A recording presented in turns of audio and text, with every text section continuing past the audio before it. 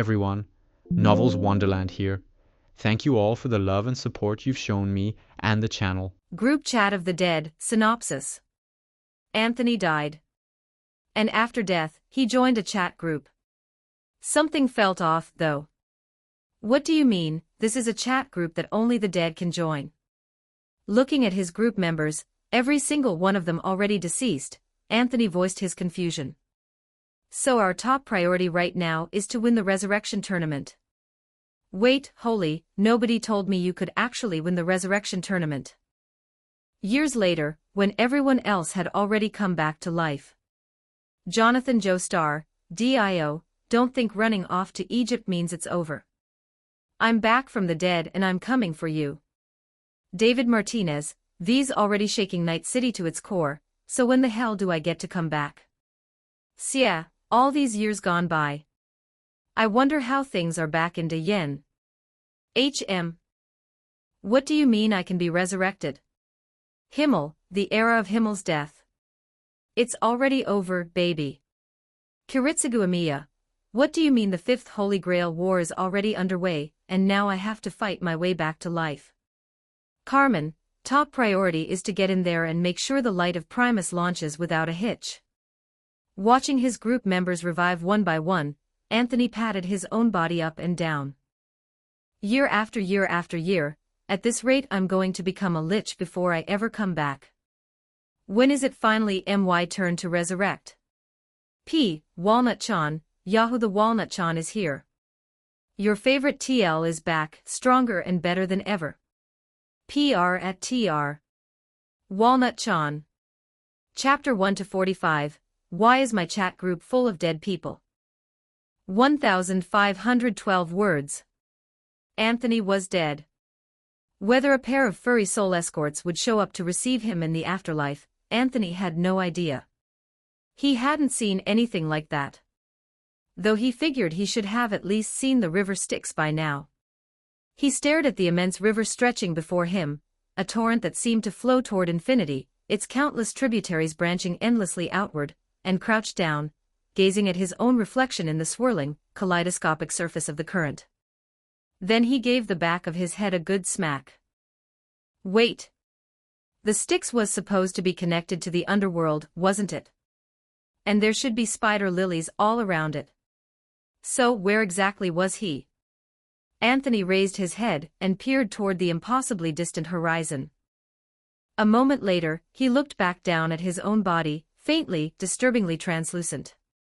He still remembered the truck.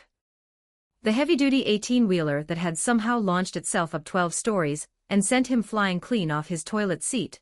He was pretty sure he'd never forget that for as long as he lived.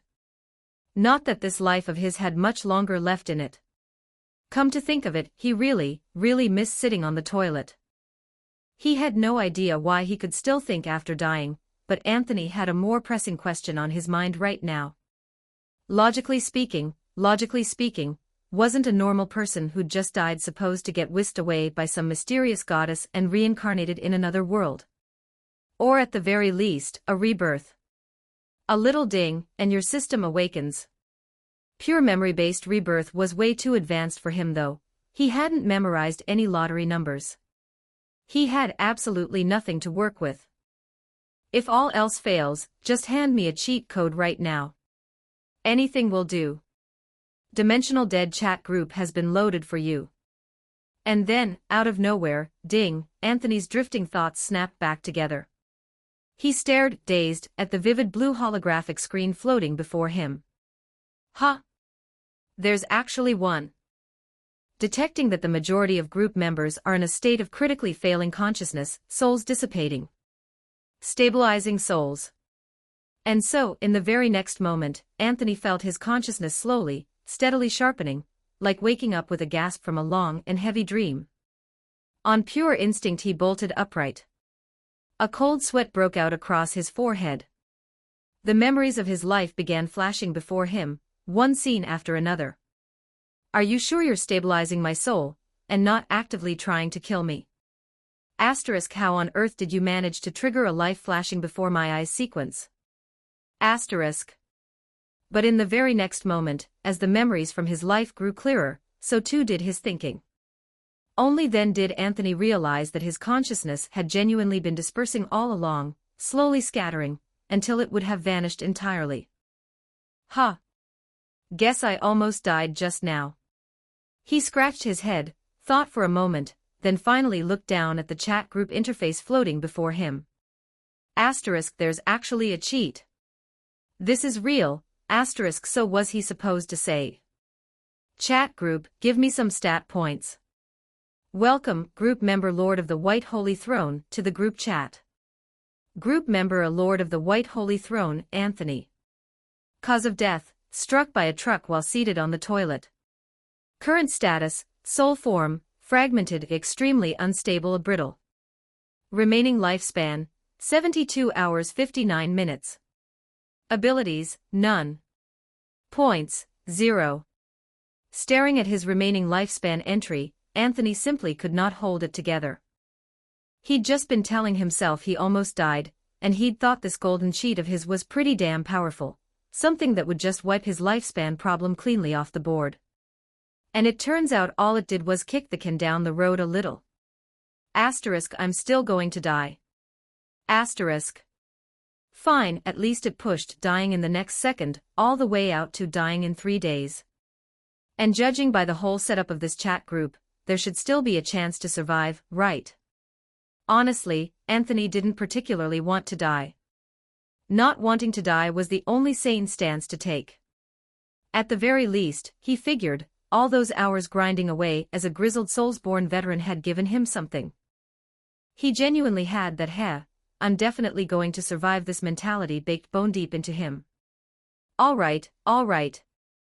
Let's check who his group mates actually were first. He'd read plenty of chat group web novels. The standard script from here was, all the group mates are absolute powerhouses from worlds with insane power levels, and they'd carry one small, practically dying nobody like him all the way to the top. Right? Then he'd snag an ability here, grab a special item there, and from that point on become the mightiest force across 10,000 realms. He'd read this kind of story before. He knew how it went. So Anthony scrolled down. Welcome, Lord of the White Holy Throne, to the group chat.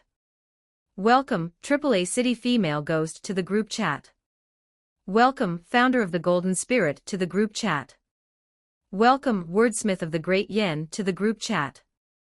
Welcome, Let Night City Burn, to the group chat. Let Night City Burn, HM. Aren't I dead? Let Night City Burn, why does my body look so translucent? Wait. Hold on.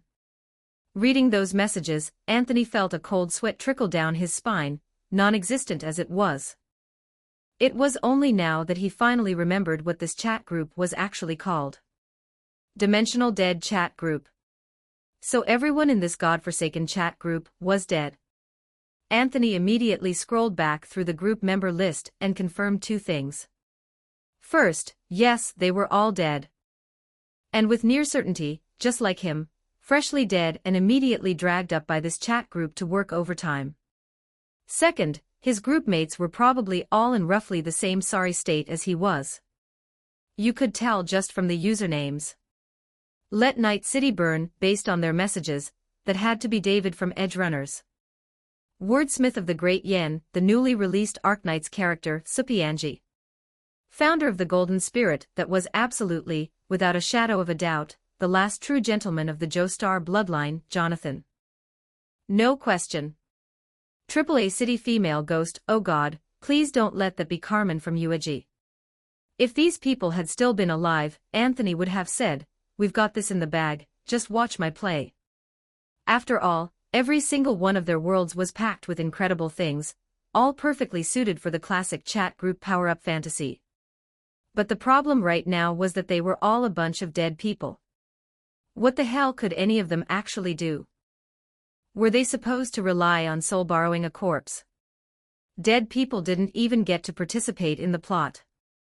Anthony's already ashen face seemed to grow even more helpless. But after a moment he sighed and opened up the group chat anyway. No choice. He had to check. Even if the situation was dire, he had to see if there was any way out. 3 days left to live. He had to survive, no matter what. Even in his current state as a tattered remnant soul, he still wanted to win the resurrection match. Founder of the Golden Spirit, HM. Where is this? Why can I still? Wordsmith of the Great Yan. AAA City Female Ghost, is this some new singularity within this city? But I clearly died from severing my own wrist. Something capable of reaching the consciousness of the dead, surely that must violate a taboo. Lord of the White Holy Throne, hi, everyone. He hadn't finished typing when Anthony stopped himself. He'd just spotted the announcement posted by the group. Group announcement, to all who have died, welcome to the Dimensional Dead chat group. Within this group chat, souls who have perished across the infinite dimensions have a chance of being captured and stabilized, thereby becoming group members. This chat group allows members to earn points through a variety of means, missions, daily check-ins, trading, and rewrites. Members who accumulate points will have the opportunity to extend their own lifespan, exchange for rewards, and ultimately earn a chance at resurrection. Anthony quietly deleted the message he'd been composing. Seemed like there was no need for him to explain anything after all. And at that very moment, the messages flooding the chat group erupted into life once more. ________. Ghost Fire read more, Walnut Chan Fire Ghost. Fire New History, Group Chat of the Dead. White Heavy Checkmark access up to 40 advanced chapters of all stories. White Heavy Checkmark receive exclusive content and updates. Help us hit our community goals. Direct hit 100 Power Stones equals +1 bonus chapter for everyone. Rocket 140 members equals +5 extra chapters of all stories. Ghost P. Walnut Chan. Chapter 2, The Angler. 1,644 words. In the group chat, after a brief silence, the discussion erupted back to life. Apparently, everyone had finished reading the announcement and pieced together what was going on. Founder of the Golden Spirit, so we're all dead. Lord of the White Holy Throne, yes. And in all likelihood, we're all in soul form right now. Founder of the Golden Spirit, then, these things the announcement mentioned, check-ins and missions, what are those? I don't see anything like that anywhere. Facing a freshly deceased Jonathan, Anthony stared at the holographic interface, which, apart from the message input field, had absolutely no other buttons on it whatsoever, and felt like he was losing his grip on his own non-existent body. Lord of the White Holy Throne, those features don't seem to be available yet. Anthony patiently answered Jonathan's question, while simultaneously failing to suppress a twitch at the corner of his mouth. What the actual hell, chat group, is this seriously your upper limit? What do you mean, all features are temporarily locked due to insufficient chat group energy, and can only be unlocked once enough points have been supplied? If you won't give me access to any features, where exactly am I supposed to go and get you points from? Anthony let out a long sigh. Then, in the very next moment, he noticed a new message from David. Let Night City burn, I think I can see what they call souls now. Can't touch anything, senses are patchy. Kind of like cyberpsychosis. Let Night City burn, though the feeling itself is unexpectedly stable. Seeing David's message, Anthony felt a flash of genuine surprise. Why is his soul stable? For a moment he sank into thought. If it had been Carmen or Gia whose soul was stable and wouldn't scatter, he could have understood that. But there was no reason his soul should be unstable while David's was fine, was there? Something had to be off somewhere. Answer: your current location is a special region. Due to its nature, your soul cannot be restored to full stability. All of a sudden, a system response from the chat group appeared, notifying Anthony of his current condition, and making him blink. Location. He lifted his head and gazed out at the vast, endless river stretching before him. What the hell even is this place? Very shortly after, the words that materialized on the holographic interface answered Anthony's confusion once again. Detected, you are currently located within the special region Primordial River. You have become a land-bound soul of the special region Primordial River. While bound to the Primordial River as a land-bound soul, your difficulty of resurrection is increased, and your soul will be continuously eroded by the current of the Primordial River, pushing it toward collapse. Your soul anchor cannot leave the Primordial River. A cascade of notifications and explanations flooded the screen, each one more dizzying than the last. Anthony stared at them for quite a while before he finally worked out what any of it actually meant. Simply put, after getting obliterated by that truck, he hadn't reported to the underworld. Instead, he'd reported to an even worse pit of a place.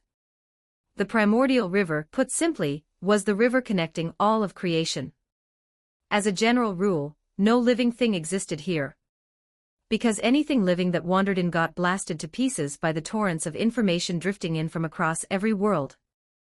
The only reason Anthony was still going was because the chat group had stabilized his soul, buying him 3 more days. The real problem was, for reasons completely beyond him, he'd gotten rooted here. He couldn't leave. So his only option was to somehow weather the erosion and keep himself alive. But what on earth could he actually do? In the very moment Anthony was turning this over in his mind, he spotted another notification from the chat group. Due to the special region you currently occupy, and taking into account your unique circumstances, a special investment is being made. You will receive 1 free potential activation. Potential activation will determine your soul ability. In an instant, Anthony felt something like an electric current surge through his soul. He glanced down at his own faint, hazy spirit form, and there, embedded in it, was a sliver of bright white light that hadn't been there before. A tingling, pins and needles sensation spread across his entire being. It was only after about 5 or 6 minutes that it finally subsided. And then, Anthony became aware of a feeling. His head felt itchy. Like something was trying to grow out of it. So he reached up and scratched at his head, even in soul form. The relief was satisfying, and kept scratching, and scratching, and scratching until Anthony stared, completely dumbfounded, at the fishing rod he had just scratched out of his own hair. What the hell is this? Did I just roll a fishing rod out of my dandruff? Soul ability, the angler. Effect, you may fish upon the Primordial River. The items you reel in depend on which worlds currently share a bond of affinity with you. Through fishing, you may also use the channels of the Primordial River to establish contact with other group members and transmit your own power, or even your lifespan, to them. Current worlds with established affinity bond, none. What even is this thing? Anthony turned the fishing rod over in his hands, utterly bewildered. AAA City Female Ghost, I think I get it now. So basically, this is something that pulled people from different worlds together and gave us a chance to come back from the dead. AAA City Female Ghost, doesn't that mean this thing is breaking some kind of taboo? AAA City Female Ghost, well, I suppose that's not exactly important right now. AAA City Female Ghost, alright then, everyone, why don't we introduce ourselves? Can't even change our nicknames in here. Fine. My name is Carmen. I'm from the city. Died in the outskirts. I assume we're all from different worlds. All he could say was, it really showed she was from the city. That place had a way of conditioning you to take the strangest, most outlandish things completely in stride. As an important figure from the Moon Plan trilogy, Anthony did recognize her. He just didn't know which point in her story Carmen had died at. But for now, at least, she'd done him a massive favor. Let Night City burn, David Martinez. From Night City. Born there. Died there. AAA City Female Ghost, somewhere I've never heard of. And you, Mr. Golden Spirit. Founder of the Golden Spirit, me. I'm from England. As for where I died, it must have been on a ship. And it seems my soul is still on that ship even now. Jonathan's situation was something of a surprise. AAA City Female Ghost, also never heard of it. If this isn't some elaborate prank, I think we can safely confirm we're all from different worlds. AAA City Female Ghost, come to think of it, at Wordsmith of the Great Yen, this person hasn't said a single thing since their first message when they joined. Still in the processing phase. Right, come to think of it, Jia still hadn't spoken. Anthony waited for a while. Nothing. He turned it over in his mind for a moment, then sighed and decided to drop it. Probably had reasons. AAA City Female Ghost at Lord of the White Holy Throne, and you, if I may ask. Carmen's thinking was straightforward. The group nicknames were all assigned by the chat group itself, so a name like that was anything but simple. Showing the right amount of respect from the start was an important trick to navigating any conversation. Lord of the White Holy Throne, just call me Anthony. I'm honestly just an ordinary person. I have no idea why they gave me this name. Surely it can't be because I died on the toilet, right? Anthony thought about it with a grimace. Lord of the White Holy Throne, I'm from Earth. Due to some unusual circumstances, I have a certain degree of knowledge about each of your worlds, and a rough idea of your situations. I've got some information. On top of that, I seem to have gained some kind of special ability. It might be able to help you all. AAA City Female Ghost, help us. Lord of the White Holy Throne, unlike the rest of you, my situation's a little critical right now. Helping you is also a way for me to figure out what I can actually do, and see if there's any chance of saving myself. Lord of the White Holy Throne, in any case, at Let Night City Burn, could you do me a favor? Lord of the White Holy Throne, if it's alright, can I test my ability on you? Let Night City Burn, huh? Me? What do you need me to do?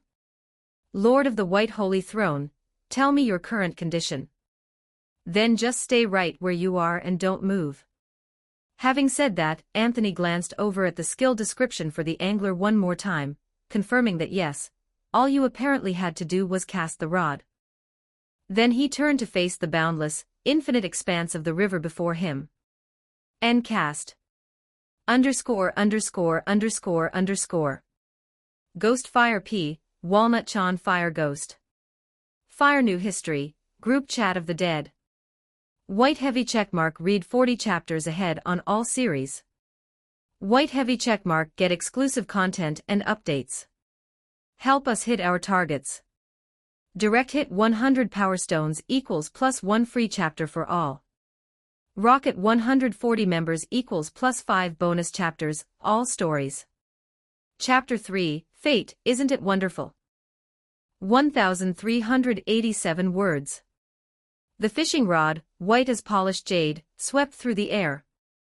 The hook kissed the surface of the kaleidoscopic river, sending rings of ripples spreading outward, and the float began its lazy bob. Would you really get a bite with no bait and no groundwork laid? The thought drifted through Anthony's mind, oddly unsettling. He hadn't prepped the spot. He hadn't baited the hook. By any reasonable standard, he was going to be completely skunked. But after a moment, he let it go. He stopped thinking about it and simply focused, drawing his attention inward, anchoring it to the line. His plan right now was simple. He wanted to test the angler's lifespan transfer effect, to find out what it actually did in practice, and what it was worth. Lifespan was precious, sure. But this wasn't the time to hoard it. His ability had a real chance of breaking him out of his current mess, and Anthony understood the principle well enough. You can't catch a wolf if you're afraid to lose the lamb. It was just a matter of dying a day earlier than planned. But if this actually worked, if he could gain more lifespan through it, then and only then could he start thinking about tomorrow. Spend it. Testing the ability right now was the only thing that mattered. And beyond that, Anthony had a feeling that throwing his lifespan out there would produce some kind of result. It had to. In theory, it should help his group mates. Which brought him to the other thing. Earning the group's trust. Whether or not he survived clearly depended on whether his group mates, and the chat group itself, could actually come through for him. So earning their trust wasn't optional. It was necessary. The problem was, sitting down to explain everything step by step would take forever, and Anthony didn't have that kind of time. Letting his ability speak for itself was the simplest path forward. With that settled, Anthony quieted his mind again and waited. Until David's message came through. "Let Night City burn, I think I'm moving, but I can't make anything out. Still, should be fine." At the exact same moment, Anthony watched the float in front of him twitch, twice. Exactly like a real fish had taken the bait. Contact established with World of Cyberpunk 2077. Anchor, David Martinez. Transferable resources, lifespan, soul force. Initiate transfer. Anthony willed it, and in an instant, his form grew noticeably more translucent. Along the length of the fishing rod, a ripple of silver-white light shimmered to life. Remaining lifespan, 48 hours 32 minutes. David Martinez had been staring into nothing. That was all there had been since he fell from Arasaka Tower. Just void. Just absence. Was this the afterlife? He could still think, that much was clear. So why? He wondered sometimes about Lucy. Whether she was doing okay. After Adam had killed him, he drifted through a long stretch of confusion, and then, suddenly, his consciousness had punched through the haze. But the void in front of him hadn't changed. Just empty. With the occasional strange sensation that he might be moving. And then the chat group's glowing interface had lit up in front of him. Oh. So I really am dead. Once he'd worked out the situation, David felt something click into place. He'd read the messages, caught the post from Lord of the White Holy Throne. "I'll help you." Help him? With what? He had no idea, but he did what the guy said anyway, held still, did nothing. Until something like a wave passed through the void. A ripple of force spreading outward from somewhere. And David felt his mind sharpen. Then, light. He blinked, his eyes open slowly, staring at his own hands. They were already fading, already dissolving at the edges with unnerving speed. Everything around him said the same thing, his time was short. Instinctively, he gauged it, maybe 30 seconds. A little over half a minute. So he made every second count. He drank it all in, greedily, the world of the living. The first thing to hit him was sunlight. Blazing, brilliant, unfiltered sunlight. Beneath his feet, pale silver soil stretched out in every direction, pitted and uneven, rolling on without end. His ghost self couldn't feel the weightlessness, but David knew exactly where he was the moment he saw it. The moon. Why here? And was this what that guy had meant by helping him? Bringing him back to the light for a few seconds. What was the point? The questions dissolved the instant David turned around. He saw her. Across from him, Lucy stood in a heavy spacesuit, one hand raised to her brow, shading her eyes. She was staring at him, expression caught somewhere between shock and something she hadn't found the words for yet. David froze too. In that single instant he felt like he had 1,000 things to say, and every single one of them evaporated the moment he reached for them. The moon. Lucy. In the end, only those two things were left, echoing in the hollow of his mind. This had been Lucy's dream. Seeing it, really seeing it, was more than enough. Time was almost up. Something moved him, some impulse he couldn't name, and David turned away from her. He faced the blazing sun, and raised his hand to his brow the same way Lucy had, making a visor of his palm. A grin broke across his face before he could stop it. Genuine, unguarded, lit up with wonder. "Whoa, Lucy, this place is something else." The words came out almost on their own. Lucy's pupils contracted. She watched as David turned back toward her, just like she remembered him. Just like he always was. Bursting with energy, jumping on the moon's surface like he wanted to feel every inch of it, like gravity was just a suggestion. He grinned at her, that wide, easy, delighted grin. So full of life. So entirely himself. The kind of scene that only ever happened in dreams. In the space of a blink, David was gone. A hallucination. The thought passed through Lucy's mind.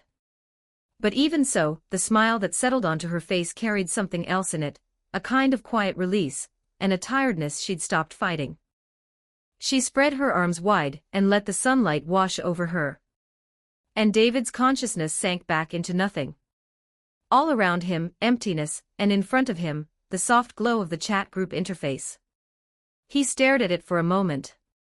Scratched the back of his head. Then typed. Let Night City burn at Lord of the White Holy Throne. What just happened? I think I came back to life for a second, and I saw someone I'd been thinking about. Let Night City burn, either way, thank you. Seriously. I mean it.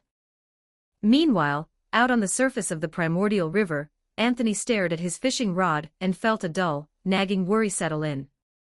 No bait. No prep. No groundwork at all. By every rule of fishing, he should have caught absolutely nothing. And it wasn't like there was a market around here, where he could pop out and grab a couple of fish to cheat with. Then the float twitched again. Anthony's hand tightened on the rod. A thread of golden light was creeping up along the length of the rod toward his hand. What on earth? Before he could work it out, a notification blinked into view beside him. Transfer complete. As a result of this transfer achieving a meaningful effect, World, Cyberpunk 2077 has expressed feedback to you. Affinity bond established with World, Cyberpunk 2077. Current Cyberpunk 2077 World Affinity Level 1. _______. Power Stones. Ghostfire He. Walnut Chan for more chapters, Fire Ghost. Fire New History, Group Chat of the Dead.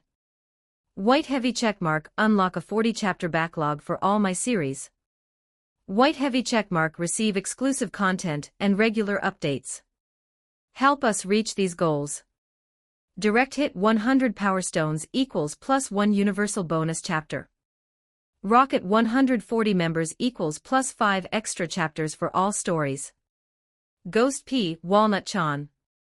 Chapter 4, The Fishing Guy Has No Air Force. 1,757 words. What the hell? What just happened? What's he supposed to do now? Staring at the notification that had just popped up out of nowhere, Anthony, who still had absolutely no idea what was going on, scratched his head. Then he looked down at the group chat. And saw David's message. So his ability had actually worked. For a moment, a faint look of understanding settled across Anthony's face. He started typing, directing his question at David. Lord of the White Holy Throne, any specifics on what you experienced? I need a description. Let Night City burn, yeah. My soul felt like it was drifting in some kind of void, and then, just now, I could suddenly see everything around me. Let Night City burn, it was like coming back to life for a moment. Couldn't interact with anything, but it seemed like people could actually see me. Let Night City burn, not sure if she could hear my voice either. Either way, thank you. Seriously. You let me settle something I would have carried forever. If there's ever anything I can do to repay you, just say the word. Lord of the White Holy Throne, that state you were in, how long did it last, roughly? Anthony didn't touch the subject of repayment at all. He only had one urgent question. Give me a break, we're all dead. What use is a dead man's promise of repayment? Win your resurrection match first. Then we'll talk. Let Night City burn, about 30 seconds. 30 seconds. Anthony went a little blank. He turned his head and glanced at the chunk of lifespan he'd just burned through. Right. 24 full hours. That was 1,440 minutes. A transfer efficiency of less than 1%. Are you actually serious right now? Diagnostic result, this falls within normal parameters. Soul force suffers massive degradation when traversing the primordial river. Additionally, your soul force is of relatively low quality, resulting in further substantial loss during conversion. Reading the chat group's explanation, Anthony felt the headache lodge itself even deeper. He stared at the wall of text below, annotation after annotation piled up like his university thesis had been inflated with filler, and spent a good while grinding through it before he actually understood what it was saying. Simply put, it was like an electrical circuit. Anthony was the battery. The primordial river was the wire. David was the appliance on the other end. The only problem was, Anthony's battery voltage was running a little low, the primordial river's resistance was running a little high, and the appliance's rated wattage was running a little steep. Son of a, my high school physics is rising from the grave just to spite me. But honestly, when he thought about it, it made sense. The primordial river was a place that had nearly destroyed him outright. High resistance was the least you'd expect from it. And David, he'd been teetering on the edge of full cyberpsychosis right before he died. The idea that Anthony's meager soul force would suffer massive conversion losses trying to take effect on someone like that was entirely understandable. Unless Anthony could raise the quality of his soul force, changing any of this was going to be nearly impossible. But that wasn't even the part that gave him the worst headache. The real problem was, if sending even a trickle of energy to David caused this much friction, what kind of astronomically wasteful conversion rate would he be looking at when he tried to send energy to someone like Jonathan? Or worse, Gia was in the group too. Just thinking about that conversion rate made Anthony feel physically ill. He sighed. Nothing he could think his way through right now. At least for the moment, this had accomplished what he'd set out to do. And there'd even been an unexpected bonus on top. With that thought, Anthony pulled his mind back together and looked down at the group chat. AAA City Female Ghost, did you really come back to life? Let Night City burn, yeah. For me, it was close enough, even if only for a moment. In front of the glowing screen of the chat group, Carmen typed her question with something close to open disbelief. At the same time, she turned to glance at Ein, working silently beside her, same as always, and gave a small wave. No response. Of course not. After Carmen had taken her own life, her consciousness had sunk into a kind of limbo. Then the chat group had appeared in front of her, and things had settled into their current state.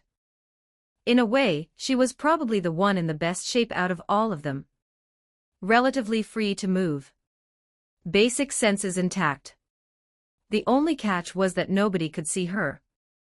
The city ghost's talent, she thought. Terrifying, when you put it like that. And sure, there was something almost peaceful about floating here, watching her former colleagues. Watching Ein carry on like nothing had changed. But Carmen, if she was being honest, wanted to live. The chance to come back, that would be more than enough. A will to survive that had awakened, inexplicably, after she'd already chosen to die. She let out a small, self-mocking laugh. Then she started typing again. AAA City Female Ghost at Lord of the White Holy Throne, how did you do that? And is there any chance of going further? Lord of the White Holy Throne, it's a little complicated to explain. Short version, it's about burning resources. In theory, burn enough and you can push it further. Anthony hesitated for a moment, then gave a deliberately vague answer. Not technically wrong. The resource in question just happened to be his own lifespan. AAA City Female Ghost, then could you still? Lord of the White Holy Throne, not right now. I told you, I'm already on borrowed time myself. AAA City Female Ghost, understood. I'm sorry, I overstepped. AAA City Female Ghost, is there anything I can do to help? If you can manage what you just did, or go even further, I'm willing to assist. I'll pay whatever cost it takes. Founder of the Golden Spirit, that is a spirit worthy of admiration. If there is anything I can do as well, I will not hesitate. Seeing Carmen and Jonathan's responses, Anthony quietly exhaled. Good. At the very least, the foundation of trust had been laid. But the same truth held regardless. You want to help. There's nowhere to even start. You're all dead. Still, if this was a chat group, and the group rules mentioned mutual assistance, then there had to be a channel for it. There had to be. His best guess, the channel, was probably tied to the locked modules he hadn't unlocked yet. The most pressing thing right now was figuring out how to open those features one by one. Which brought him right back to that same legendary, infuriating loop. Unlocking features requires points. So go get points. Getting points requires the group's features. So go unlock the features. Unlocking features requires points. So go get the points. There's no end to this, is there? Lord of the White Holy Throne, I'm genuinely grateful that everyone's willing to trust me. But even if you want to help, there's no route to do it right now. Lord of the White Holy Throne, that said, I'll do my best to figure something out. I'm a deadman too, and since this chat group exists. Lord of the White Holy Throne, everyone in here wants to come back to life. That's the one goal we all share. I hope that from here on out, we can work together with real trust, and fight for that together. Anything more would have drifted into hollow platitudes, those who revive first lift those behind them, and all that inspirational nonsense. Anthony thought for a moment and decided to stop there. Because next, he had something more important to do. With that thought turning over in his mind, he looked back toward his ability, the Angler, and the new text that had appeared alongside it. Affinity bond established with world, Cyberpunk 2077 at level 1. Current bonded worlds, Cyberpunk 2077, level 1. Soul ability of the Angler, text updated. While fishing, you may randomly reel in items from any bonded world. Item rarity is determined by the world's affinity level. Certain items may be exchanged for points and other resources.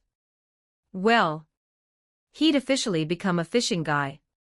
Fishing guys sometimes came home empty-handed, that was just the nature of it.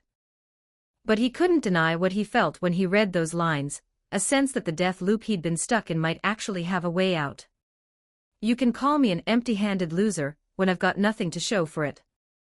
But right now I've cracked the game wide open. What do you call me now? And beyond the relief, beyond the sheer excitement of having a lifeline, there was something else stirring in him too. A kind of irresistible curiosity. What exactly would he reel in? From the world of Cyberpunk 2077, of all places. Driven by that curiosity, Anthony couldn't help himself. A short laugh escaped him. He turned to face the vast, boundless primordial river, and cast the rod. Then he waited. Quietly. Hours stretched by. Long, uneventful hours.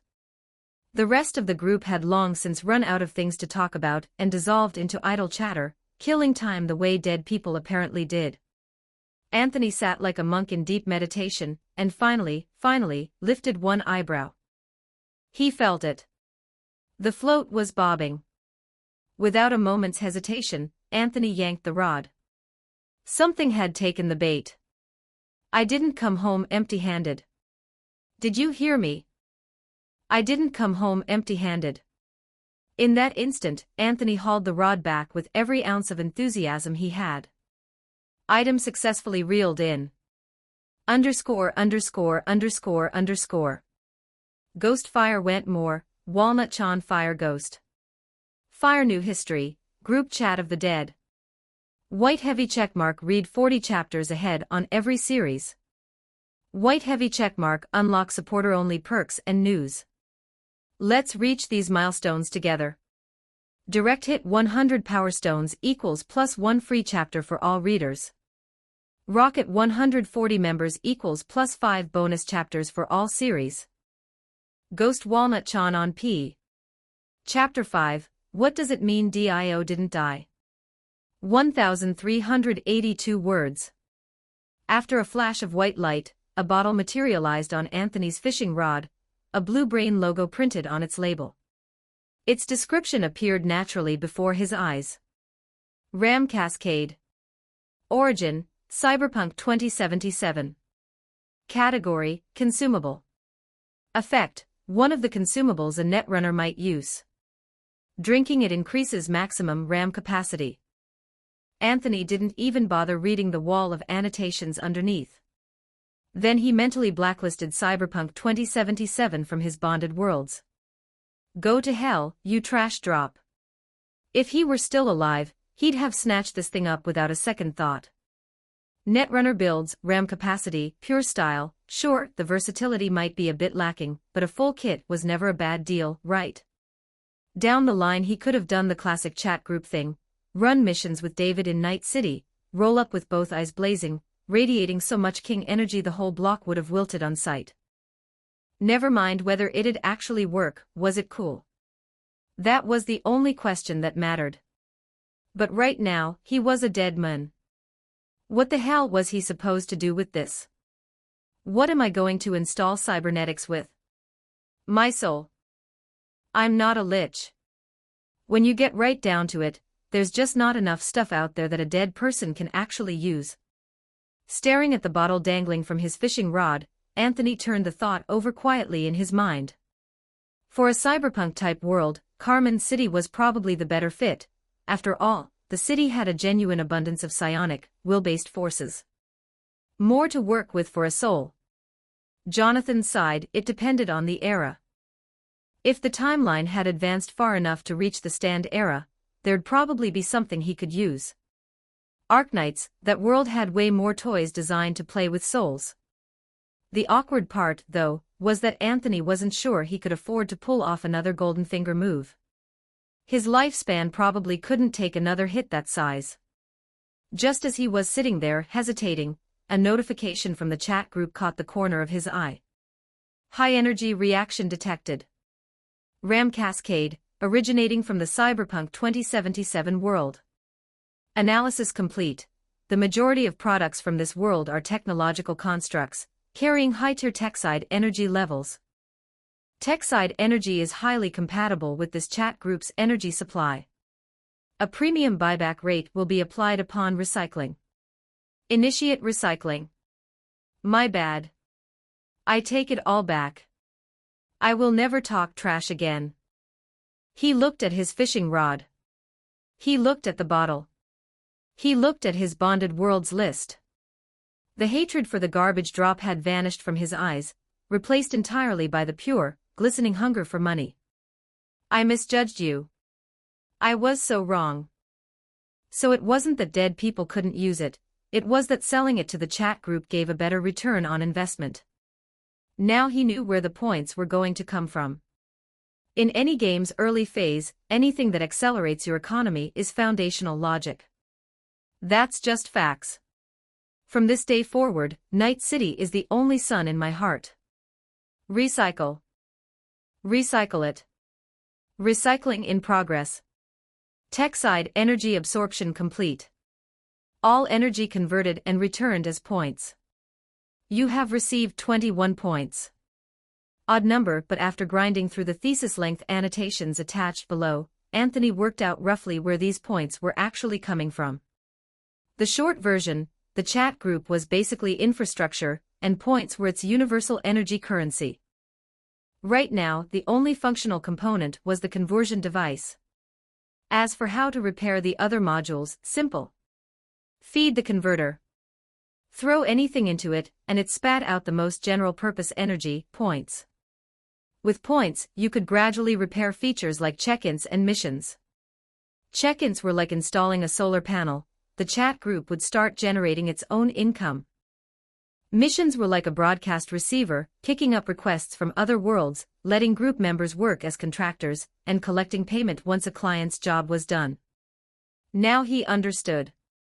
Beyond that, points, being the most universal energy form, could also be used to perform upgrades on group members. In plain terms, exchanging for abilities, enhancing abilities, that sort of thing. Of course, energy conversion came with exchange rates. Psionic/will-based energy converted to points at a discount. The best conversion rate came from purely technological worldviews like Cyberpunk 2077. Staring at his fishing rod, Anthony felt like he was gazing at the road to wealth. Because points could be converted into soul force. And right now, what the primordial river was constantly grinding away at was precisely Anthony's soul force, which meant points could extend Anthony's lifespan. 1 point can be exchanged for 1 hour of lifespan. It sounded like a small number. But when he did the math, he'd spent 3 hours fishing to reel this in. Net positive. Undeniably, unambiguously net positive. Death retreated just a little. But Anthony didn't immediately cash in the points. Instead, he scrolled down. Main quest posted, feature unlock. The majority of the chat group's features are currently dormant but can be repaired by spending points. Nearest feature to repair, group check-in. Spending 100 points total across all group members will complete this quest.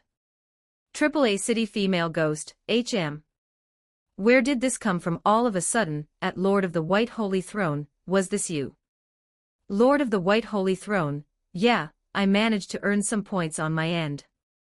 Lord of the White Holy Throne, simple version, after I helped each of you, I was able to make contact with your respective worlds, and then fish things out of them. Pretty much everything I pull up can be traded in for points. Lord of the White Holy Throne, lucky break, honestly, the first world I connected to was David's. His world's items have great trade value. Let Night City burn, oh did I actually help? If so, that's genuinely great to hear. Looks like it registered that I'd started earning points. Anthony let out a quiet breath. Then, after a moment's thought, he started typing again. Lord of the White Holy Throne, also, I've been thinking it over, putting together what we know so far. Lord of the White Holy Throne, once we've unlocked enough features, it should be possible to use this chat group, along with enough accumulated points, to pull off an actual resurrection. Founder of the Golden Spirit, resurrection. I'm not particularly in a rush personally. But I'll do everything I can to help everyone else. Reading Jonathan's words, Anthony thought about how his story ended, and his expression shifted into something distinctly complicated. Lord of the White Holy Throne, ahem. Jonathan Joestar, you might want to reconsider being so relaxed about this. Founder of the Golden Spirit. Lord of the White Holy Throne, remember what I said earlier. I have some knowledge of each of your worlds, including a rough idea of how your stories play out. Lord of the White Holy Throne at Founder of the Golden Spirit, are you aware that Dio didn't die? Founder of the Golden Spirit. Lord of the White Holy Throne, when the ship exploded, you probably thought you took him down with you, right? Hate to break it to you, that guy climbed into a coffin, stole your body, went a few rounds of street brawling, spent 100-odd years napping at the bottom of the ocean, got hauled up by a fishing boat, and came back to life.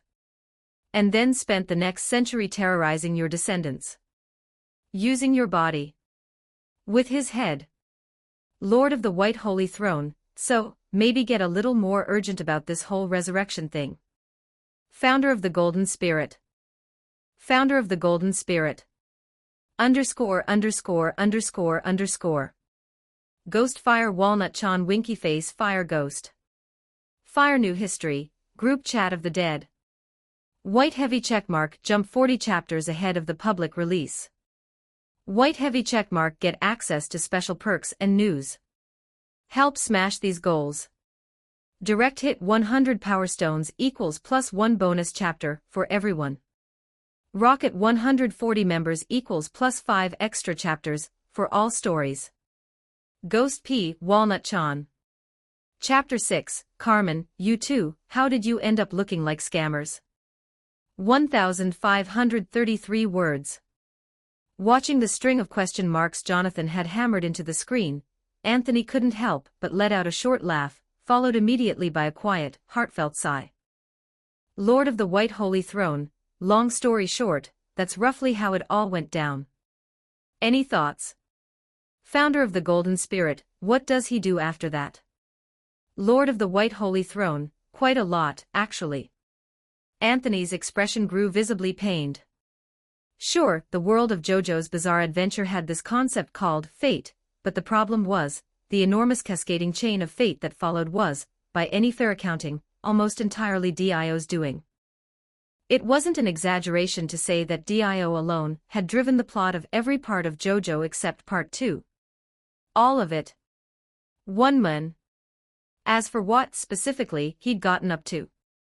To borrow Dio's own famous line on the subject, do you remember every piece of bread you've ever eaten? Lord of the White Holy Throne, for starters, your descendants won't get a moment's peace, several of them will come within a hair's breadth of dying because of him. Some of their friends won't be so lucky. Plenty of innocent people die too. And then there's founder of the Golden Spirit, that's enough. You don't have to go on. Founder of the Golden Spirit, I'm begging you, Anthony, I now have a reason I absolutely cannot afford not to come back to life.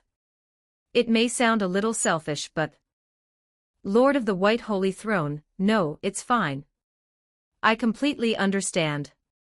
Because the man on the other end of this conversation was the genuine, authentic embodiment of the Golden Spirit, a gentleman's gentleman, through and through. If someone like him wasn't urgent right now, something would be very, very wrong. Lord of the White Holy Throne, that said, you don't need to panic either. The story proper doesn't kick off for quite a while yet. Founder of the Golden Spirit, right. I understand. Founder of the Golden Spirit, even so, as a soul right now, just like David, I can barely sense anything around me. And yet, I can faintly feel the passage of time. And at the moment, something about how time is passing feels deeply, deeply wrong. That was a new wrinkle. Anthony blinked, mildly surprised, but let it go almost immediately. Whatever. When you're already covered in lice, one more itch doesn't register. One more surprise. Honestly, not a deal-breaker at this point. Besides, no matter how tight things got, could anything be tighter than his own lifespan? He glanced sidelong at the 44 hours he had left, shook his head with a quiet laugh, and decisively converted his points into lifespan. A wave of cool relief washed through him all at once, and for one glorious moment, his entire being felt like it was breathing again. Feels like I'm actually alive. He watched his lifespan spike back up to 65 hours, murmured something vaguely appreciative, and turned back to face the river, swinging the rod out once more. This is the life. The angler's life. This time the float bit fast, barely an hour. Anthony almost felt the urge to tear up a little. Could it be? In this life, have I finally transcended the cursed Air Force tier? Then he looked at what he'd reeled in, and went very, very quiet. A battered leather boot dangled from his hook. Worn leather boot. Recycle value, 4 points. Grass, a plant. Something wasn't right here. Anthony felt it in his bones. It suddenly came back to him. A level 1 affinity bond with a world meant the loot pool was a complete wild card, bizarre items, wildly fluctuating prices, and a tendency to skew cheap. And he was still in the lucky streak phase. He hadn't gone dry yet. But if his dry spell stretched on even a little, if his catch rate dipped below break-even, he could genuinely end up spending more lifespan fishing than he was earning back. 1 point equaled 1 hour of lifespan. That meant 1 point equaled 1 hour of fishing. If a single fishing session didn't even net 1 point, he was actively bleeding out. And even if his luck held and he stayed in the green, how long was it going to take to grind out enough to unlock the daily check-in? And that was just the first feature in a long line of features probably waiting to drain him dry. God only knew what each subsequent unlock would cost, or how many months of his non-existent calendar it would eat through. Anthony's brow furrowed. He held the expression for a long moment, then exhaled, a long, slow breath. I'm going to have to put in more work. He muttered it half to himself, turning back to the group chat panel, turning things over in his mind. Gia still hadn't said a word, even after all this time. But according to the group's member status display, she was still there, dead but not yet dispersed. He'd set her aside for now. The options in front of him were two. Option 1, establish a bond with a new world. The problem? Every world currently represented in the group leaned psionic or magical, and none of them could touch Cyberpunk 2077 when it came to raw income per hour. Beyond that, there was the mechanical constraint of the angler to consider.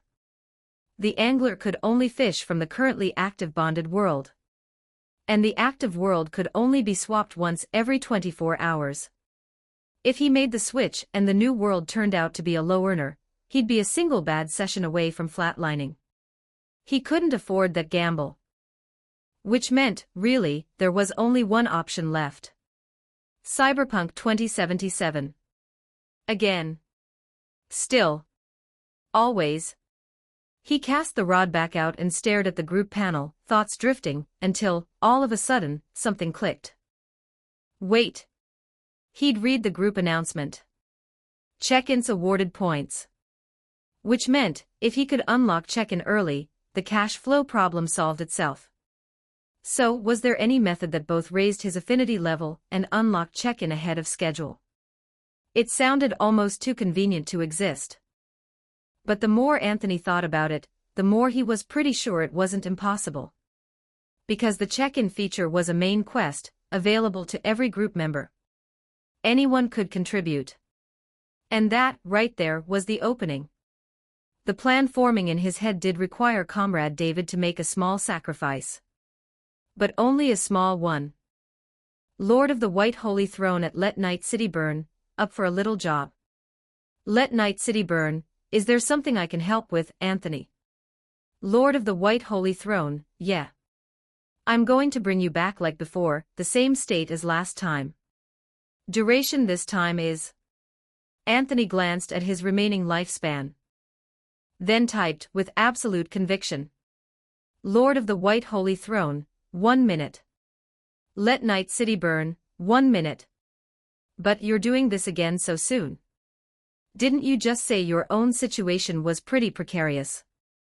Lord of the White Holy Throne, which is exactly why I need you. I'm making a bet. Whether or not I win, it comes down to you. Let Night City Burn, go on. Lord of the White Holy Throne, can you figure out your current location? Let Night City Burn, probably still the moon. Maybe on the return ship already. Lord of the White Holy Throne, good. Second question, you saw Lucy earlier, right? And she could hear you when you spoke. Let Night City Burn, that's right. Lord of the White Holy Throne, all right. So here's the thing, when you come back this time, could you go say a few words to her? Let Night City Burn, say a few words. Lord of the White Holy Throne, yeah. Like, oh, I don't know, something along the lines of I'm adorable, please give me money, that kind of vibe. Point is, can you, within 1 minute, say whatever you need to say so that she grabs whatever she's got on her, chips, cyberware, consumables, anything, and tosses it your way? On the other end of the screen, Carmen read Anthony's words carefully. Something felt off. AAA City Female Ghost, hold on a second. Something about what you just said isn't sitting right with me. AAA City Female Ghost, doesn't this sound exactly like a con? Let Night City Burn. Let Night City Burn, wait, a con. So I'm supposed to go. Con Lucy. _______. Ghost Fire here, Walnut Chan Fire Ghost. Fire New History, Group Chat of the Dead. White Heavy Checkmark, gain early access to 40 chapters for all stories. White Heavy Checkmark, enjoy exclusive content and special announcements. We have set new community milestones. Direct hit 100 Power Stones equals +1 bonus chapter for all readers.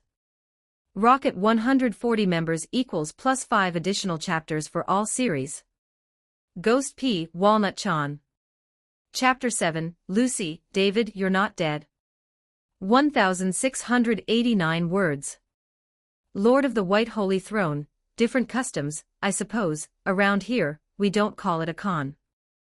We call it a tip. A cyberpunk female ghost, leading astray an innocent, pure-hearted young man. Truly a heinous crime. Anthony, completely unaware that he himself was trending toward becoming a cyberpunk male ghost, thought this with great, heartfelt indignation. Lord of the White Holy Throne, don't stress about it too much. It's not as serious as Carmen made it sound, at most, it's just mutual aid. Let Night City burn, is that right? Lord of the White Holy Throne, yeah. It comes down to how you pitch it to her. She'd probably be willing to do something for the sake of helping you come back to life, right? Lord of the White Holy Throne, everything we're doing here still serves this group's shared goal, and my own goal too, of course. Resurrection. Let Night City burn, understood. What exactly do I need to do? Lord of the White Holy Throne, just ask her for anything, really. The key is that ownership of whatever she gives you transfers to you. Lord of the White Holy Throne, after that, you should be able to use the chat group's only currently functional feature, the recycle function, to convert those items into points. The more the better. Scrape together 100 and unlock check-in, and things should start looking up from there. So that was the goal. David suddenly understood, and then noticed that Anthony's messages were still coming. Lord of the White Holy Throne, I can't evaluate it from her perspective, but I think, maybe this is actually a good thing. Lord of the White Holy Throne, at the very least, it gives her something to hold on to. The knowledge, the confirmed knowledge, that there's still a chance she'll see you again someday. Lord of the White Holy Throne, bit of a tangent there. Anyway, you have 1 minute. Got it? Let Night City burn, yeah. Got it. David snapped back from his daze and quickly typed his reply. Out on the primordial river, Anthony gathered his thoughts and swung the fishing rod out once more. A remarkably shameless justification, that. The thought crossed his mind, but he felt no particular guilt over it. He was no saint. Of course he had selfish motives. He'd never been in the habit of hiding his desires. Just as he'd told David, he was persuading David to do this for his own sake too. Flatly denying one's desires was just another form of dishonesty. Anthony didn't do that. So instead, he chose to make his desires into something everyone could live with. He'd never quite understood people who stepped on everyone around them for personal gain. Wasn't there a better option right there in front of them? Was mutual benefit somehow not appealing anymore? Did they think they'd earn more alone than everyone would together? Cooperate once, earn once. Keep cooperating, keep earning. Like right now. He had only started persuading David after confirming there was a path where he'd benefit and David would too. And beyond that, taking the cost of this onto himself. That was the necessary price of pursuing his own ends. So Anthony cast the rod forward. Give me something good, David. As his form grew faint and translucent once more, a silver-white flash swept along the length of the fishing rod. Remaining lifespan, 17 hours 23 minutes. Aboard the return rocket. Lucy closed her eyes, turned her head to one side, and sat in silence, replaying the trip to the moon in her mind. Ah, it was wonderful. Fulfilling. After all, it had been her dream for years. The moment it was achieved, she must have been incredibly happy. Even with her eyes closed, Lucy couldn't help but let her brows sink. Of course. Telling herself things like that. Completely failed to fool herself. Her lashes trembled weakly. Her eyes opened slowly, fixing on the space drifting past the porthole. The rocket's PA system droned in her ears, but she couldn't absorb a single word, just a distant murmur, like insects whispering somewhere far away. Lucy had always believed that in this moment, she would feel joy. She'd also believed that when she saw David's apparition before the sun, she would finally feel at peace. But it turned out she couldn't. When the dream of a lifetime was finally fulfilled, the one person she'd most wanted there beside her was already gone without a trace. Gone. Just gone. And in an instant, everything had lost its flavor. Without that one person, no matter where she went, no matter what she tried to say, there was always the feeling that someone was missing. Lucy pulled herself inward without thinking, curling up in her seat. Then, all at once, she thought she heard a voice. "Hey, Lucy. Lucy." Another hallucination. She blinked, slightly dazed, and turned her head partway around. David's face appeared before her. When he saw her look back, he let out a breath, as if he'd been holding it. Then he pressed his palms together in a pleading gesture, though his eyes drifted involuntarily to one side, like he was embarrassed by what he was about to say, and wasn't quite sure how to get the words out. The hallucination was getting more vivid. Lucy thought that, somewhere inside herself, was her longing for David getting worse. Then, maybe she'd just go along with it for now. Being able to see him again, even in a hallucination, would hurt at least a little less. She pressed her lips together. So, Lucy, do you have anything on you that you don't really need? Could you maybe spare some?" About 5 or 6 seconds passed before David finally spoke, in the tone of a man who found this profoundly awkward to say out loud, while giving himself a constant internal pep talk all the while. He didn't know how to put this, but David, you have to be brave about it. 1 minute. Anthony had paid a steep price. He couldn't drop the ball now. Lucy blinked, mildly caught off guard, and then, involuntarily, raised a hand to cover her mouth, and let out a quiet laugh. "The very first thing you do when you see me is ask for something. David, what exactly have we become to each other?" She said it, laughed a little more, and watched David's expression grow steadily more awkward. But in the next moment, he blinked, and noticed the faint glimmer of tears rising at the corners of Lucy's eyes. Lucy's laughter seemed to stop all at once. Somewhere deep inside, she felt a genuine, wholehearted pity for herself. "Lucy, have even your hallucinations gotten this pathetic?"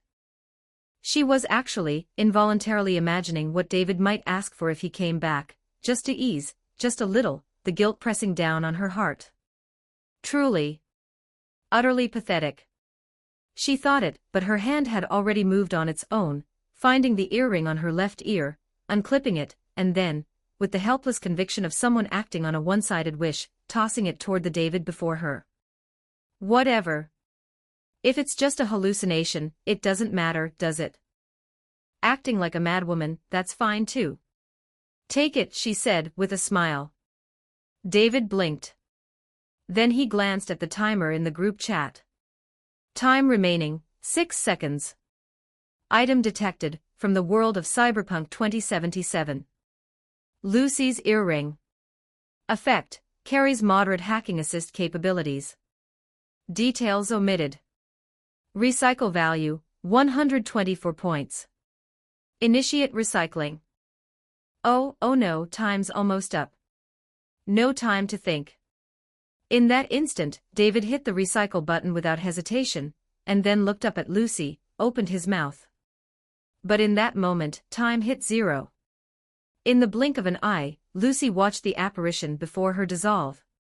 She stared, momentarily stunned. The hallucination, was it over already? Even now, at a moment like this, she couldn't hold him back even a little longer. Lucy reached forward, and felt nothing where her earring should have been. She froze. Then her eyes went wide. Wait. The earring was gone. Was it because she'd actually given it to David just now? But wasn't that supposed to be a hallucination? All at once, a flash of memory hit her, the moment before David disappeared, a black hole-like shape materializing over the earring, and a split-second burst of brilliant blue light. No way. She was on her feet before she'd even decided to stand, mind racing, eyes wide. That wasn't a hallucination. Was it really him? Then, that silhouette before the sun, earlier, had that been him too? In an instant, Lucy felt as though this entire journey had finally gone the way she'd wanted. In the very last moment of the return trip. It was just that, all of a sudden, she was desperately, frantically impatient. Don't disappear, why did you vanish again so suddenly? Don't go, please don't go. Would he come back? The anxious thought flashed through her, and then she answered it herself without waiting. Whether or not he came back, at least there was hope now. So one earring was nothing. Even if it meant giving up everything, she would bring him back. Out on the primordial river, Anthony's hand gave a jerk, and the fishing rod snapped back. He turned to look at the group chat. Group member Let Night City Burn has contributed 100 points. Main quest, Stage 1, complete. Check-in feature has been unlocked. _______. Ghost Fire P, Walnut Chan Fire Ghost. Fire New History, Group Chat of the Dead. White Heavy Checkmark read 40 chapters ahead on all series. White Heavy Checkmark get exclusive content and updates. Help us hit our targets. Direct hit 100 Power Stones equals +1 free chapter for all. Rocket 140 members equals +5 bonus chapters, all stories. Chapter 8, Sign. 1,414 words. Anthony reeled in the fishing rod and glanced at the new notification. His first reaction wasn't elation. On pure instinct, he opened the group chat, pressed his palms together, and assumed the posture of a man in fervent, desperate prayer. Then, with a certain gravity, he tapped open Main Quest, Stage 2. Main Quest, Stage 2, Restore more features. Features currently closest to full repair, World Traversal Ability Enhancement, a resource exchange. Each individual feature requires all group members to contribute a combined total of 1,000 points. Once all 3 features have been fully repaired, Stage 2 of the main quest will be complete. Dead. The moment he saw that number, the last flicker of hope still smoldering in Anthony's chest went out completely. 1,000 points a pop. 3,000 total. What the hell, was he supposed to grind for that until the cows came home? Still, after sitting with the despair for a while, Anthony made his peace with it. What else could he do? Save up. That was it. Points didn't have any other use right now besides unlocking features anyway. And even though the 3,000 point gap made his heart seize, when he looked at the changes to his The Angler stats, Anthony managed to settle himself down. Cyberpunk 2077 affinity level has increased. Current affinity level, 2. At least the affinity level had gone up. Looked at from that angle, this whole venture hadn't been a loss. With that thought, Anthony turned his attention back to the group chat. AAA City Female Ghost, the check-in feature is live. Sounds like Anthony's plan worked. Let Night City Burn, yeah. It took a bit of a roundabout route, but in the end I managed to say what I needed to say. Lord of the White Holy Throne, don't know the specifics, but well done. Let Night City Burn, thanks. Lord of the White Holy Throne, next time, the fundraising is on you too. Let Night City Burn. Lord of the White Holy Throne, kidding. But we've finally taken the first step. Founder of the Golden Spirit, I just checked in. Got 20 points. Founder of the Golden Spirit, these points are the tools we'll use to come back to life. Reading Jonathan's words, visibly, unmistakably urgent, Anthony's expression turned distinctly odd. So, now that Jonathan knew Dio was still alive, the man had truly snapped to attention. That message might as well have "Let me resurrect, so I can punt Dio back to the bottom of the ocean" written across it in flashing neon. The most desperate man in the entire group chat to be resurrected had finally revealed himself. Lord of the White Holy Throne, not certain, but they're definitely one of the essential ingredients for resurrection. That said, no need to rush, we're still a long way from actually getting there. Lord of the White Holy Throne, just managing to unlock all 3 features would already be a great result. AAA City Female Ghost, I've checked in too, 17 points. A little less, but hey, first pot of gold. Let Night City Burn, I got 21. What's the drop rate for items? Looks like none of us got anything. AAA City Female Ghost, scroll down on the announcement.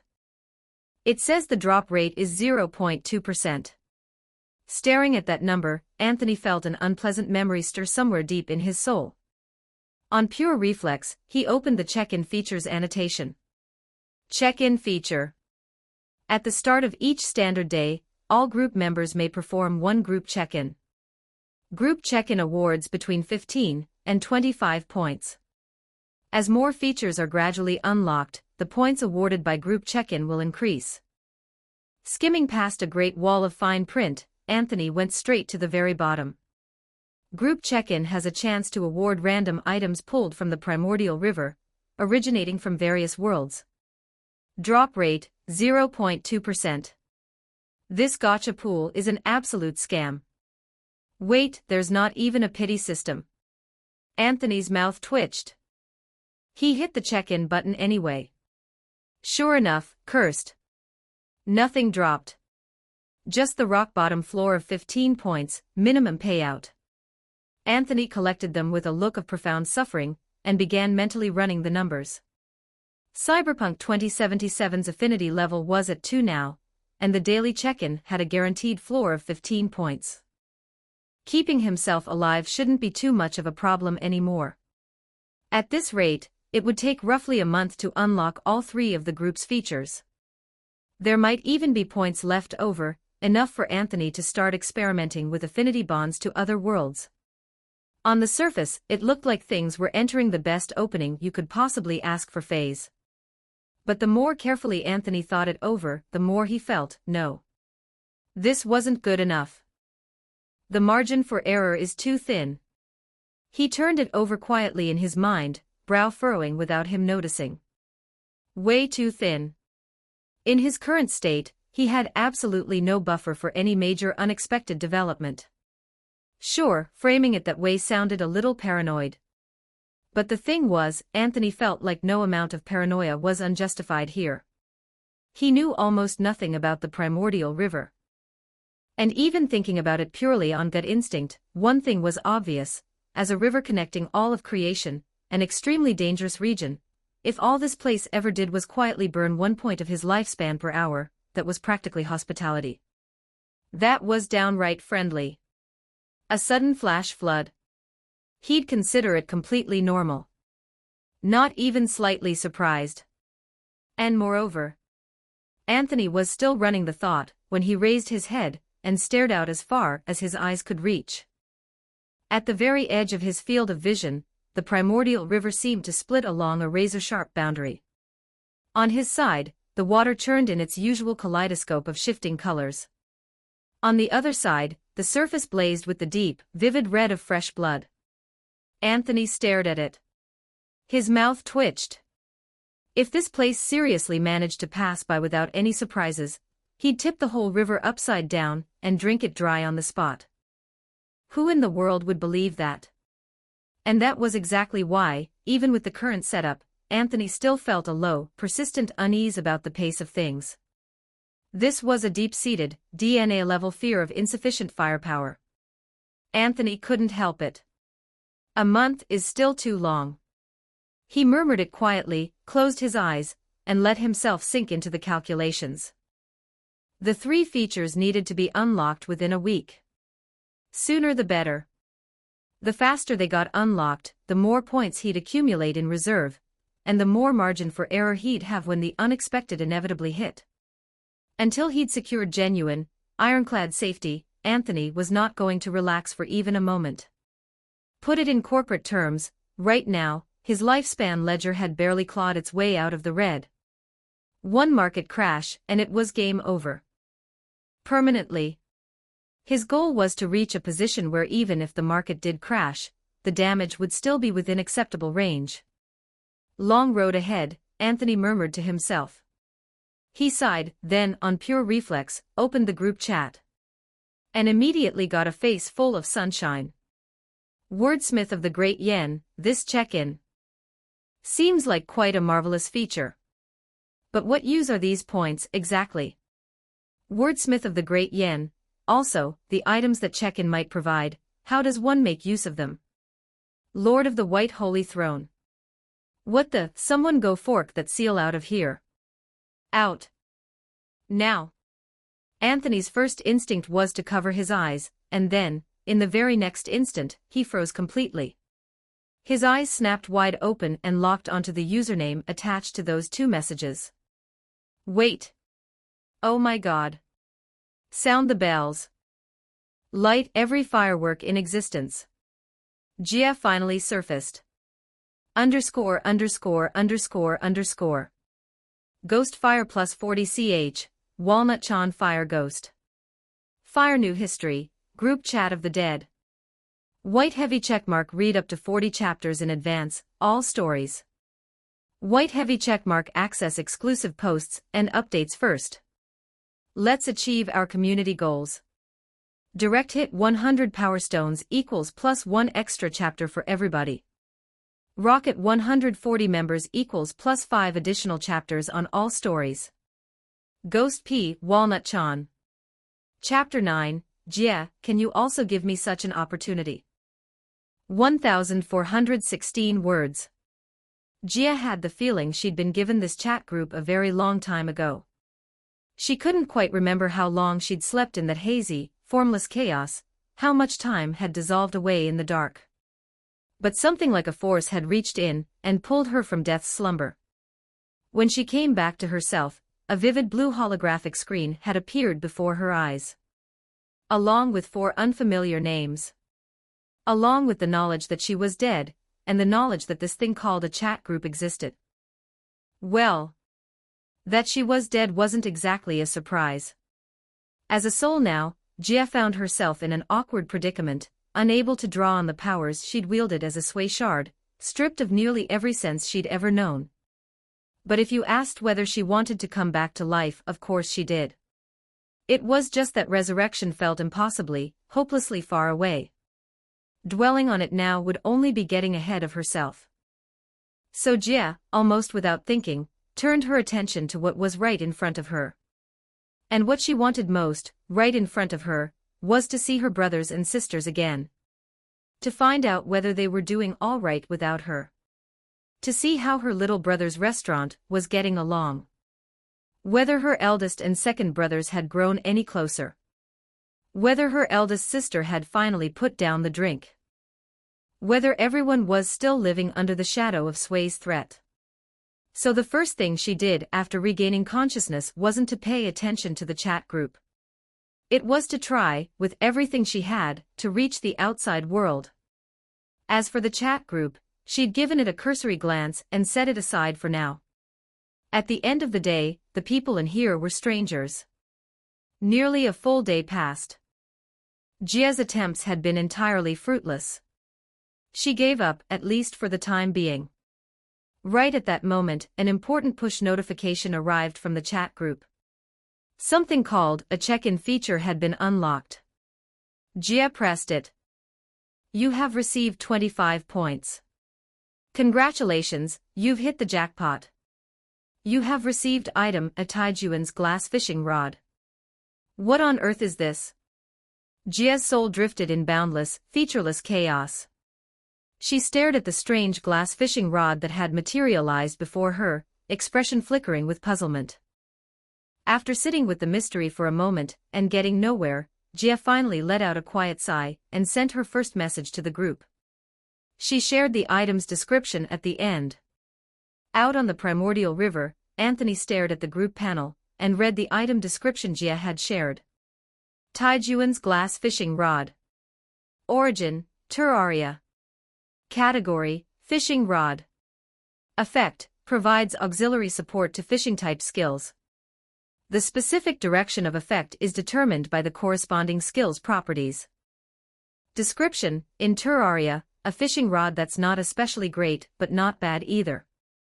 Recycle value, items obtained through check-in have no recycle value. He wanted it. He really, truly, absolutely wanted it. Anthony felt like his eyes had gone completely round and wide. He cursed himself for being tethered to the primordial river, unable to leap straight to Jia's side and rip that rod right out of her hands. Sure, back when he'd played Arknights, he'd always had a soft spot for Jia's character design and personality, but come on. This wasn't the time for that. This was a fishing rod that could boost his fishing skill. I am the man destined to become the fishing king, who never goes home empty-handed. Women are a complication I do not need right now. The angler was Anthony's sole ability, a genuine, bona fide fishing-type skill. He didn't even need to think about it, he knew on pure instinct that Taijuan's glass fishing rod would give him an enormous boost. With this rod, would he never blank again? Would the big fish practically fight each other for the privilege of biting his hook, filling a bucket in half an afternoon? If someone had handed him this back when he was still alive in his previous life, he could have laughed non-stop for a solid week. Anthony felt like he had a lot of very bold ideas. It took a very long time before he managed to rein in the wild, frantic longing clawing at his chest. He tore his gaze away with visible reluctance and typed. Lord of the White Holy Throne, just to state the obvious, you're in soul form right now, right? Lord of the White Holy Throne, if you can't fish, it won't activate. Check-in items are already low probability to begin with, and getting one that actually suits you is rarer still. Lord of the White Holy Throne, anyway, back to your earlier question. Points have many uses, right now, primarily unlocking new chat group features, and those features will also likely need points to operate. And of course, based on current speculation, the most important use for points is as a necessary ingredient for resurrection. Wordsmith of the Great Yen, thank you for the explanation. Wordsmith of the Great Yen, what a shame, sounds like this thing won't be of any use then. Lord of the White Holy Throne, it'll be of use to me. The chat group went quiet. A good while passed before new messages appeared. Founder of the Golden Spirit, Anthony really is remarkably candid. Lord of the White Holy Throne, I'm not joking. When I saw that fishing rod, I felt like I was looking at the rod of my dreams. I genuinely want it. AAA City Female Ghost, does it actually help with what you're trying to do right now? Carmen asked the question casually. Based on her impression of Anthony, he was someone who valued efficiency above almost everything else. For him to ask so openly and directly, whatever this was had to be genuinely, substantially useful to him. Lord of the White Holy Throne, it does. To be precise, everything I'm doing right now, helping all of you, acquiring items, all of it is carried out through fishing.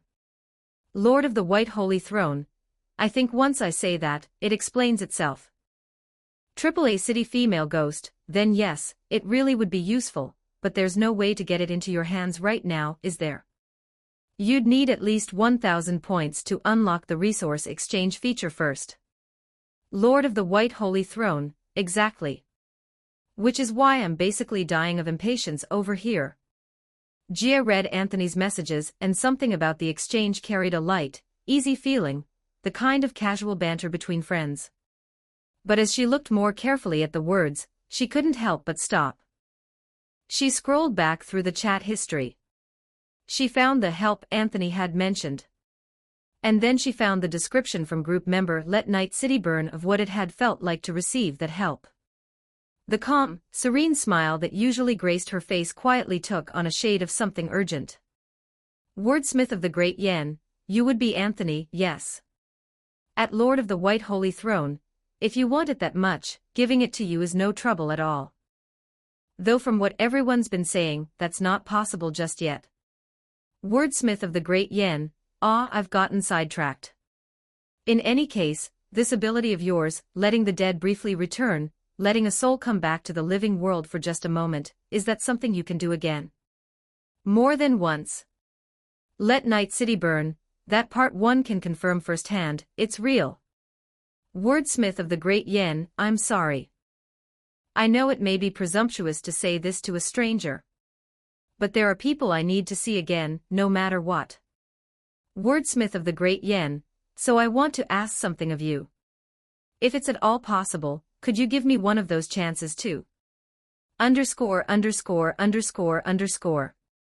Ghostfire Walnut Chan Fire Ghost. Fire New History, Group Chat of the Dead. White heavy checkmark new releases are dropping, plus get exclusive content and updates. White heavy checkmark help us unlock community rewards. Direct hit 100 Power Stones equals +1 bonus chapter for everyone. Rocket 140 members equals +5 extra chapters of all stories. Chapter 10, Carmen, Our Family's Gonna Be Rich. 1,725 words. Reading Gia's message, Anthony's expression shifted into one of visible difficulty. Lord of the White Holy Throne, about that. I should be upfront, personally, I am more than willing. After all, summoning Gia back would naturally forge an affinity bond with the Arknight's world. And Anthony had been eyeing what that world had to offer for quite some time now. Not to belabor the point, but if he could somehow swap his species out for undead, wouldn't he basically be unkillable? Lord of the White Holy Throne, the problem is, I genuinely can't. Not right now. Wordsmith of the Great Yen, but... Lord of the White Holy Throne, I know what you're going to say. What I did for David, yes, that's true. Anthony let out a quiet sigh and typed on, with the air of a man watching a mountain of gold sail away right before his eyes. Lord of the White Holy Throne, but your situation is a completely different order of magnitude from his. The cost of bringing you back, even briefly, is exponentially greater, far beyond what it costs for David, and beyond anyone else in this group. Lord of the White Holy Throne, for most of the others, I could probably manage a short revival, 30 seconds, maybe a minute. But for you, that's genuinely going to be difficult. It couldn't be helped. As a Sway Shard, Gia was probably the single most overwhelming powerhouse out of everyone in the group when she was alive. Just sending David back for 30 seconds had cost a full day of lifespan. If he tried the same thing with Gia, Anthony genuinely wondered whether burning an entire day of lifespan would even buy Gia a single second of free movement. Right now, at the peak of their points crisis, there was simply no way he could afford even a brief resurrection for her. Lord of the White Holy Throne, that said, there's nothing presumptuous about asking. Lord of the White Holy Throne, the ultimate goal of this group is to bring everyone back to life. Whenever it becomes possible, I'll do everything in my power to help. After all, in their current situation, saving others was the same as saving himself. Wordsmith of the Great Yen, thank you. I was getting ahead of myself. In that case, I'll hold on to this fishing rod on your behalf, Mr. Anthony, keep it safe until the time comes when we can trade, and then it's yours. Reading those words, Anthony felt an overwhelming urge to burst into tears on the spot. Just like that. Just giving it to him. You might as well be his own mother. His actual, biological mother.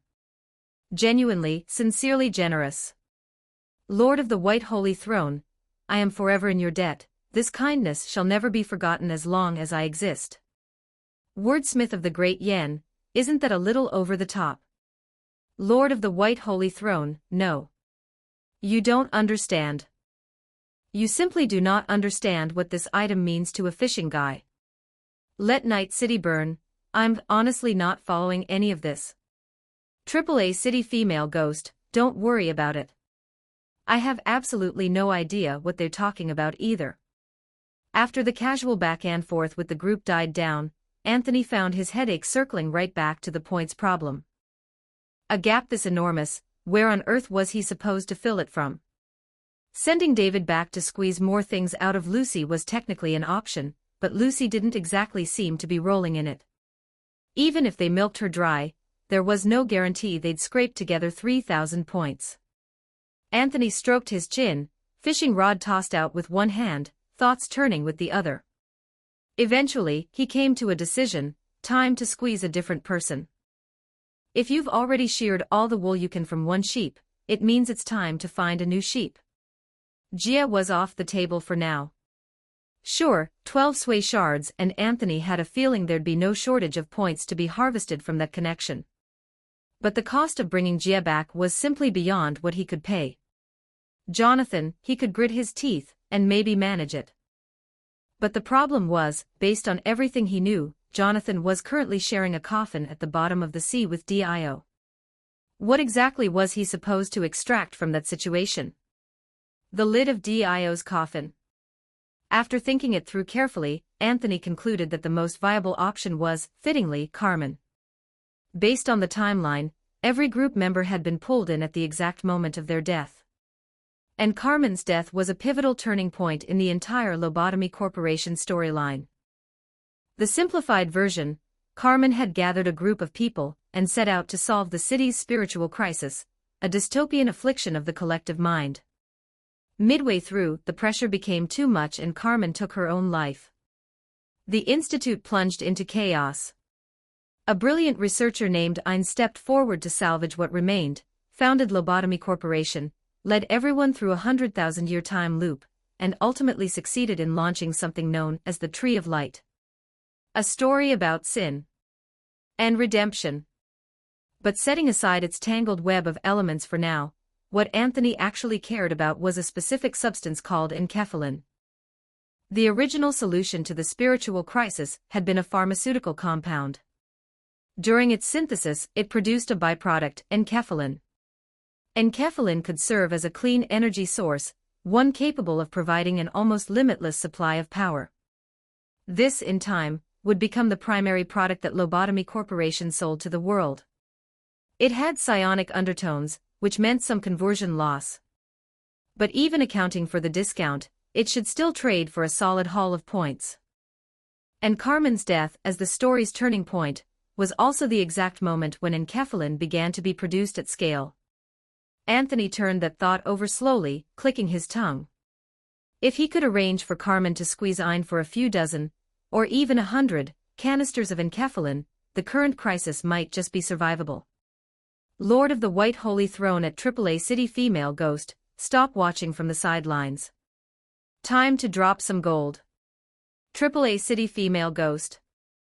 Lord of the White Holy Throne, don't give me question marks, it's your turn. What's your current status? AAA City Female Ghost, I can see things, but I can't touch anything. Trapped in a tank in the laboratory, no way out. That's about it. Lord of the White Holy Throne, how are you somehow in the best shape out of everyone here? Never mind, it doesn't matter. Is the tank surrounded by enkephalin? AAA City Female Ghost, Yes. In an instant, Anthony understood. So the timeline had already advanced to the point where Carmen had become the bucket. He remembered, in Lobotomy Corporation, after Carmen's death, Ein had preserved her complete nervous system and fashioned it into a vessel for harvesting cogito and enkephalin. That, he now realized, was probably also why Carmen's consciousness was so unusually intact. He might even end up saving himself a considerable chunk of lifespan because of it. Lord of the White Holy Throne, if I find a way to revive you temporarily, do you think you can get your hands on some enkephalin and trade it in for points? AAA City Female Ghost, maybe. Anthony sat with that for a moment, thinking it over. True, the primordial river was riddled with hidden dangers, and he currently had zero margin for error if anything unexpected hit. But then again, if he had no margin for error regardless, that just meant his threshold for acceptable risk had already dropped to one thing: don't die from running out of lifespan. Nothing more. The first kill line was already out of reach. In practical terms, his actual buffer was whatever space remained before the second kill line. Carmen wasn't certain, but even if his gamble came up completely empty, the cost would only be a day or two of lifespan. Given the current situation, that was within acceptable range. And if it worked, the return would be 100-fold. 1,000-fold. So he cast the rod. Lord of the White Holy Throne, let's give it a shot. I'm sending lifespan your way now, do whatever you can to get enkephalin and convert it into points. The more, the better. AAA City Female Ghost, got it. A cascade of silver-white ripples shimmered along the length of the fishing rod. In an instant, Anthony's remaining lifespan dropped from 36 hours down to 12. On the other side, Carmen felt a sliver of coolness seep into her intangible soul. Then, a powerful pulling force. She blinked, confused, and in the very next moment felt that irresistible gravity yank at her. And found herself lying inside the tank, anchored to her own nervous system, perceiving the world entirely through its field of vision. Crystalline green enkephalin filled her sight, refracting the light into something almost hypnotic, tracing out the full shape of the laboratory in its shifting, gem-like glow. What on earth? Anthony had paid a cost for this, so why was she unable to move properly? Submerged in the enkephalin that practically overflowed the brim of the tank, Carmen stared at the inside of the vat with complete bewilderment. Then she saw the text that had just popped up in the group chat interface before her. Detected, you are currently immersed in high-energy substance, enkephalin. Initiate enkephalin absorption for points recycling. Carmen blinked at the words that had suddenly materialized. And somewhere in the back of her mind, a slow, dawning conclusion began to form. Are we about to be rich? _______. Ghost Fire Seek, Walnut Chan Fire Ghost. Fire New History, Group Chat of the Dead. White heavy checkmark read 40 chapters ahead of everyone else. White heavy checkmark get cool exclusive stuff and updates. Let's hit these goals. Direct hit 100 Power Stones equals 1 extra chapter for the public. Rocket 140 members equals 5 extra chapters on all stories for supporters. Ghost P. Walnut Chan. Chapter 11, New Function Unlocked, Glass Fishing Rod Obtained. 1,647 words. Initiate enkephalin absorption for points recycling. Not even a full second had passed before the chat group was already urging her with that desperate prompt. In the same instant, Carmen came to her senses. She didn't have much time. Yes. She answered without a moment's hesitation. And in an instant, an enormous pressure descended on her from above. Looking upward through her nervous system's field of vision, she saw that the enkephalin level above her was dropping. Oh. So it's draining the enkephalin in here. Understanding clicked into place. She'd been wondering. Why was the recycling just happening on its own, without her doing anything? So that was why. Carmen already knew that her nervous system had been repurposed into a bucket. If anything, she'd watched Ayn do it with her own eyes. Afterward, she'd been submerged in enkephalin. Perhaps because her nervous system had been preserved completely intact, the moment she'd returned to life, her consciousness had immediately latched back onto it. And then, because she was completely immersed in enkephalin, the strangest thing had happened. The system had classified all of this enkephalin as her personal property.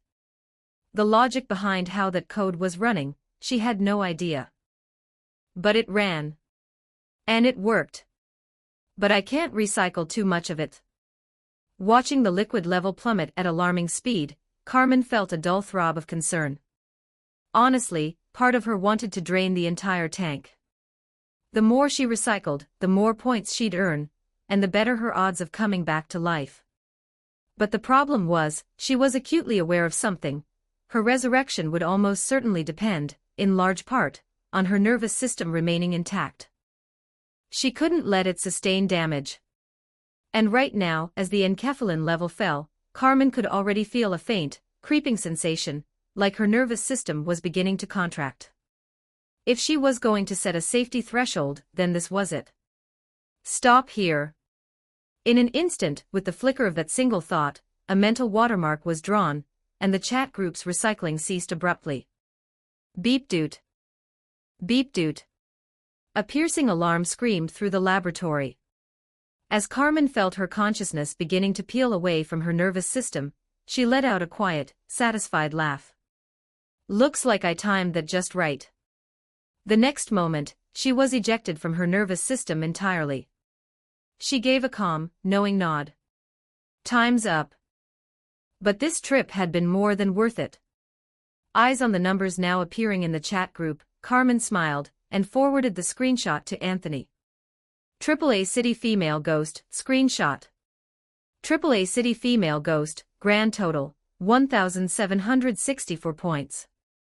At Lord of the White Holy Throne, we're rich, baby. The alarm tore through the institute without warning. At his desk, Ayn's head snapped up, his eyes flickering with sharp attention. That's coming from the bucket's room. Without a moment's hesitation, He pulled up the security feed, and at the same time, reached for his intercom and gave an order. "Get Callie. There may be some kind of incident, I'm checking now." But then his voice cut off. He was staring at the monitor. Completely still. Not a single word. "Ein?" From the other end of the intercom came Daniel's puzzled voice. "Never mind." Ein exhaled slowly, a long, measured breath, and then, all at once, changed course. "Forget Callie. I'll handle this myself." "Ah? Okay, understood." The intercom clicked off.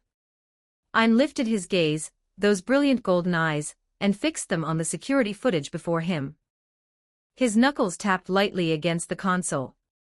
Once. Twice. Slowly, methodically, he rewound the recording.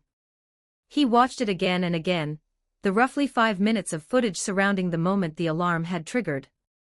About 10 seconds before the alarm sounded, the enkephalin inside the tank on the feed had begun dropping rapidly.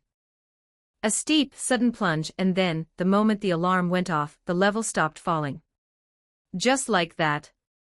This made no sense. Ein pulled the room's access log for that period. Over the course of 3 full days, the room had not been opened a single time. The last person to enter had been Ein himself, conducting a personal inspection. There was absolutely no way anyone had tampered with anything during that window. And yet, faced with this impossible anomaly, how could no one have tampered with it? For just an instant, Ein's throat moved. The fingers tapping on the desk went still. He lifted his head. A long silence passed before he spoke, barely above a murmur, the words coming out like someone half lost in a dream.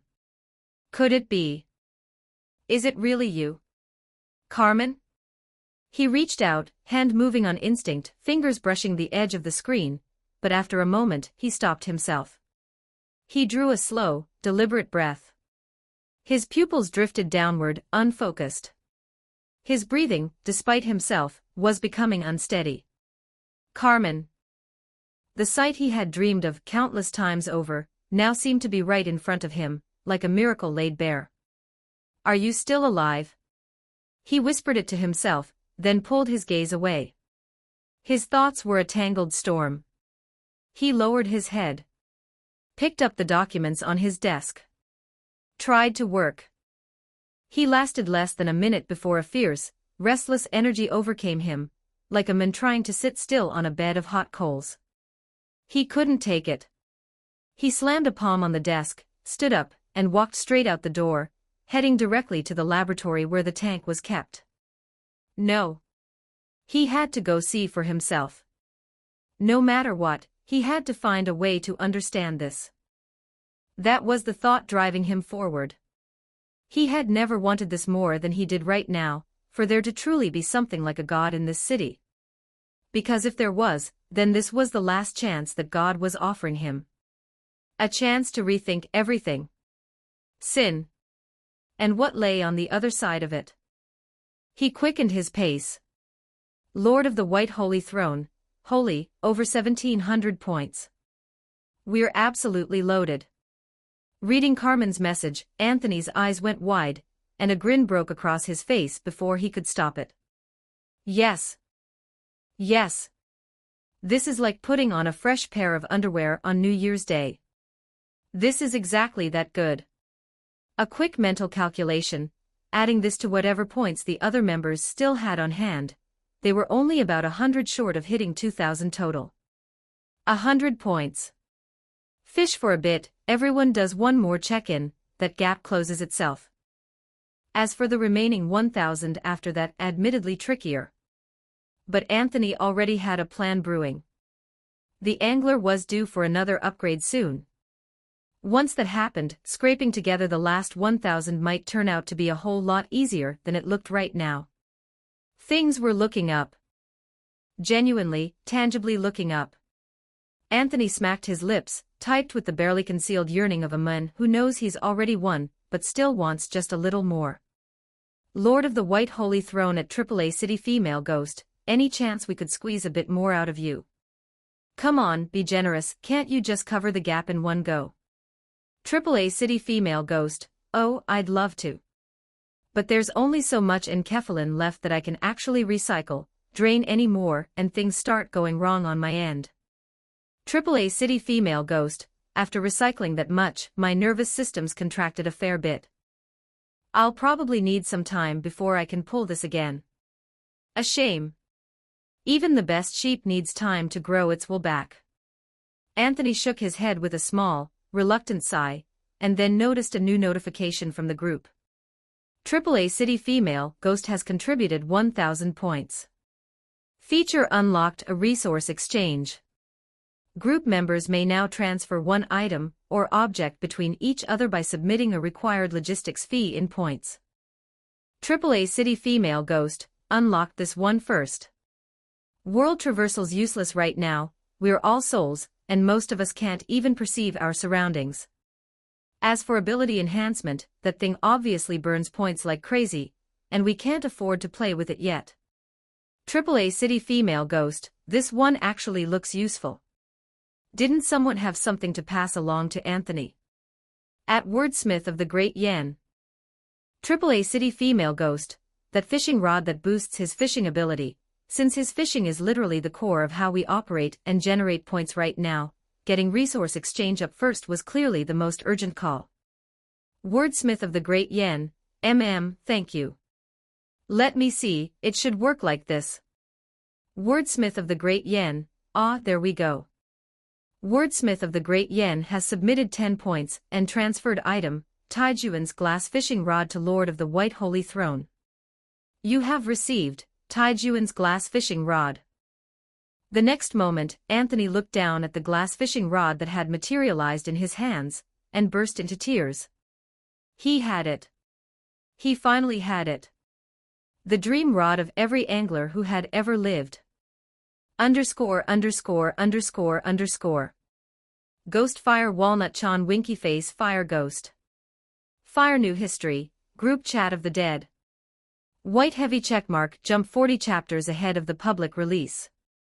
White Heavy Checkmark get access to special perks and news. Help smash these goals. Direct hit 100 Power Stones equals +1 bonus chapter for everyone. Rocket 140 members equals +5 extra chapters for all stories. Ghost P. Walnut Chan. Chapter 12, The Possibility of Resurrection, Affinity Level Upgrade. 1,657 words. You have received item Taijuan's glass fishing rod. Compatible soul ability of the angler detected. Bind this item to the ability. Anthony read the prompt on the chat group interface and selected yes without a moment's hesitation. In an instant, the glass fishing rod before him seemed to melt, dissolving into countless motes of drifting light that surged straight toward his head. By the time he registered what was happening, the rod was gone. Vanished completely. What remained was an intense, crawling itch deep inside his skull. God, my head itches. Like something's trying to grow in there. On pure reflex, Anthony reached up and started scratching, until, bit by bit, he coaxed the glass fishing rod right back out of his own skull. A new notification bloomed before him. Item Taijuan's glass fishing rod shows extremely high compatibility with soul ability of the angler. Following binding, it has become a subordinate ability of the angler. Taijuan's glass fishing rod. Category, fishing rod. Effect, enhances the effectiveness of soul ability of the angler. When the angler is active, increases the affinity level of the currently bonded world by +1, and slightly reduces the time required per fishing session. Description, once a fishing rod from the world of Terraria, now, it has fused entirely with the soul of the angler you are. We won. The thought surfaced the instant Anthony read the effect. Completely automatic. Completely sincere. Affinity level directly +1. Did people understand what that meant? What that was actually worth? He'd worked himself half to death, grinding away for ages, just to reach affinity level 2 with the Cyberpunk 2077 world. And with this rod, he'd leap instantly to a staggering level 3. Just like that. And on top of that, he'd just spent lifespan reviving Carmen, which had pushed his affinity bond with that world to level 1 as well. Tack on the rod's bonus, and that jumped straight to level 2. Double the opening strength. Overnight. Sure, maybe down the line, as his overall levels climbed, the rod's fixed +1 would start to feel diluted. But right now, at this stage of the game, it was an uncontested, unqualified top-tier item. This is excellent news. With this, the original plan suddenly has a lot more room to breathe. Anthony did a quick mental tally of the points currently sitting in everyone's hands, estimated the gap that still needed closing, and decided it was probably manageable. So he returned to his post beside the kaleidoscopic primordial river, planted his feet, and cast the translucent glass rod forward. Currently bonded world, Cyberpunk 2077. Current affinity level, 3, 2 + 1. Cyberpunk 2077 affinity level 3 loot pool, low-grade cyberware, low-grade equipment, low-grade consumables, mid-grade consumables. Once the rod was cast, Anthony went still as a stone monk in meditation. He stood there without moving, barely twitching. Occasionally he'd glance at the group chat, and tap out a reply or two. Replying only took a flicker of thought, no physical effort required. Chatting the group while fishing. Now this is the life. It'd be even better if I didn't only have 12 hours of lifespan left. Wordsmith of the Great Yen at Lord of the White Holy Throne, Mr. Anthony, did the item arrive safely? Lord of the White Holy Throne, yep, received it. The kid loves it. Would buy again. Wordsmith of the Great Yen, you're the same as always, cracking jokes even at a time like this. Lord of the White Holy Throne, ahem. Anyway, setting that aside. At AAA City Female Ghost, how are things on your end? AAA City Female Ghost, hard to say, honestly. Carmen stared at the group panel, then turned to glance back at Ein, who had walked into the laboratory, and was now inspecting the tank from top to bottom. She was silent for a long moment before turning back to type. So her little stunt had rattled him after all. Carmen turned her head. Her soul drifted through the air beside him, circling slowly, watching his face. She listened as he called out for her, searching, hoping, getting nothing back. In the end, she exhaled a quiet sigh. AAA City Female Ghost, Ein seems to be getting a little frantic. Lord of the White Holy Throne, nothing I can do about that. I don't have nearly enough points right now to bring you back again so you two can have a chat. Anthony replied with a helpless shrug in his typing. The Resurrection main quests were stacking up by the day. And every single one of them felt impossibly far away. Genuinely hard to keep a straight face about. All he could do was hope that once the ability enhancement feature was unlocked, it would ease at least some of the pressure. As that thought was still turning in his mind, Anthony caught the faintest flicker of movement at the corner of his eye. The float on the surface of the river had started to bob. He blinked, mildly surprised, and then snapped the rod back immediately. Fast bite this time. Barely under an hour, all told. So this slightly reduces fishing time, passive on the glass rod is already kicking in. More effective than I expected. With a sharp pull, the glass rod arced upward, a single point of blue light glimmered on the hook, and in the next instant it flew into Anthony's hand, resolving into its true form. Qilu Division Optical Implant MK.2. Type, low-grade cyberware. Effect, enhances visual imaging capability. Recycle value, 67 points. Bad news, still something he absolutely could not use himself. Cyberware for a dead man. What kind of sick cosmic joke was that? Good news, the recycle value was legitimately high. Just as the skill description had promised, now that his affinity level had reached 3, Anthony was pulling basic cyberware from the river. And cyberware, as it turned out, was expensive. Remarkably, gloriously expensive. Anthony's eyes lit up. He hit recycle without hesitation, immediately converted the points into lifespan, and watched his remaining hours spike back up to 77 in one shot. He exhaled. That feeling of finally having breathing room. That's the one. Carrying the warm glow of a man who's just had a decent harvest, Anthony cast the rod again and settled in. Time trickled by second. The primordial river churned around him in its endless shifting colors, and out at the very edge of his vision, somewhere in a distant section of the river, he could see waves building. Growing. A roiling turbulence that seemed to be escalating steadily, sending a faint unease crawling up the back of his neck. But even as he watched the horizon with quiet wariness, the haul kept coming. Over the next 5 hours, first, a length of bioplastic blood vessels. Then a RAM cascade module. And then, at some point in the middle of all this perfectly normal fishing, Anthony reeled in what appeared to be a mechanical bird. The kind that goes underneath. Women's use only. Anthony stared at it. He did not understand. He felt on a fundamental level that his mind had been contaminated.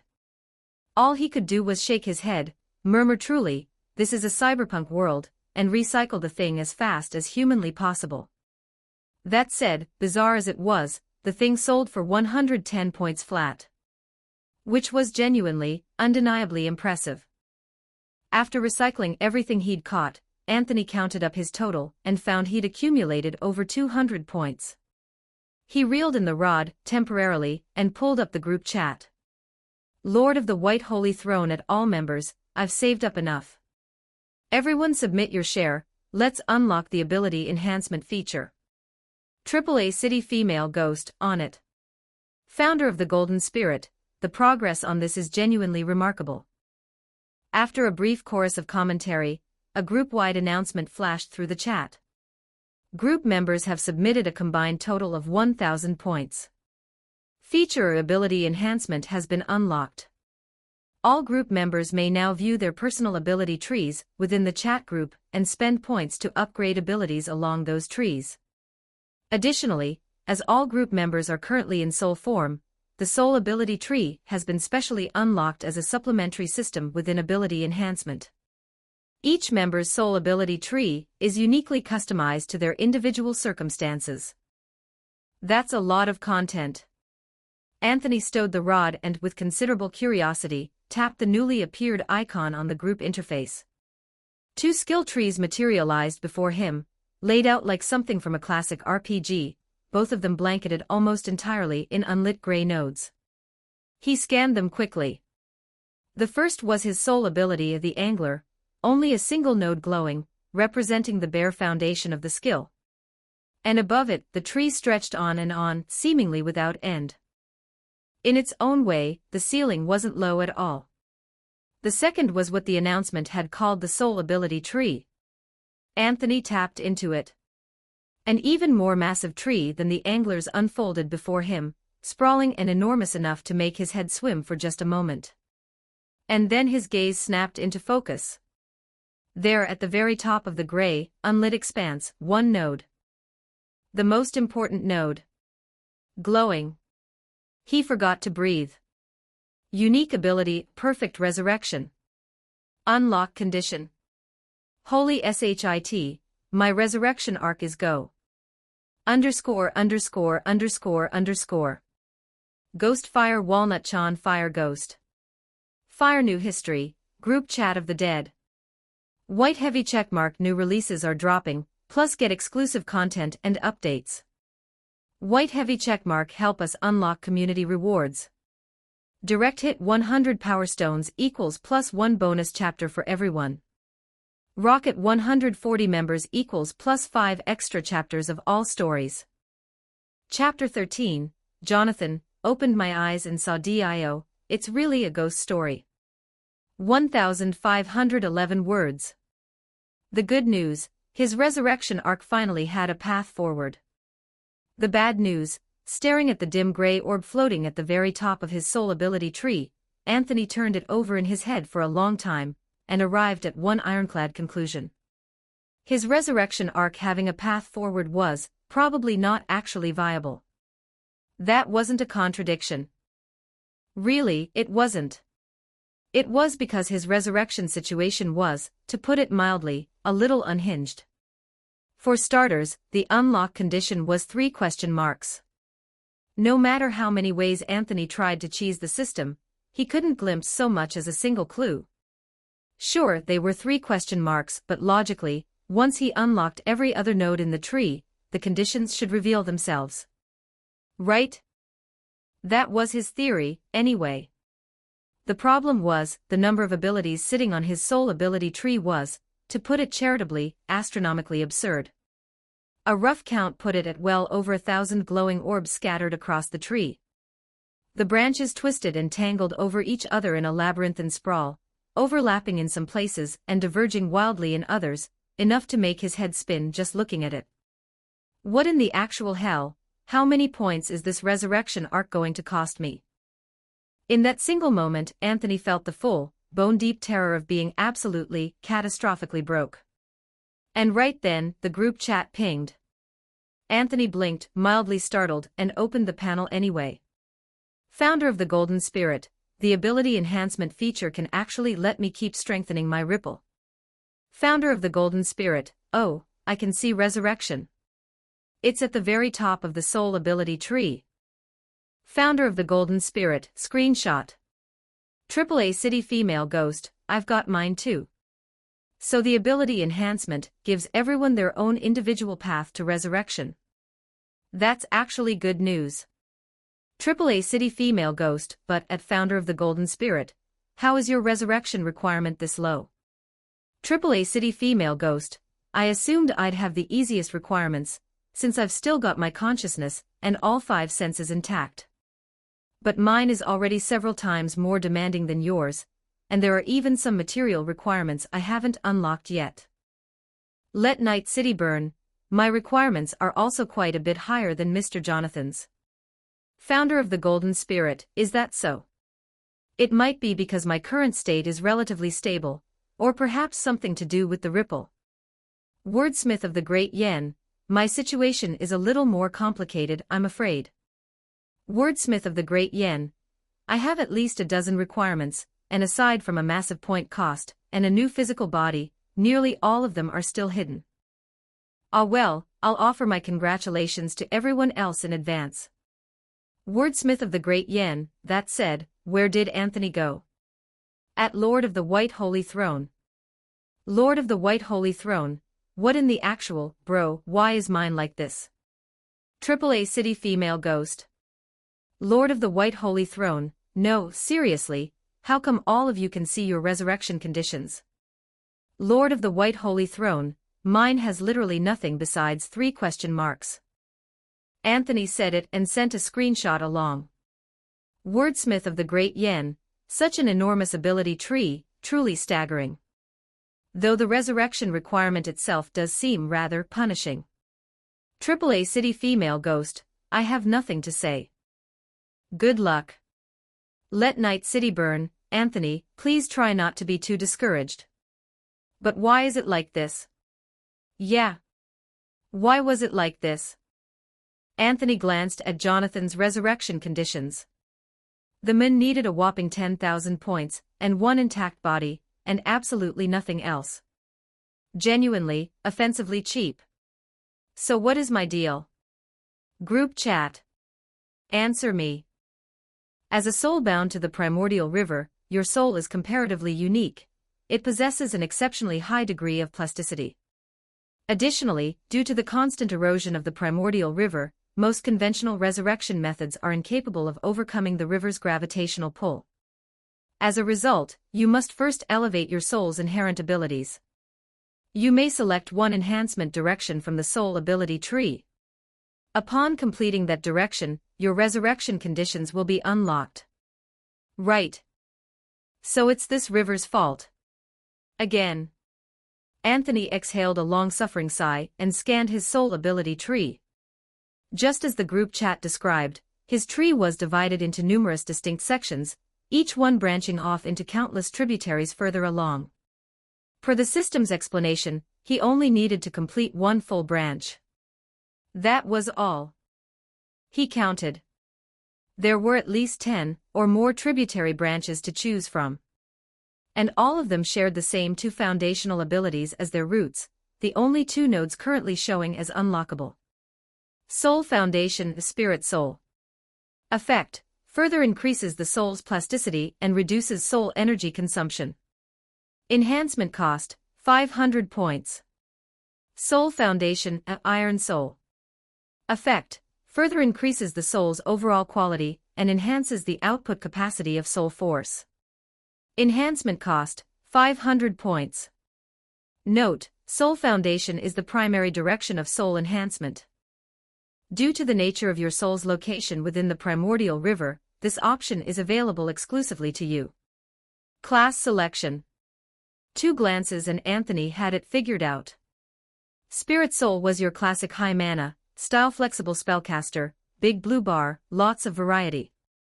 Iron Soul was the brute force bruiser build, thick health, massive output. He checked, none of the others had been given this choice. The ability enhancement system hadn't restricted his direction, but Anthony already knew where he leaned. Spellcaster, no contest. As a soul, the practical difference between a mana bar and a health bar wasn't that large to begin with, and flexibility was king. The only problem was those 500 points. Not something he could scrape together anytime soon. Anthony pulled his gaze away from the panel with a pained expression.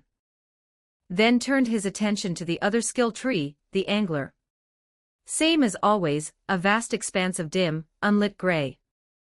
The only node showing as unlockable was the one sitting at the very bottom. Ability of the Angler's Throne. Effect: you may place your Angler's Throne at any location. While active, the Angler's Throne will dramatically reduce your fishing time. Enhancement cost, 1,000 points. Even pricier. This is such a money sink. Anthony shut the enhancement panel with a headache already forming. Rough math, his point deficit had just ballooned by another 1,500, and whatever came after would probably devour currency at a rate that would make him despair. That said, the skill itself was genuinely excellent. 2 seconds of looking at it, and he was already coveting it shamelessly. He reined himself in. Priorities. The main quest wasn't finished yet. First things first, unlock the last remaining feature, World Traversal, currently useless, and then he could afford to think about everything else. Once this whole batch of features was unlocked, hopefully something a little more immediately useful would show up. So he cast the rod again and got back to work, siphoning points out of the Cyberpunk 2077 World one catch at a time. And just like that, another half a day disappeared into the river. A bit of lifespan sold here. A clutch of points traded there. Then, without quite noticing when it happened, the second day arrived. Wait, holy, I've been fishing for a full day. Anthony surfaced from the warm bliss of a long fishing session with a start, blinking, and did a quick survey of his haul. Not bad. After selling everything off, he dragged his lifespan up to a solid 200 hours, and had even managed to stockpile around 600 points. A new day. Anthony reached over on reflex to tap open the group chat, figured he'd check in first, and then stopped. There was a message waiting for him that he hadn't expected. Founder of the Golden Spirit, I think someone's pulling me up. AAA City Female Ghost, HM. What do you mean? Founder of the Golden Spirit, I mean, I can feel myself rising. Like someone's hauling me up from below. Founder of the Golden Spirit, it just got bright all of a sudden. Oh, so I can see. Must have been the pitch dark inside the coffin, and the deep sea before. Now someone's pried the lid open. Wait. The thing my soul is latched onto right now, it's Founder of the Golden Spirit, DIO. ______. Ghost Fire here, Walnut Chan Fire Ghost. Fire New History, Group Chat of the Dead. White Heavy Checkmark gain early access to 40 chapters for all stories. White Heavy Checkmark enjoy exclusive content and special announcements. We have set new community milestones. Direct hit 100 Power Stones equals +1 bonus chapter for all readers. Rocket 140 members equals plus 5 additional chapters for all series. Ghost P. Walnut Chan. Chapter 14. The Joestar family will be done for sooner or later. 1,497 words. Reading Jia's message, Anthony was first struck momentarily blank, and then, on pure reflex, tapped the check-in button. No item drop. Collected 20 points and moved on. Only after that did he turn his full attention back to Jia's words, his brow knitting together involuntarily. Seriously? Already? It's only been a day or two since this chat group came online, hasn't it? Wait, didn't Jonathan mention that the flow of time on his end was incredibly abnormal? God, that's wild. It's actually accelerated this far. In a single blink, the entire plot of Part 2 had been skipped over, plus several decades before Part 3, jumping directly to the moment the Egypt arc was about to begin. Lord of the White Holy Throne, so right now, you're attached to Dio's body.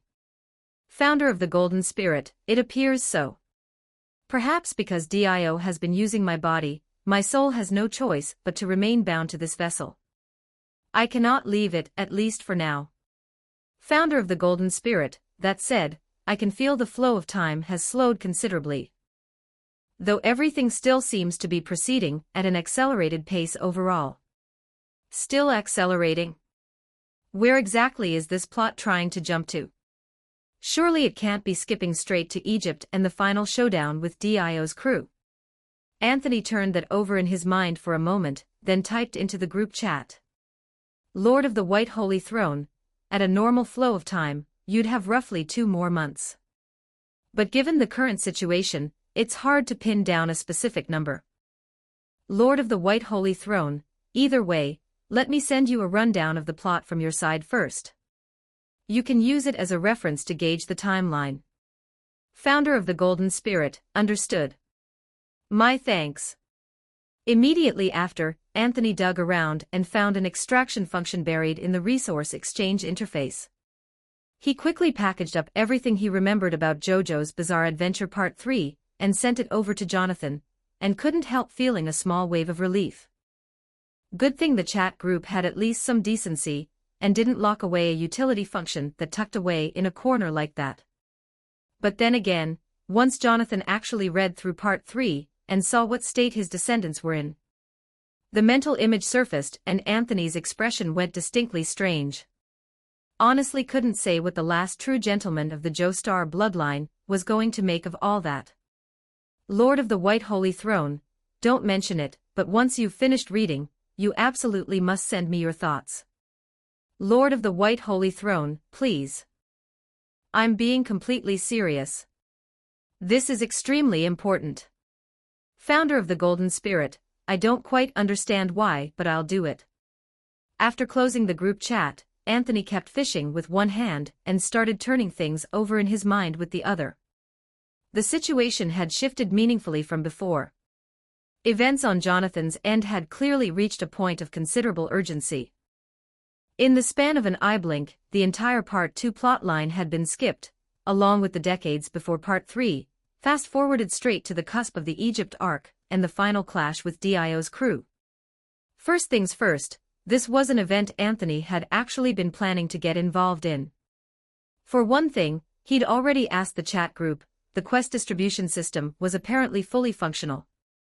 The group could issue high-reward quests at any time, triggered by major events occurring in a member's world. When the showdown with Dio finally came, there was no way the chat group would let that slide without handing out some kind of quest. If the rewards were generous enough, Anthony stood to make an enormous profit off this one event alone. For another thing, the JoJo world was genuinely, obscenely lucrative. If he actually participated in the battle against Dio, Anthony didn't even dare imagine how high his affinity bond with the JoJo world would spike. And the higher the affinity level, the rarer the items he could pull. And speaking of items from JoJo, there was one specific thing Anthony had his eye on. The arrow. The powerful catalyst for awakening a stand. As the most iconic power system in the entire JoJo series, a stand offered raw stats and unique mechanics in equal measure, as long as you didn't roll something like Silver Chariot and end up cursing your luck. It was an unqualified win every single time. But Anthony had another reason for wanting the arrow specifically. A stand was explicitly something that bound itself to a soul.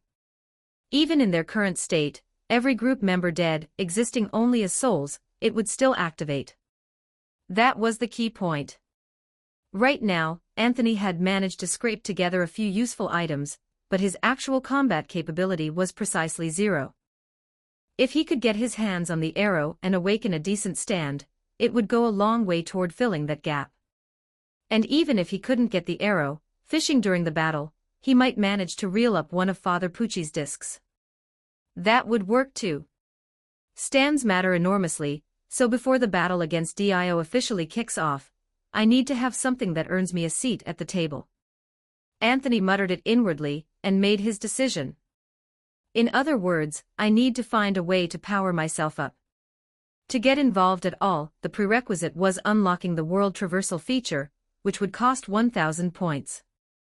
Beyond that, he needed to grind his soul ability tree as hard as possible.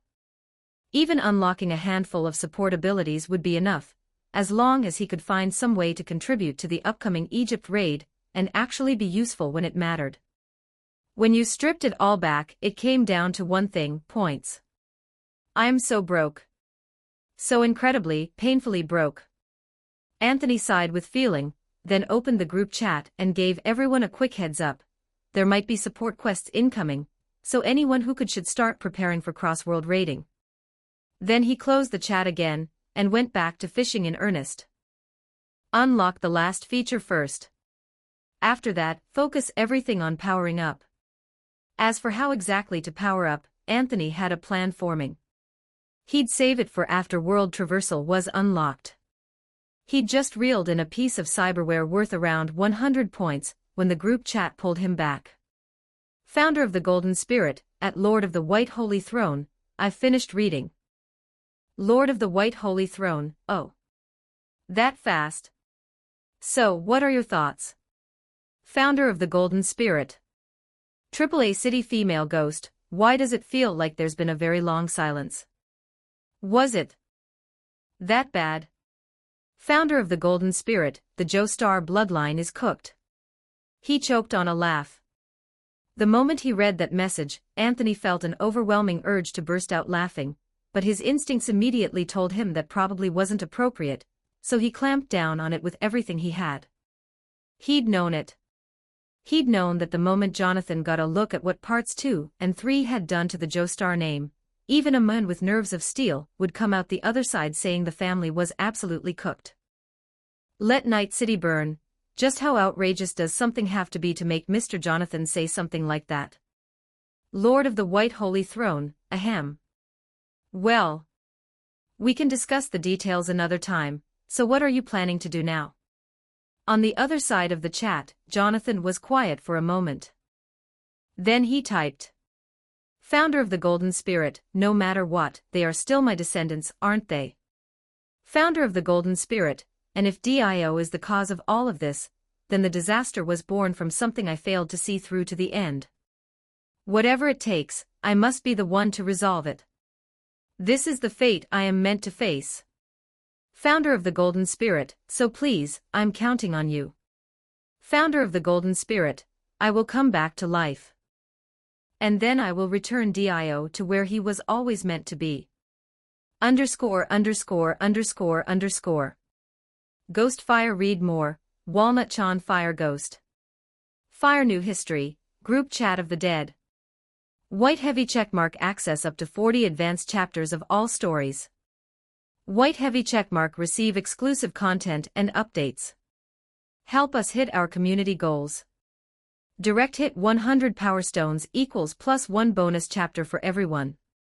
Rocket 140 members equals +5 extra chapters of all stories. Ghost P. Walnut Chan. Chapter 15, First World Crossing Support Mission. 1,475 words. Return Dio to where he was always meant to be. Just beat him half to death and send him straight to hell. That was the translation Anthony's mind had quietly, naturally produced upon reading Jonathan's words. He sat with it for a moment. Lord of the White Holy Throne, we'll do everything we can on the resurrection front, and honestly, looking at the numbers, yours is by far the easiest to pull off. No getting around it. That was just the truth. Leaving Jonathan aside, even David, who had the second cheapest resurrection requirements in the group, was asking for a starting price of 100,000 points. 100,000. Just to begin. As for Gia and Carmen, the points those two needed had already exceeded what the system could display normally. It had given up on showing a number entirely, and just printed two characters, immense. Looking at it that way, Jonathan's 10,000-point resurrection, delivered at a single click, was practically charity work. Not a small sum by the group's current standards, sure. But charity, comparatively speaking.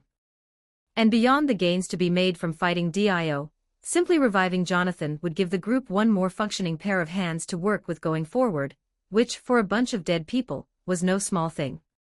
While Anthony was turning all of this over in his mind, the float on the surface of the river gave a sudden twitch. He snapped back to the present and hauled the rod up. Bioplastic blood vessel. Anthony didn't even bother reading the rest. He slapped the recycle button without a second glance. Then he looked at the points that came back, 150, and blinked.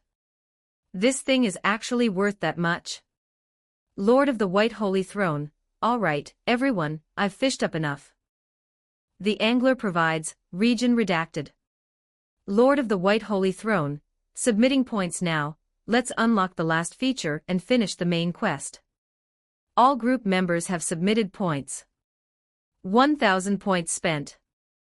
New feature unlocked, World Traversal. World Traversal, spend points to travel to a fellow group member's world. Main quest, Stage 2, restore more features. Complete. Main quest, Stage 3, complete support missions. Now active. Overview, now that several chat group features have been restored, you may need more opportunities to familiarize yourselves with the group's functions and your fellow members' worlds. Before advancing to the next set of features, please complete the support missions first. Due to active main quest conditions, the following support mission has been issued based on current group member status. Support mission of preparations before resurrection, Stage 1. Overview, group member founder of the Golden Spirit is currently trapped in a situation where his soul is entangled with Dio. Help him break free, and lay the groundwork for his eventual resurrection. Completion condition, free the soul of group member founder of the Golden Spirit. Mission reward, based on each participant's performance and overall completion rate, individual rewards will range from 10 to 2,000 points. Anthony's hand paused mid-motion. His gaze drifted down and settled on the reward line at the bottom. 2,000 points. Let me look at that again. Just once more. One final look. He stared at it for a very long time, before tearing his eyes away with visible reluctance. Then he began racking his brain in earnest, turning over every angle. How, exactly, was he going to get his hands on those 2,000 points? If he could secure 2,000 points, his startup capital situation would basically sort itself out. So he scanned the mission requirements again, stroked his chin. All he needed to do was free Jonathan's soul. At present, Jonathan's soul was anchored to his own body, but Dio was squatting inside that body like he owned the place, which was what had created this bizarre entanglement in the first place. So did that mean, if he could wrest Jonathan's body back from Dio, the mission would be completed in full? It sounded a little tall on the difficulty side. But after thinking it through, Anthony felt like there might actually be a way. Lord of the White Holy Throne at Founder of the Golden Spirit, can you use the ripple right now? Founder of the Golden Spirit, not in soul form, I'm afraid. The ripple requires the power of a physical body to function. Lord of the White Holy Throne, so, if you could temporarily return to the body, you could. Founder of the Golden Spirit, in theory, yes. Though channeling the ripple and bringing its effects to bear may take a little time. Lord of the White Holy Throne at AAA City Female Ghost, before I lay out the plan, let me confirm something. When you came back last time, you returned directly to your nervous system. AAA City Female Ghost, yes, that's right. With Carmen's confirmation in hand, Anthony fell into a brief, thoughtful silence, and as he turned things over, the shape of his plan grew steadily cleaner. Lord of the White Holy Throne at Founder of the Golden Spirit, I have a plan. I'm going to arrange for you to be revived shortly. Lord of the White Holy Throne, going by what Carmen described, you should be drawn toward your own body the same way she was. Your soul should briefly return to the physical vessel. I can't say for certain whether you'll be able to control it, but in theory you should at least be able to exert some influence over it. Lord of the White Holy Throne, when that happens, I need you to find a way to channel the ripple. If you can manage that, we can move to the next phase of the plan, complete the mission, and get you a body you can actually work with. Founder of the Golden Spirit, like before. But 1 minute is. Lord of the White Holy Throne, leave the time problem to me. Anthony gave the clean, decisive reply, then closed the group chat interface and glanced at his remaining lifespan. After half a day of solid fishing, he had around 190 hours left, roughly 8 days. If he donated a week's worth of lifespan to Jonathan, then using David's revival as a conversion baseline, that would probably buy Jonathan around 3.5 minutes of mobility. Maybe less. But Anthony had already thought of something to address that. The reason the conversion rate was so brutal came down to 2 things. His own soul quality was still poor, and the energy was being eaten alive by the primordial river at every step of the transfer. The losses were catastrophic. But what if he delivered the soul force face to face? Anthony opened the newly unlocked World Traversal feature, found Jonathan's avatar in the group list, and tapped Request Traversal. Notice, as an earthbound spirit, your soul foundation cannot sustain prolonged absence from the primordial river. Your world traversal can only be maintained for 1 hour. This traversal requires 50 points. Proceed. 1 hour. That was enough. Anthony skimmed the prompt and hit confirm, watched his points drop to absolute 0, and let out a quiet breath. Lord of the White Holy Throne at Founder of the Golden Spirit, approve the request. Founder of the Golden Spirit, understood. Let Night City burn, you're already doing world traversal. That fast? AAA City Female Ghost, honestly. I'm genuinely curious what's going to come of this trip. Carmen's instincts told her Anthony definitely had something wild cooking in that head of his. AAA City Female Ghost at Lord of the White Holy Throne, start a live stream. Lord of the White Holy Throne, maybe later, let me cross over first. Anthony had barely finished typing when something hit the back of his skull like a blunt object. His vision went black in an instant, and he swore internally at the chat group with feeling. But in the very next moment, a wash of white light swept over him. Before his eyes, rolling golden sands seemed to unfurl across the horizon, and then he was passing through them, descending into the interior of an ancient castle. A powerful, irresistible pulling sensation gripped him. By the time Anthony gathered his wits, his soul was already drifting through the castle halls, unmoored, slightly dazed. You have crossed into the world of JoJo's Bizarre Adventure. ______. Ghost Fire Seek, Walnut Chan Fire Ghost. Fire New History, Group Chat of the Dead. White heavy checkmark, read 40 chapters ahead of everyone else. White heavy checkmark, get cool exclusive stuff and updates. Let's hit these goals. Direct hit 100 Power Stones equals 1 extra chapter for the public. Rocket 140 members equals 5 extra chapters on all stories for supporters. Ghost P. Walnut Chan. Chapter 16, Dio, De Chiao, You're Not Dead. 1,447 words. Traversal complete. Landing confirmed. Anthony felt like he was about to throw up. Unfortunately, souls don't get that luxury. The chat group's idea of world traversal was apparently to stuff a person into a front-loading washing machine, spin them violently for an indeterminate amount of time, and then hurl them into an entirely new world. Whack whack whack. Done. Enjoy your destination. He was dizzy as hell. Worse, he could feel a powerful gravitational force tugging at his back. Not the JoJo world rejecting him, no, it was the primordial river, still chasing him down like a debt collector who doesn't know when to quit. Oh, for the love of, so what if I'm your earthbound spirit? Why are you chasing me this hard? Anthony endured the relentless drag that was only amplifying his already skull-splitting vertigo, forced the corner of his mouth into something resembling composure, and steadied himself. According to the chat group, he had 1 hour. I'll need to find a way to deal with this problem eventually, but for now, there's no time to waste. He glanced down at himself. His soul drifted in midair, suspended inside what appeared to be a dim, shadowy castle. And there, ahead of him, another translucent soul, hovering just the same. Jonathan Joestar. Anthony raised a hand in greeting. Jonathan seemed to stiffen for a moment.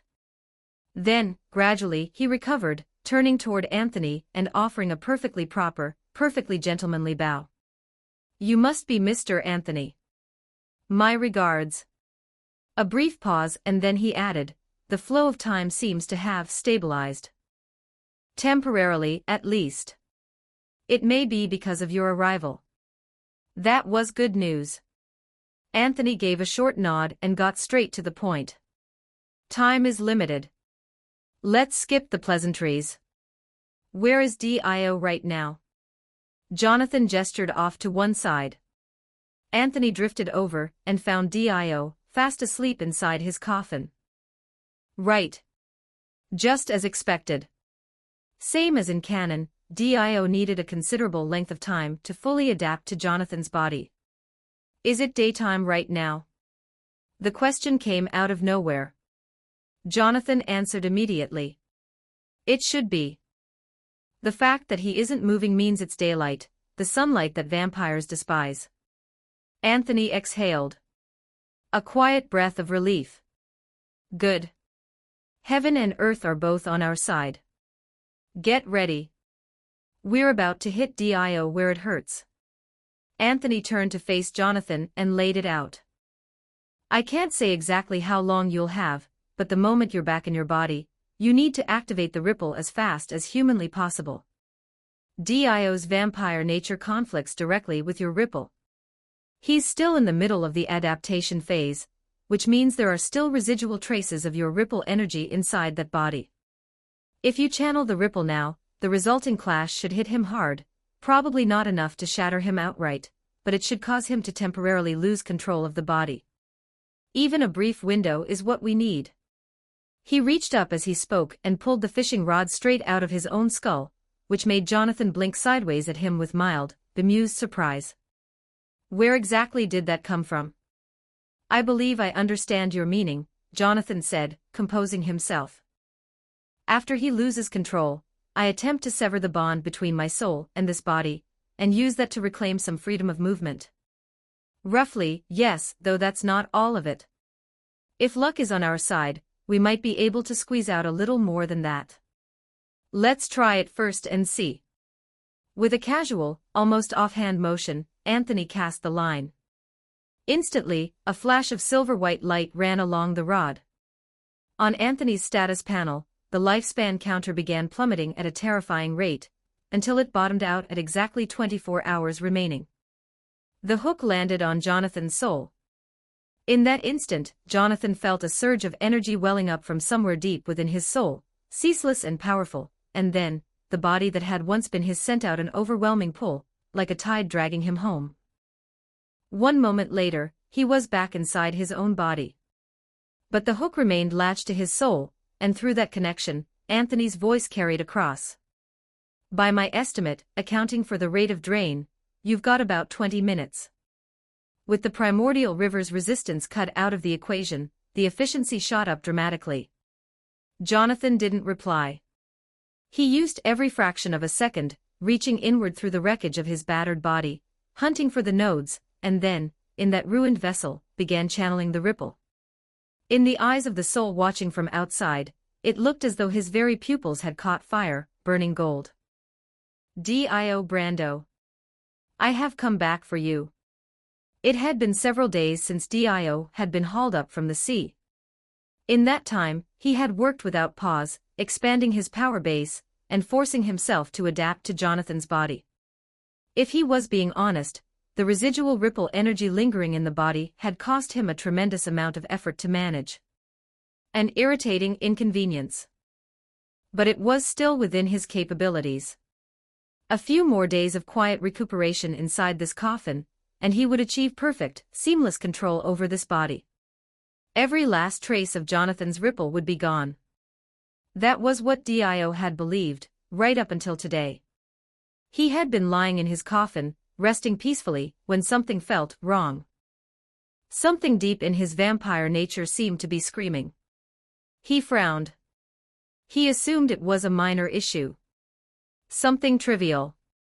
And then, without any warning whatsoever, Jonathan's body began channeling the ripple on its own. Dio's eyes flew open. Even his pupils flickered, wild, unsteady, gripped by a shock he could not conceal. What? For Dio, this was nothing short of horrifying. It was like lying perfectly still while the blood in your own veins abruptly decided to shout, "What the hell? I'm on fire," and then spontaneously combusted. From the inside. Without permission. This was, objectively, completely unreasonable. He wanted that on the record. But after that single instant of pure, stunned incomprehension, Dio forced himself to go cold. He began to think.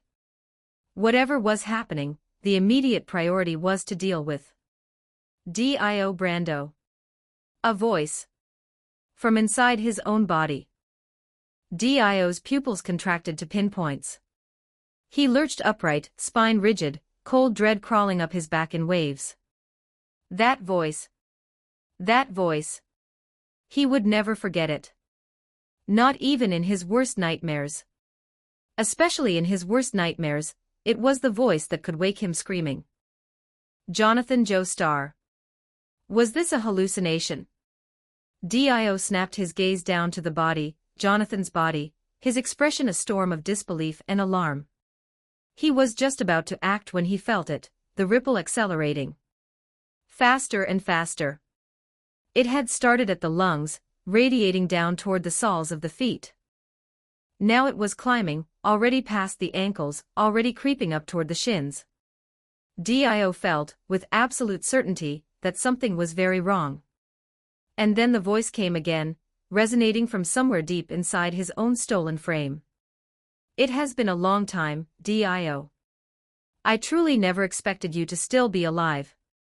But since you are, then I must settle the fate I failed to see through to its end. In that instant, Dio felt something in his brainstem stutter and go blank. By the time the sensation passed, the ripple was still spreading, relentless, inevitable, and Dio stared down at his own body, and the words that came out of his mouth were almost unconscious. Jonathan, you didn't die. Meanwhile, Anthony stood nearby, invisible, intangible, gripping the fishing rod in one hand. With his free hand, he pulled up the chat group panel. Scrolled around for a while. Found the live stream interface. Tapped it open and started broadcasting to the group. His gut told him this was about to be extremely entertaining. Time to go live. Your host has arrived. _______.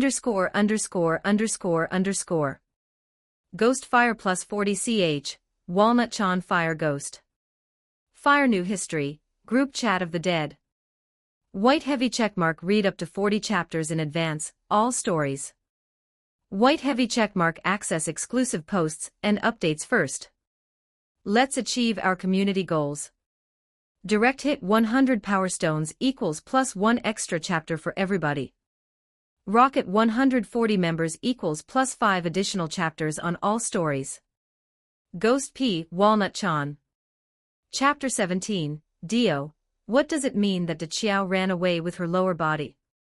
1,265 words.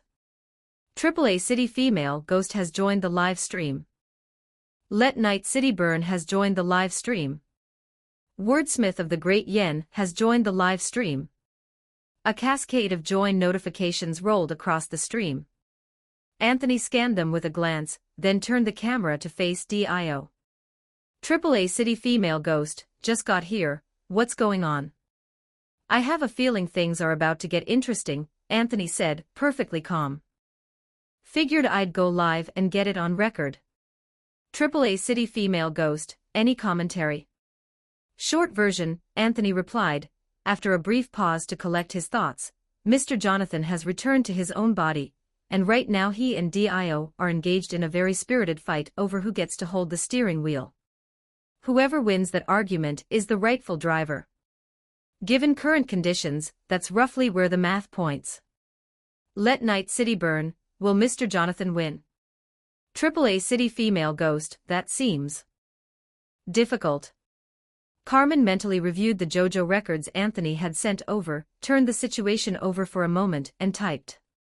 AAA City Female Ghost, the Ripple is a hard counter to vampires, yes, but Jonathan's current state is genuinely terrible. Taking on Dio like this is going to be a problem, isn't it? Wordsmith of the Great Yen, that sounds incredibly dangerous. Who said anything about winning? Anthony spoke quietly into the uncertainty, and the others went still for a beat. He's going to lose, Anthony continued, his voice unhurried. So naturally, the whole plan is built around losing. He kept his gaze fixed on Dio as he spoke. Silver light continued flowing in an unbroken current along the arc of the fishing rod. On Dio's face, a bead of cold sweat traced a line down his cheek, but in the next instant, his expression hardened into something cold and resolute. The situation was bizarre, no question. But one thing was perfectly clear. He could not allow this ripple to keep running rampant through his body. If he let that happen, if he simply stood there and watched it spread, the consequences would be catastrophic. Jonathan Joestar. Dio muttered under his breath, straining to grind down the ripple. Through the searing pain, he managed to slow its advance, but only slightly. The ripple refused to be contained. It kept expanding. Relentless. This isn't working. I need another approach. He kept the stalemate going by sheer force of will while his mind raced through every option. 10 minutes ground by in that deadlock. The ripple had crept up to Dio's thighs. Cold sweat born of pain and tension ran openly down his face. Dio barely dared to move, any shift in focus risked accelerating the spread. And then, he felt it. The ripple energy coursing through him began to weaken. In truth, maintaining this standoff was costing Jonathan everything he had. His soul form wasn't built for sustained output. He had 20 minutes, total. Your reserves are running low, Jojo. Dio felt the shift and his expression moved. Forcing down the pain, he made a move to reclaim control of his own breathing. But the ripple roared back, 100-fold, 1,000-fold, hammering into him with renewed ferocity. Even so, Dio's face broke into something that looked almost like relief. Just as I thought, you're running on fumes, Jojo. This is nothing but a dying man's last thrash. If I can just weather this one surge. He set his jaw and drove every ounce of resistance toward his lungs, trying to choke the ripple at its source. And then his expression snagged. Within his body's awareness, every thread of that surging counterattack seemed to deflate at once, collapsing downward in a single instant. And then it converged. In his legs. A feint. In that moment, Dio finally understood what Jonathan had been after all along. Besides him, Anthony narrowed his eyes and tightened his grip on the rod. Then yanked it upward, hard. Now. In that instant, Jonathan completed the concentration of the ripple. Dio's eyes went wide as he felt a force gathering at his waist, and then, like the stroke of a blade, it detonated outward. Dio stared at the blood erupting from his own midsection. A torrent poured from his mouth. The next moment, his lower half separated cleanly from his upper half, and did not stop bleeding. Every last thread of ripple energy had been poured into that single strike. Only now, in the aftermath, did Dio feel his own breathing return to him. He wheezed like a broken bellows, jerked his head around, and saw something that would be burned into the back of his eyes for the rest of his immortal life. The lower half of the body that had once belonged to Jonathan Joestar was standing upright. Standing. Completely upright. The bisection point was a clean, smooth cut. 2 legs. A pair of hips. Just standing there, looking back at him. Heels together. Back straight. Parade rest. Like a fully functional human being, from the waist down. Apparently satisfied that Dio was incapacitated and in no condition to pursue, it made its decision. It ran. In the most literal, physical, biomechanical sense of the word, it ran. 2 legs, 1 backside, hauling ass for the exit at full sprint. The sheer audacity of it left Dio frozen for a full few seconds. In all his years, across every atrocity, every triumph, every bizarre encounter, he had never seen anything like this. Not once. By the time those legs had sprinted out the front gate and vanished entirely from his field of vision, Dio could only throw his head back and roar. Jonathan Joestar. Nearby, Anthony silently redirected the live stream camera to follow the legs. How to put this? Watching 2 legs just sprint away, there was a certain low-grade surrealism to it that was hard to put into words. Though thank God Dio hadn't gotten his hands on a stand yet at this point in the timeline. If he had, this whole plan would have fallen apart at the seams. Anthony glanced back at Dio, exhaled, and drifted after Jonathan. No dealing with Dio today. The injuries would slow him down, buy them some development time, but for Dio, recovery was only ever a matter of when, not if. And so, out of the grim castle they went. Around the conspicuous main streets. Carried by 2 remarkably capable legs, still fueled by the last dregs of ripple energy that had survived the transfer, across the landscape, all the way out onto the vast, open desert of Egypt. When the last of the soul force Anthony had channeled finally burned out, the legs ground to a halt, standing rigid in the golden sand. Jonathan's soul peeled free from the vessel and floated above it, looking down at his own lower half. Before Anthony could even open his mouth, a notification from the group chat cut him off. Support mission preparations before resurrection, Stage 1 complete. Participating members, Founder of the Golden Spirit, Lord of the White Holy Throne. Mission reward received, 2,000 points. _______. Ghost Fire He. Walnut Chan for more chapters, Fire Ghost. Fire New History, Group Chat of the Dead. White Heavy Checkmark, unlock a 40-chapter backlog for all my series. White Heavy Checkmark, receive exclusive content and regular updates. Help us reach these goals. Direct hit 100 Power Stones equals +1 Universal Bonus Chapter. Rocket 140 members equals +5 extra chapters for all stories. Ghost P. Walnut Chan. Chapter 18, Angler's Seat unlocked, ability enhancement. 1,681 words. I've received the mission completion notification on my end. Jonathan glanced at the mission prompt panel, paused for a moment, then spoke. My soul's anchor has now transferred to these 2 legs. Driving them is difficult for the time being, but if you continue supplying soul force, I should be able to keep them moving. As he said it, a faint note of regret crossed Jonathan's face. Though unfortunately, without lungs to breathe with, I'm unable to use the ripple for now. Listening to Jonathan's words, Anthony looked down at the 2 legs standing in the golden sand, and felt his expression do something deeply complicated. Honestly. He had to be honest with himself here. The longer he stared at this scene, the harder it was to keep a straight face. There was a very specific energy to it, like Satoru Gojo getting bisected at the waist, only for his lower half to stand right back up and immediately resume the fight against Sukuna.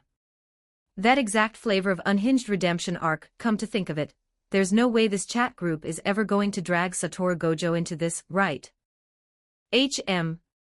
Actually, when you think about it carefully, that's entirely possible. Anthony smacked himself lightly on the side of the head and tried to steer his brain back on topic, only to catch sight of a transfer notification popping up from the group chat. Group member founder of the Golden Spirit has transferred 1,500 points to you. For a moment, Anthony just stared. He lifted his head and looked over at Jonathan, and met a gaze that was entirely, genuinely serious. I have no use for these points at the moment. Even if I invested them into strengthening my ripple, I can't use the ripple in my current state. Jonathan paused to consider his words before continuing. As capital toward my own resurrection, this amount is nowhere near sufficient. I'll still need everyone's help for that.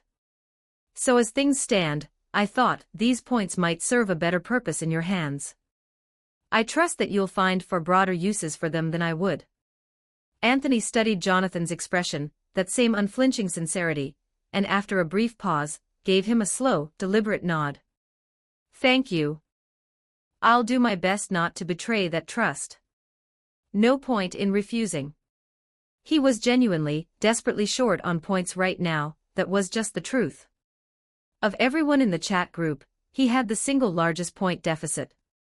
He needed to sustain his own lifespan, fund the revival efforts for his fellow members, and urgently invest in his own ability upgrades.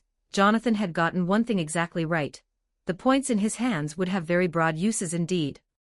It's fine, Jonathan said, smiling. My ripple is out of commission for now anyway. Anthony waved it off without missing a beat. Don't worry about it. The ripple being on ice isn't a problem. We'll get you a stand when the time comes. A stand. I'll have one of those too. Jonathan blinked, clearly caught off guard, and then asked. Of course he already knew what a stand was, having read through everything Anthony had sent him. Still, the idea of having one himself was apparently a different matter entirely. Absolutely. I'm honestly pretty curious what yours will look like, and what Dio's face is going to do when he sees it. Anthony exhaled and gave him a clean, direct answer. It was written into the lore, after all. Every member of the Joestar bloodline would awaken a stand once the arrow did its work. The moment Dio got around to stabbing himself with it, Jonathan was due for his awakening as well. Anthony was quietly mulling this over when a new prompt window blinked into view from the chat group. Notice, maximum traversal time reached.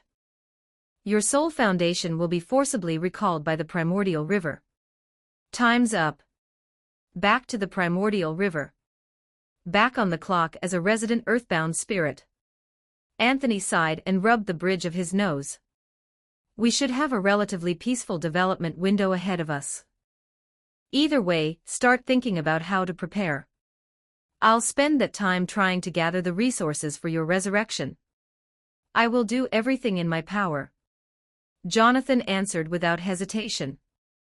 In the same instant, a flash of white light, and once again, Anthony felt that sensation, like being struck solidly over the back of the head with a blunt object. His vision burst into white. And then, a heartbeat later, the kaleidoscopic surface of the primordial river spread out before him once more. Back again. With a quiet, tired exhale, Anthony took stock of everything he'd come away with from this trip. First, 3,500 points. Compared to the grinding poverty of his recent life, this was nothing short of a windfall. An outright haul.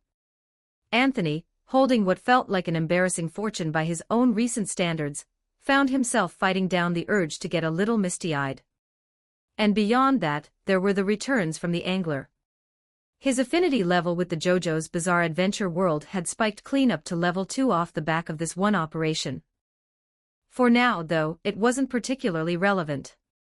A level 2 affinity with that world wasn't going to reel in any arrows, and the income it generated was a far cry from the Cyberpunk 2077 world's efficiency. Not much practical use for the moment. That would change once the day came, when he could actually fish up something like the bug arrow. Then the affinity level would start pulling its weight. After tallying up his returns, Anthony glanced into the group chat, and found that since the live stream had cut out, the others had apparently been quite busy. AAA City Female Ghost, Anthony's rich now. The mission points all went to him too. We're not even on the same social tier anymore. Lord of the White Holy Throne, what do you mean by that? AAA City Female Ghost, already pretending not to understand. This is exactly it, the moment someone makes money, the wealth corrupts them, and this is what they become. Lord of the White Holy Throne. Wordsmith of the Great Yen, I just got here and you're all already at each other. Lord of the White Holy Throne at Wordsmith of the Great Yen, Sis-Jie. See what she's doing to me. Wordsmith of the Great Yen, I think it's quite fun, actually. Hopeless. Absolutely hopeless. Anthony stared at the blatant persecution playing out in the group chat, and tugged at the corner of his mouth. Wordsmith of the Great Yen, that said, have you figured out what you're going to do with all those points? Lord of the White Holy Throne, the most pressing thing right now is figuring out how to scrape together 10,000 points, but fishing my way there alone is going to take until the end of time. Lord of the White Holy Throne, so I've got another approach in mind. Wordsmith of the Great Yen, Having ideas is a good thing. Do your best. As expected. Sis-Jie really was the best. She hadn't even asked what the plan was. That kind of unconditional trust, it actually did make him a little emotional. Anthony let out a breath, then opened the Angler panel. He changed the bonded world to Arknights. Currently bonded world, Arknights. Current affinity level, 2, 1+1. Current probable loot pool, low-grade workshop equipment and mid-grade workshop equipment, low-grade originium technology products Bompom. A quick scan of the probable loot pool, and Anthony had already made up his mind. The immediate priority was powering himself up. As for the 10,000 points, well, where better to get them than by robbing Dio's place, obviously. Fleece the sheep from the sheep. That was the principle. Which meant he needed to get strong fast, reach the minimum threshold required to walk into Dio's house, and make off with everything that wasn't bolted down. That was precisely why he'd switched the bonded world to Arknights. Because the bizarre little originium tech gadgets you could fish up from that world had a genuinely surprising number of theoretical applications on souls specifically. Very mysterious. Very useful. And now, to speed up his fishing rate, Anthony turned to the ability tree for the angler and pressed his finger down on the first glowing orb.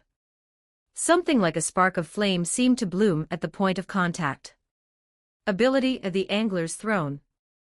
Effect, you may place your Angler's Throne at any location.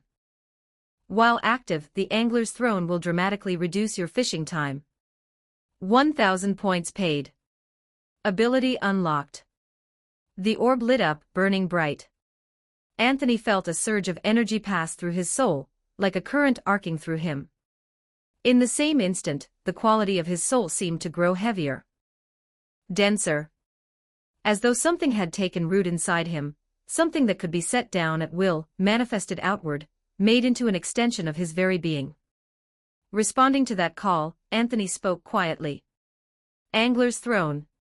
And at his voice, a sleek, elegant seat materialized from the essence of his soul, graceful in its curves, gleaming with the clean brightness of fine ceramic, its form approaching something close to perfect. Majestic. Dignified. Truly, genuinely imposing. So imposing, in fact, that Anthony stared at the toilet sitting in front of him, and couldn't stop the question mark from crawling across his face. Why in the hell is it a toilet? _______. Ghost Fire Walnut Chan Fire Ghost. Fire New History, Group Chat of the Dead. White heavy checkmark new releases are dropping, plus get exclusive content and updates. White heavy checkmark help us unlock community rewards. Direct hit 100 Power Stones equals +1 bonus chapter for everyone. Rocket 140 members equals +5 extra chapters of all stories. Chapter 19, Chat Group, let me see where your limits are, add some for me. 1,606 words. Was there something wrong with how he'd used it? Anthony stared at the toilet sitting in front of him and fell into a long, pensive silence. After a moment, he lifted his head and turned his gaze to the chat group panel. "Is there something wrong with it?" he asked, thoroughly baffled. The angler's throne originates from the user's soul essence. Upon inspection, no anomalies detected. What? You're telling me that what my soul essence manifested, out of all possible things, is a toilet? Inspection confirmed. No anomalies. You absolute piece of artificial garbage. No anomalies where, exactly? This isn't Terraria. Nobody ever told me that sitting on a toilet while fishing would boost my fishing power. It can't seriously be because of some cursed karmic connection between me and toilets in my past life. Wait. Hold on. Actually, maybe there kind of was. All at once, a flash of inspiration struck. Anthony's mind leapt back to it, the truck that had obliterated him by launching itself straight up to the 12th floor in his previous life, and the toilet that had been directly beneath him at the moment of impact. And then his gaze drifted to his own group title. Lord of the White Holy Throne. You've been waiting for me this whole time, haven't you? In that single instant, Anthony's mouth fell open slightly. The look he directed at the toilet in front of him became complicated in ways he couldn't begin to articulate. So that's what Lord of the White Holy Throne actually means. Well. Whatever. It was fine, wasn't it? He made his peace with it quickly, offering himself a quiet word of comfort. Because, if he was being totally honest, this toilet of his really did seem to boost his fishing power. With that thought firmly in mind, Anthony sat himself down on the toilet. Instantly, he felt an enormous suction force radiating up from beneath him, as though it were drawing on his soul energy and operating entirely of its own accord. A heartbeat later, the fishing rod in his hand took on a quality that was subtle yet undeniably, mysteriously real. Good thing the thing under my backside isn't made of gold. That inexplicable thought flickered through his mind, and then he cast the line.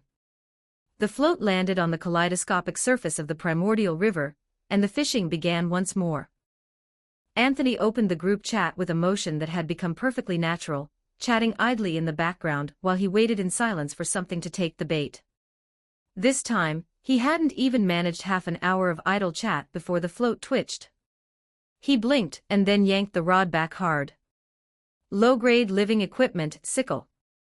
Description: a form of cyberware possessing autonomous defensive and offensive capabilities. An exceptional choice for any operative who values reliable equipment. Recycle value, 78 points. A shame, just another piece of cyberware.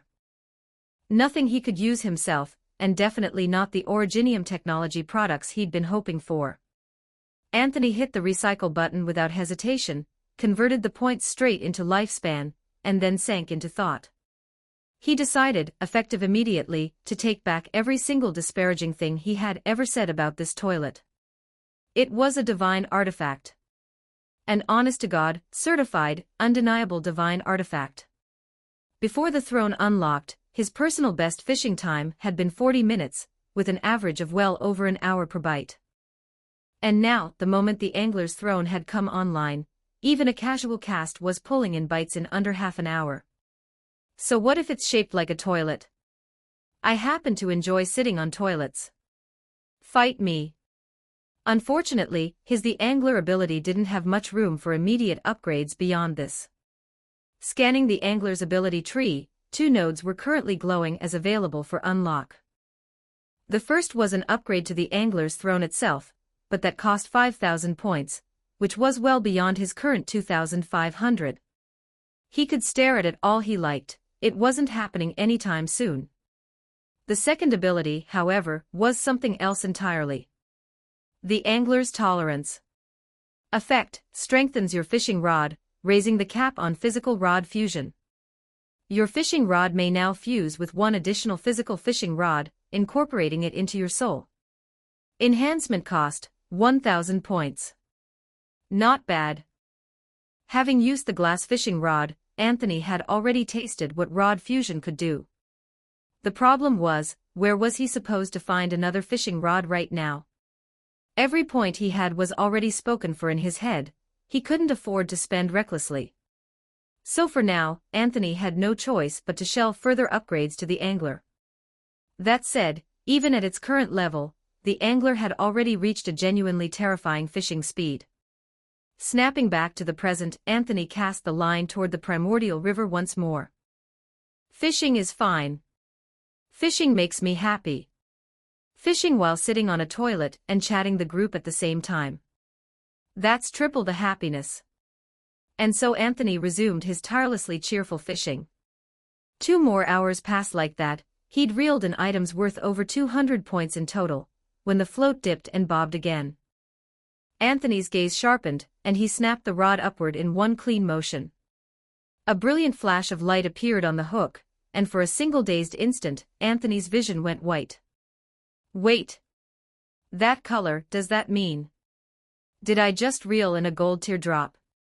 You have received. Item: a K Company Security Personnel Standard Issue Weapon. K Company Security Personnel Standard Issue Weapon.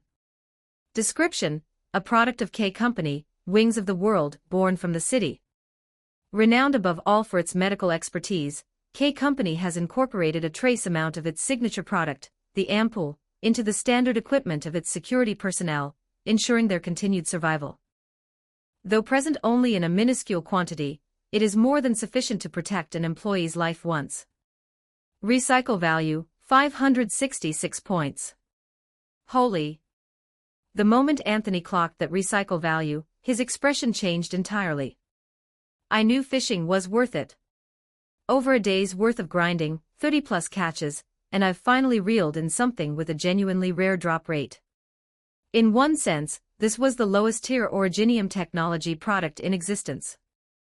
But in this world, no matter how low grade it was, if it bore the name originium technology, it came with effects that defied all rational explanation. And as for the originium specialty belonging to K Company, Wings of the World, the ampoule, its defining feature was a restorative capability that was powerful to the point of being simply unreasonable. Strictly speaking, it was less healing and more restoration, in a conceptual sense. It reverted you, directly and completely, to whatever state your subconscious defined as your ideal. The weapon itself wasn't particularly valuable. What was valuable was the trace amount of ampoule contained within it. And despite that eye-watering recycle value, Anthony had absolutely no intention of recycling it. He had something better in mind. Using it on himself was out of the question.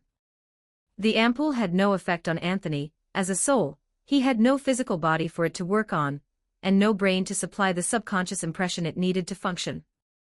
When you got down to it, an ampoule couldn't bring a person back from the dead. It was a healing tool, nothing more. But just because he couldn't use it didn't mean no one else could. In fact, the moment Anthony had laid eyes on that ampoule, he'd already figured out exactly where it needed to go. Jonathan Joestar. He had an idea, and if it worked, the intact physical body that Jonathan's resurrection required would be taken care of. The ampoule was the linchpin of that plan. Far-fetched as it sounded, the ampoule operated on a conceptual level. It could take effect even on inanimate matter. Which meant the room for creative application was enormous. With this, the complete physical body condition in Jonathan's resurrection requirements has a solution, and the points can be taken straight from DIO's place. That side of things is covered too. Not bad at all. Resurrection is actually within reach. After running through the follow-up plan, Anthony found himself concluding that this particular stretch, all things considered, was more or less sorted. The groundwork for the plan was essentially in place. What remained was the actual execution. Which meant there was one last thing to take care of right now. With that thought, Anthony immediately pulled up his soul ability tree, and pressed a finger down onto the glowing orb. For the plan to succeed, his remaining points needed to go into leveling up his own abilities. The stronger he got, the higher the odds of Jonathan's resurrection plan pulling through, and the bigger his cut of whatever rewards the chat group handed out when the mission dropped. Anthony drew a slow breath. His gaze steadied. Chat group, give me the stat points. Let's see exactly where your ceiling is. Underscore underscore underscore underscore. Ghost Fire He. Walnut Chan for more chapters, Fire Ghost. Fire New History, Group Chat of the Dead. White Heavy Checkmark, unlock a 40-chapter backlog for all my series.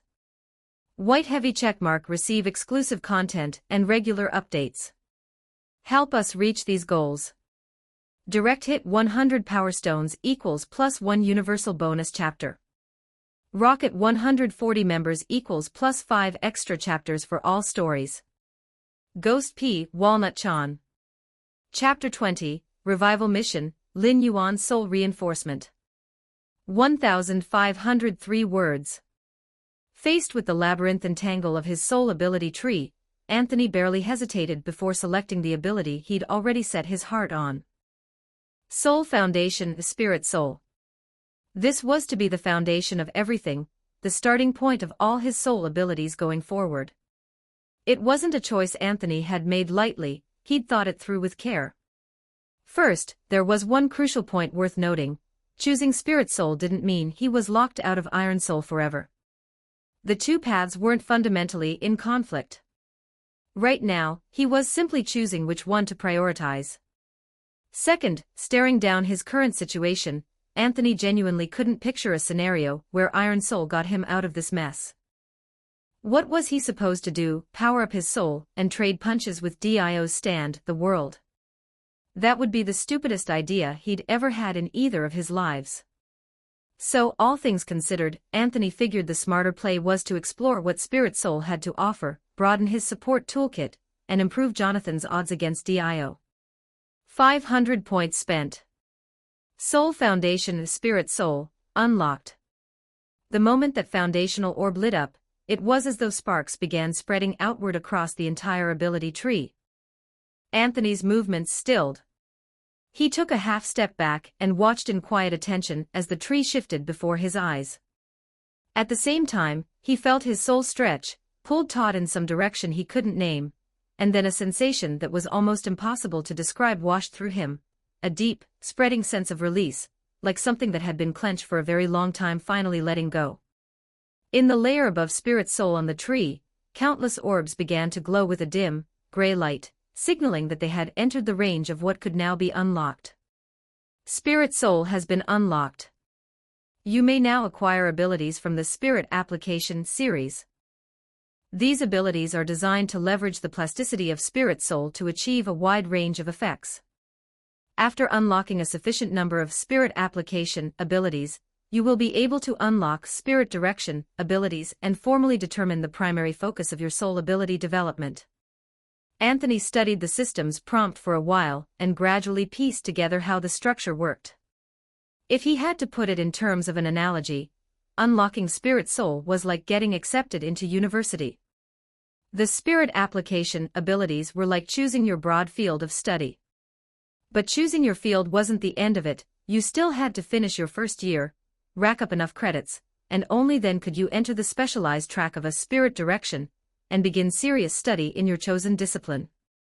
It was a bit like a class advancement system, now that he thought about it. And the Spirit Application series abilities were, to put it simply, absolutely everywhere. Anthony did a rough scan and identified some basic patterns. First, without exception, every single one of them cost 1,000 points. Second, they all involved the application of soul energy in some form or another, covering a remarkably wide range of functions across virtually every conceivable angle. With 2,000 points left, I've got exactly enough to unlock 2 more abilities. After a moment of quiet deliberation, Anthony went through the abilities one by one. After a long, painful process of consideration and elimination, he finally settled on the 2 he wanted. Spirit Application, Soul Splitting. Effect: you may divide your soul energy into separate portions, attach your consciousness to individual fragments of that soul energy, and direct them to act independently. Enhancement cost, 1,000 points. Spirit Application, Soul Attachment.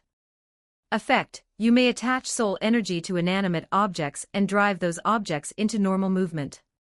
Enhancement cost, 1,000 points. The reasoning behind both choices was, honestly, pretty straightforward. Soul-splitting, because Anthony simply couldn't afford to be tied down. As an earthbound spirit anchored to the primordial river, without some additional ability to compensate, he would never be able to linger long in another group member's world. And for what came next, he was going to need to spend a significant amount of time in the JoJo's Bizarre Adventure world.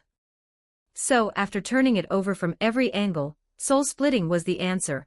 He could leave his soul foundation anchored to the primordial river and simply send a fragment of soul energy over to Jonathan's side.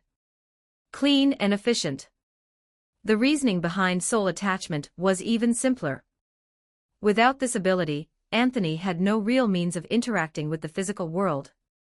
He needed it, both as a form of self-defense while operating in the JoJo world, and to make certain plans even remotely executable.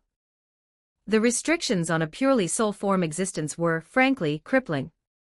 But beyond the practical necessity, he genuinely liked this ability.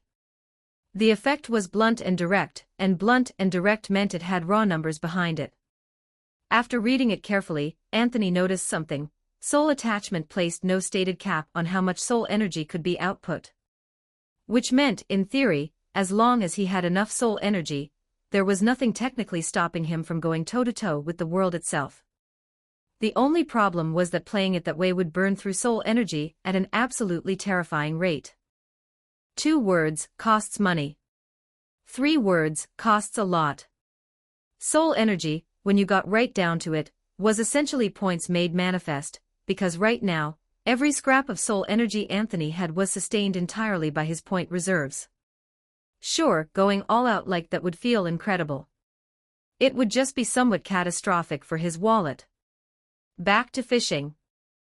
The points I earn from here on out can't keep going straight into new abilities.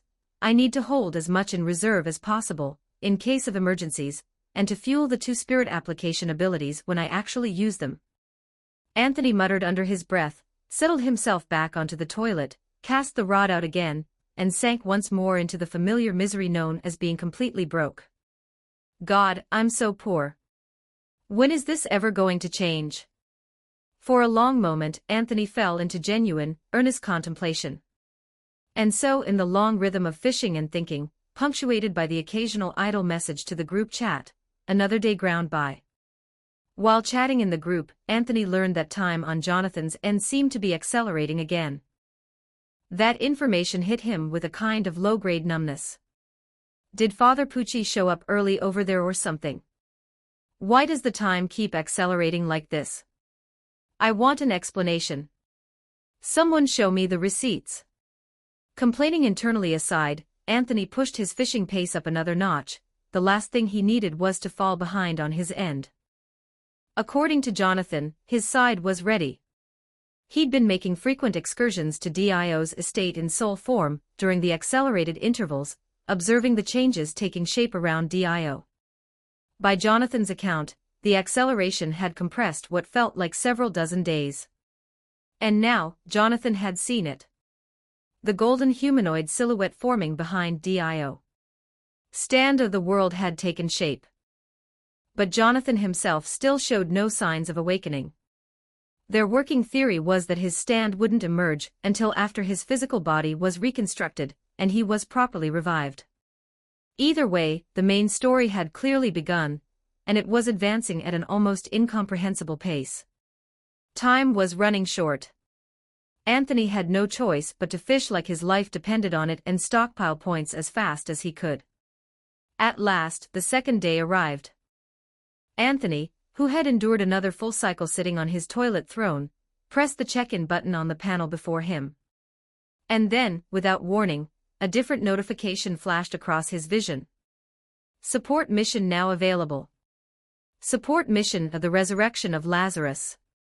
Mission overview: help group member founder of the Golden Spirit formally complete his resurrection and eliminate the threat posed by Dio. Mission reward: all participants will receive between 10 and 10,000 points based on individual performance, plus 1 random ability. Second update of the day. Tomorrow's updates will run a little later than usual. There'll be a late-night burst of chapters, and I'll give advance notice when the time comes. Please bear with me. Votes, votes, votes, read through counts, read through counts, read through counts. Votes. Red thruffs. Underscore, underscore, underscore, underscore. Ghost Fire plus 40 ch, Walnut Chan Fire Ghost. Fire New History, Group Chat of the Dead. White heavy checkmark read up to 40 chapters in advance, all stories. White heavy checkmark access exclusive posts and updates first. Let's achieve our community goals. Direct hit 100 Power Stones equals plus 1 extra chapter for everybody. Rocket 140 members equals plus 5 additional chapters on all stories. Ghost P. Walnut Chan. Chapter 21, Entering the Mansion, Arrow's Plan. 979 words. Support mission of the Resurrection of Lazarus is now available. Group member A Lord of the White Holy Throne has signed up. Lord of the White Holy Throne, anyone else coming to join the fun? AAA City Female Ghost, recuperating in a water tank. Do not disturb. Let Night City burn, I don't think I'd be much help. I'll sit this one out. Wordsmith of the Great Yen, I'd love to come, but honestly, I still can't even see anything yet. Well. Looks like it was another duo queue with Jonathan. Anthony read through everyone's messages and let out a quiet sigh. The chat group was still, frankly, in a deeply pitiful state. Getting Jonathan properly resurrected sooner rather than later should at least nudge things in a slightly better direction. At minimum, once Jonathan was back on his feet, the group would have an actual fighter. Someone who could help out during support missions instead of Anthony having to go it alone every single time. That said, this mission was absurdly fat. Anthony stared at the upper reward cap of 10,000 points and felt, with complete self-awareness, that his eyes were already doing something slightly criminal. God, I want it. I want it so bad. Poverty has done terrible things to my soul. Of course, the startup costs for this run weren't exactly cheap either. He absolutely had to find a way to claim the lion's share of those 10,000 points, otherwise this whole operation wouldn't even break even. While turning this over in his head, Anthony glanced sideways at the 1,300 points he'd scraped together after a full day of fishing, let out a slow breath, and without a moment's further hesitation, converted every last one of them into lifespan. All in. Lord of the White Holy Throne at Founder of the Golden Spirit, I'm heading over. What's the situation on your end? Founder of the Golden Spirit, desert's empty. It's afternoon. Dio's still in his coffin. Founder of the Golden Spirit, though, the flow of time here seems to be returning to normal again. Lord of the White Holy Throne, got it. Anthony typed out his reply and, in the same motion, submitted his traversal request to the JoJo world. His mind was already working through the implications. The time flow had returned to normal again. Going by the patterns so far, something significant must have just happened on Jonathan's end. Could it be that the Egypt team hunting Dio had already located his estate? Anthony smacked himself lightly on the head, brow creasing. If that was the case, they needed to move faster. Fall behind even slightly, and Jotaro's side could start taking casualties. While Anthony was still running through the scenarios in his head, Jonathan had already approved his traversal request. Your soul foundation may only leave the primordial river for 1 hour. Anthony read the system's warning and curled the corner of his mouth. The next instant, spirit application soul splitting activated. A full 1,300 hours. Over 50 days of lifespan, cleaved apart by sheer force of will. Anthony left only roughly 48 hours worth of reserves for his main body anchored to the primordial river. All in. Every chip on the table. His consciousness blinked back into existence across that vast, split-off mass of soul energy, and this time, the traversal warning was gone entirely. Then came the familiar sensation of being clubbed over the back of the head. Anthony's vision went dark. A flash of white. And then, spinning and disoriented, his form arrived in the world of JoJo's Bizarre Adventure. You have arrived in the world, JoJo's Bizarre Adventure. Once again, Anthony's soul stood upon rolling golden sand. He narrowed his eyes against the sweeping desert wind and turned to look back, and there, impossibly conspicuous in the distance, was the vast, looming estate. Dio's manor. He turned back and looked down. The first thing that greeted him was the sight of Jonathan's thoroughly unhinged lower half. Below that, or rather, above it, he found Jonathan's soul, which had grown noticeably more solid than before. "What's our next move?" The moment Jonathan spotted Anthony, he wasted no time on pleasantries. He asked directly. "We don't have much time. Can those two legs still move?" Anthony thought for a moment before asking. When Jonathan shook his head, Anthony turned to study the legs for a beat, running through options. Then, in the very next instant, soul energy poured outward. Spirit application, soul attachment activated. At the point of contact on the legs, a small piece of flesh began to slowly, almost imperceptibly loosen. Then, under the precise direction of soul energy, it lifted and floated gently into the air. Jonathan's expression shifted. "Mr. Anthony, what is?"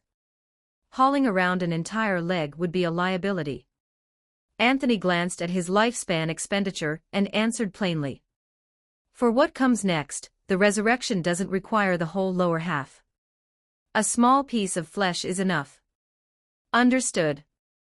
Jonathan considered it briefly, raised no further objections, and gave a single nod. Anthony finally turned to face the distance, toward the great estate standing on the horizon.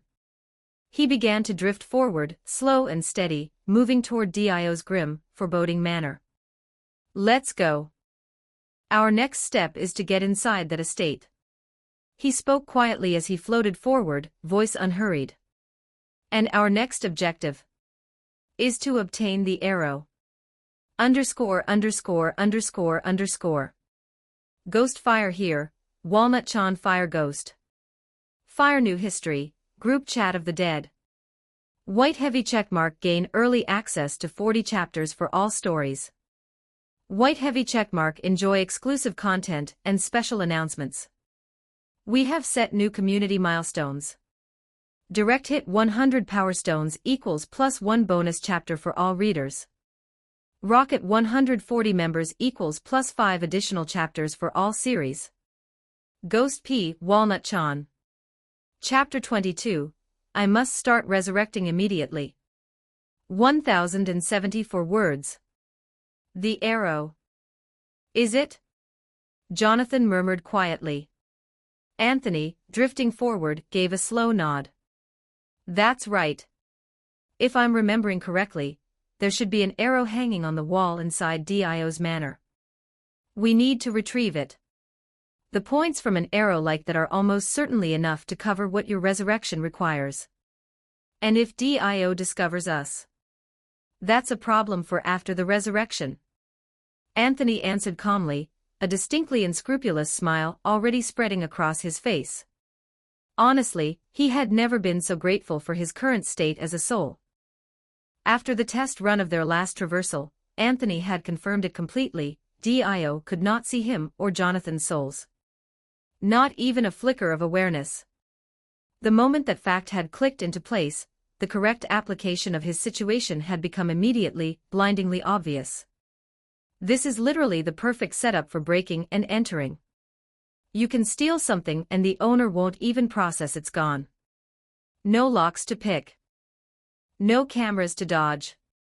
Silent as a ghost because you are a ghost.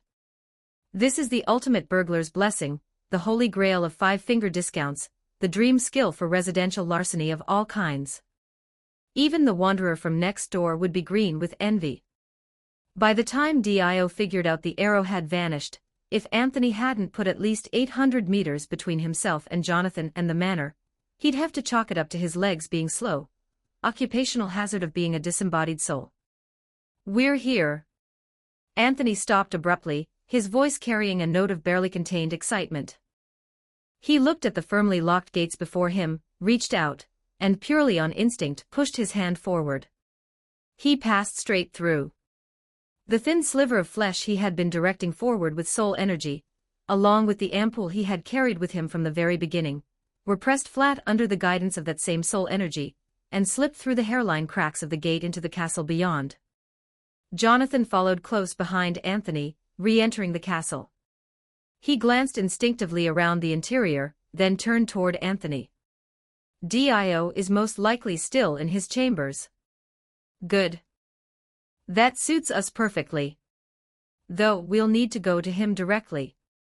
Anthony nodded, then added offhandedly as they moved, drifting up along the castle's interior staircase, all the way to the uppermost floor, to Dio's private chambers.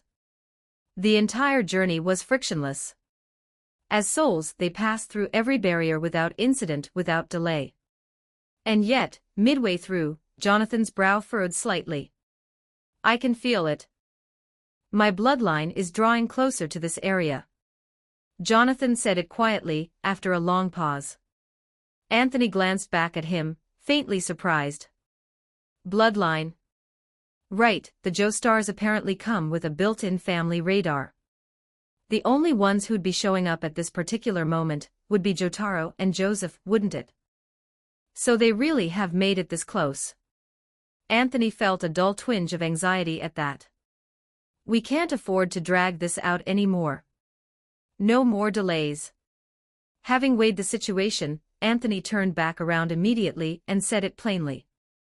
Jonathan nodded, accelerating his drift to keep pace as Anthony pushed forward into Dio's chambers. The moment they entered, Anthony was already scanning the room, and then stopped cold.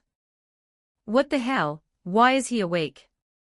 He stared at Dio, who had sat upright inside his coffin, and felt his eyes go slightly wide. Dio had his lower half back. It was slightly mismatched with the rest of him. Clearly, in all probability, the stitching enthusiast had done their work, someone's lower half had been sourced and reattached, origin unknown. But the fact that this guy is awake makes everything significantly more complicated. Anthony pressed a hand to his head, already feeling the headache forming. He raised his eyes, and there it was, mounted on the wall directly behind Dio, the arrow. That unmistakable silhouette. One look was all he needed to confirm it. That was the 10,000 points he had pre-ordered, ahem, the arrow he intended to acquire. The problem was that Dio was awake. And he was staring directly at it. Even if Dio couldn't see Anthony, there was no way Anthony could walk up and pocket the arrow right under his nose. The moment it started moving, Dio would stop time, snatch it back, and the entire plan would collapse. TCH. This is a problem. Should we just try it and see? Jonathan offered after a brief silence. Anthony thought it over for a moment, then answered without hesitation. No. We're switching to Plan B. A question mark appeared on Jonathan's face. We have a Plan B. Since when? Why didn't I know about this? And then he saw it, the broad, brilliant smile spreading across Anthony's face. In the same instant, under the influence of soul attachment, the ampoule, which Anthony had been directing in a thin flow along the floor, merged with the sliver of flesh he had kept at his side all this time. The nature of the ampoule was this: it restored any object to the best possible state as defined by that object's own subconscious ideal. When an excess of ampoule acted on something, living or dead, it would push the object all the way back to its origin. Reduction to nothing. Erasure. But a small quantity produced the opposite effect. Rather than erasure, a small dose would cause a dead substance to proliferate, endlessly, in the direction of its theoretical best possible form, until the ampoule's efficacy was entirely spent. In Night City, this technology had been used to increase meat yields. And what Anthony intended to do with it now was something along exactly the same lines. Jonathan's mind had barely caught up when Anthony's voice cut through, decisive and absolute. Change of plans. We begin the resurrection immediately. Right here. Right now. Second update of the day. ______. Ghost Fire Walnut Chan Winky Face Fire Ghost. Fire New History, Group Chat of the Dead. White heavy checkmark jump 40 chapters ahead of the public release. White heavy checkmark get access to special perks and news.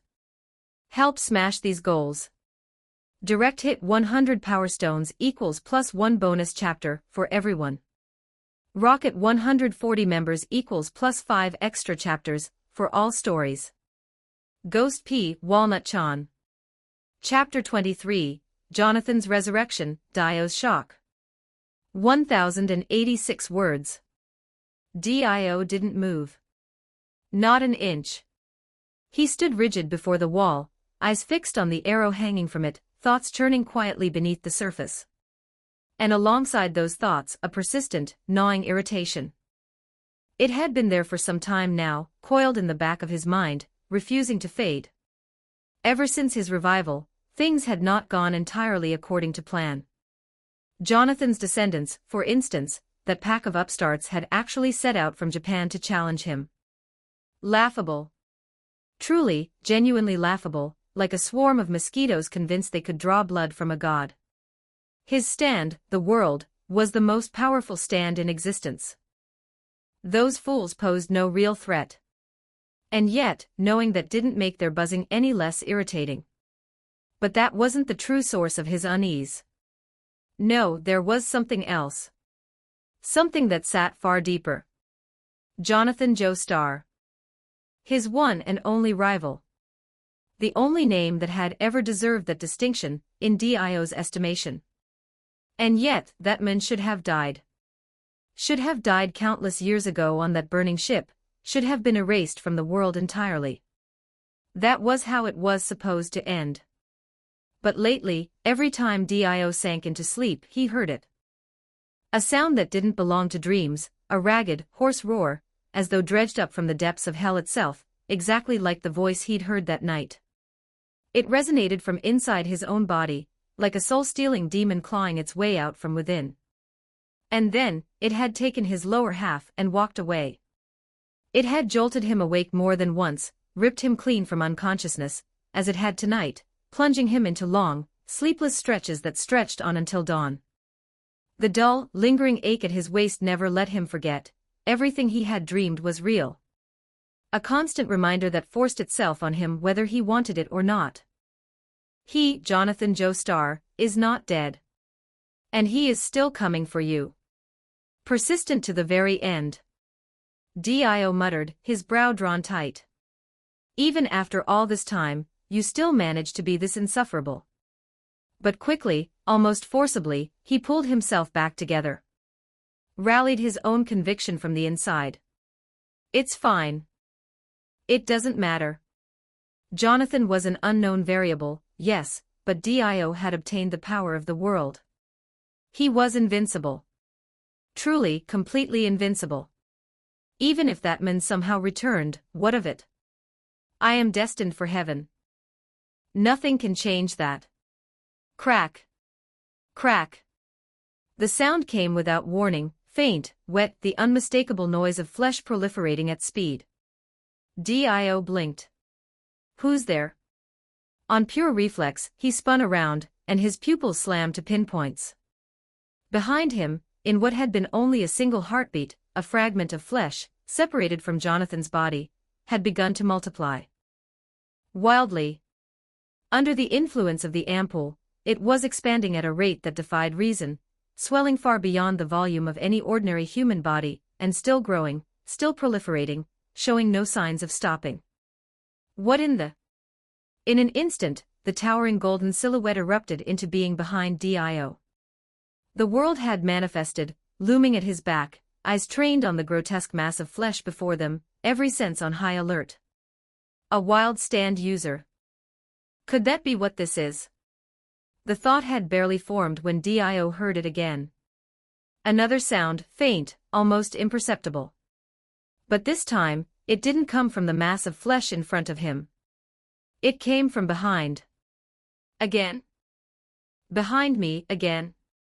A flicker of irritation crossed his mind. And then, a beat too late, like a gear clicking into place, the thought finally arrived. Wait. Behind me. What is there behind me that could possibly make a sound? In that instant, Dio's pupils contracted to nothing. The gears meshed. The conclusion snapped together. Za Warudo. But before the words had fully left his throat, behind Dio, Anthony smiled. He looked down at the arrow now sitting in his hand, retrieved through soul attachment, and let out a quiet whistle. Then he checked its description. Arrow. Origin world, JoJo's Bizarre Adventure. Type, item. Effect, when it pierces a being deemed worthy, it will awaken within them the power of a stand. Recycle value, 10,657 points. Without a single moment of hesitation, Anthony pressed the recycle button, and in the same motion, his right hand came down on another button he had already prepared. In that same instant, the world's time stop descended in full, and Anthony's thoughts ground to a halt. 5 seconds of stop time. Begun. But Anthony already knew, it was over. Whatever you want to say, go tell it to my chat group's recycle function. Time stop. You think you can stop me from recycling my way to financial freedom? Go ask the chat group whether it agrees first. It had taken only a single instant. The very moment Dio activated his time stop, he watched the arrow in front of him vanish at incomprehensible speed. The world hadn't even come close to touching it. The arrow was simply gone. Erased. As if it had never been there at all. What could it be? Jonathan Joestar. The moment that name passed his lips, the name that had haunted his nightmares for days, Dio felt his pupils contract. A chill ran through him, bone deep, originating not from his flesh but from somewhere far beneath it. Something that felt like his very soul had gone cold. And then, as if the weight of that soul had suddenly been lifted, he felt lighter. No. Something's wrong. There's something wrong here, the flesh ball. Whatever this is, that thing is the problem. It has to be. The world, destroy it. Dio's voice cracked into a roar, but as the command left him, the mass of flesh began to change. To shift. In ways that should have been impossible. Inside stop time.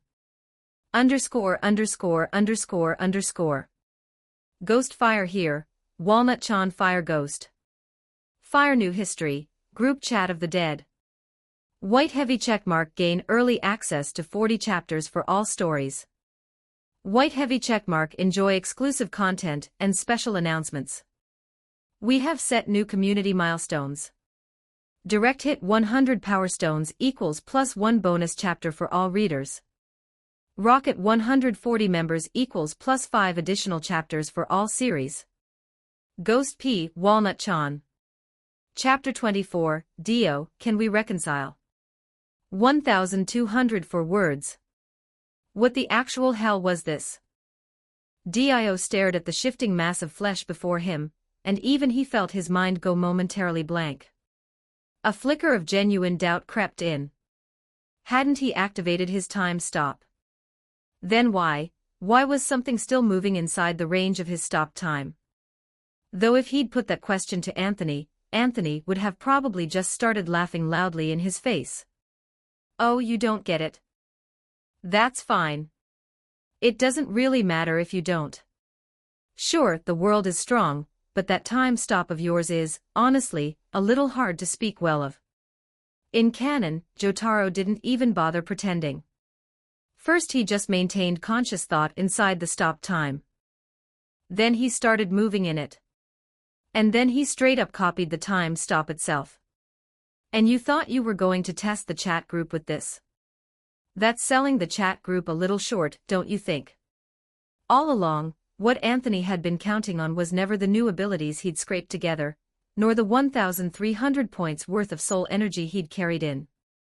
It was the chat group itself, and the absurdly high metaphysical authority it held. The moment functions like resurrection and recycle went into effect, whatever they said would happen would happen. That single point was absolutely, non-negotiably unchangeable. Just like the perfect resurrection written into the system, as long as 10,000 points were provided, along with a physical body compatible with Jonathan and sufficient for his revival, what came out at the end would be Jonathan at his absolute peak. That was precisely why Anthony had dared to use the ampoule to proliferate the flesh in the first place. All it needed was a body. Nobody specified what kind.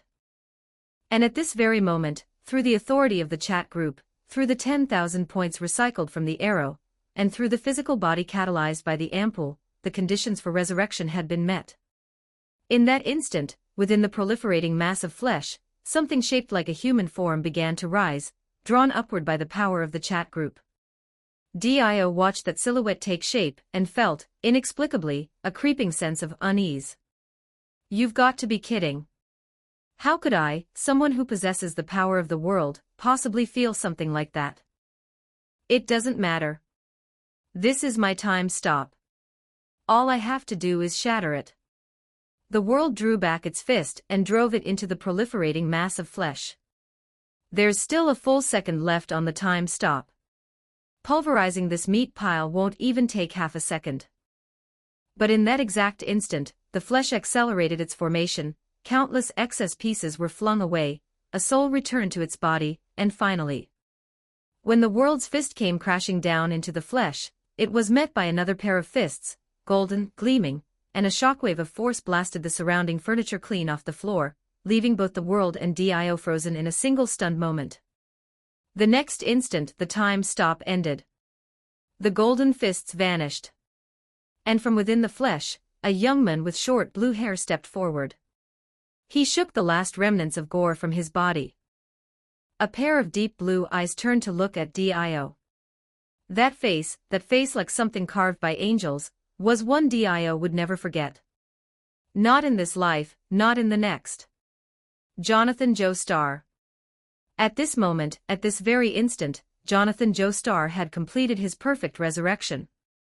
Ah. It's been a while, Dio. Jonathan gave a small nod, a perfectly casual greeting, and then spoke, his voice calm yet weighted with absolute gravity. I won't stand by and watch you commit evil any longer. Dio. Back on that ship, that was when you should have met your end. Save the speeches.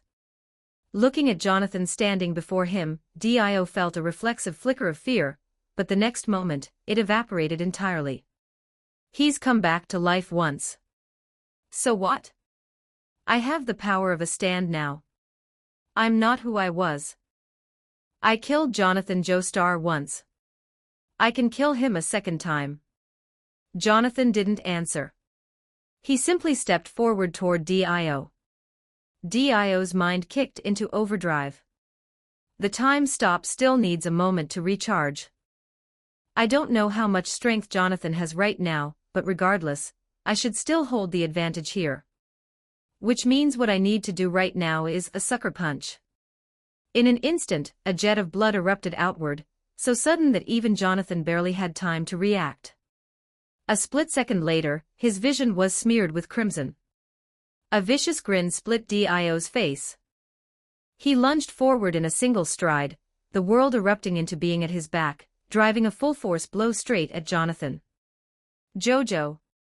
Even after coming back to life, you'll still be nothing but a stepping stone under my feet. Taste this blow, the blow of your defeat. As the world's fist hurtled toward Jonathan, he said nothing.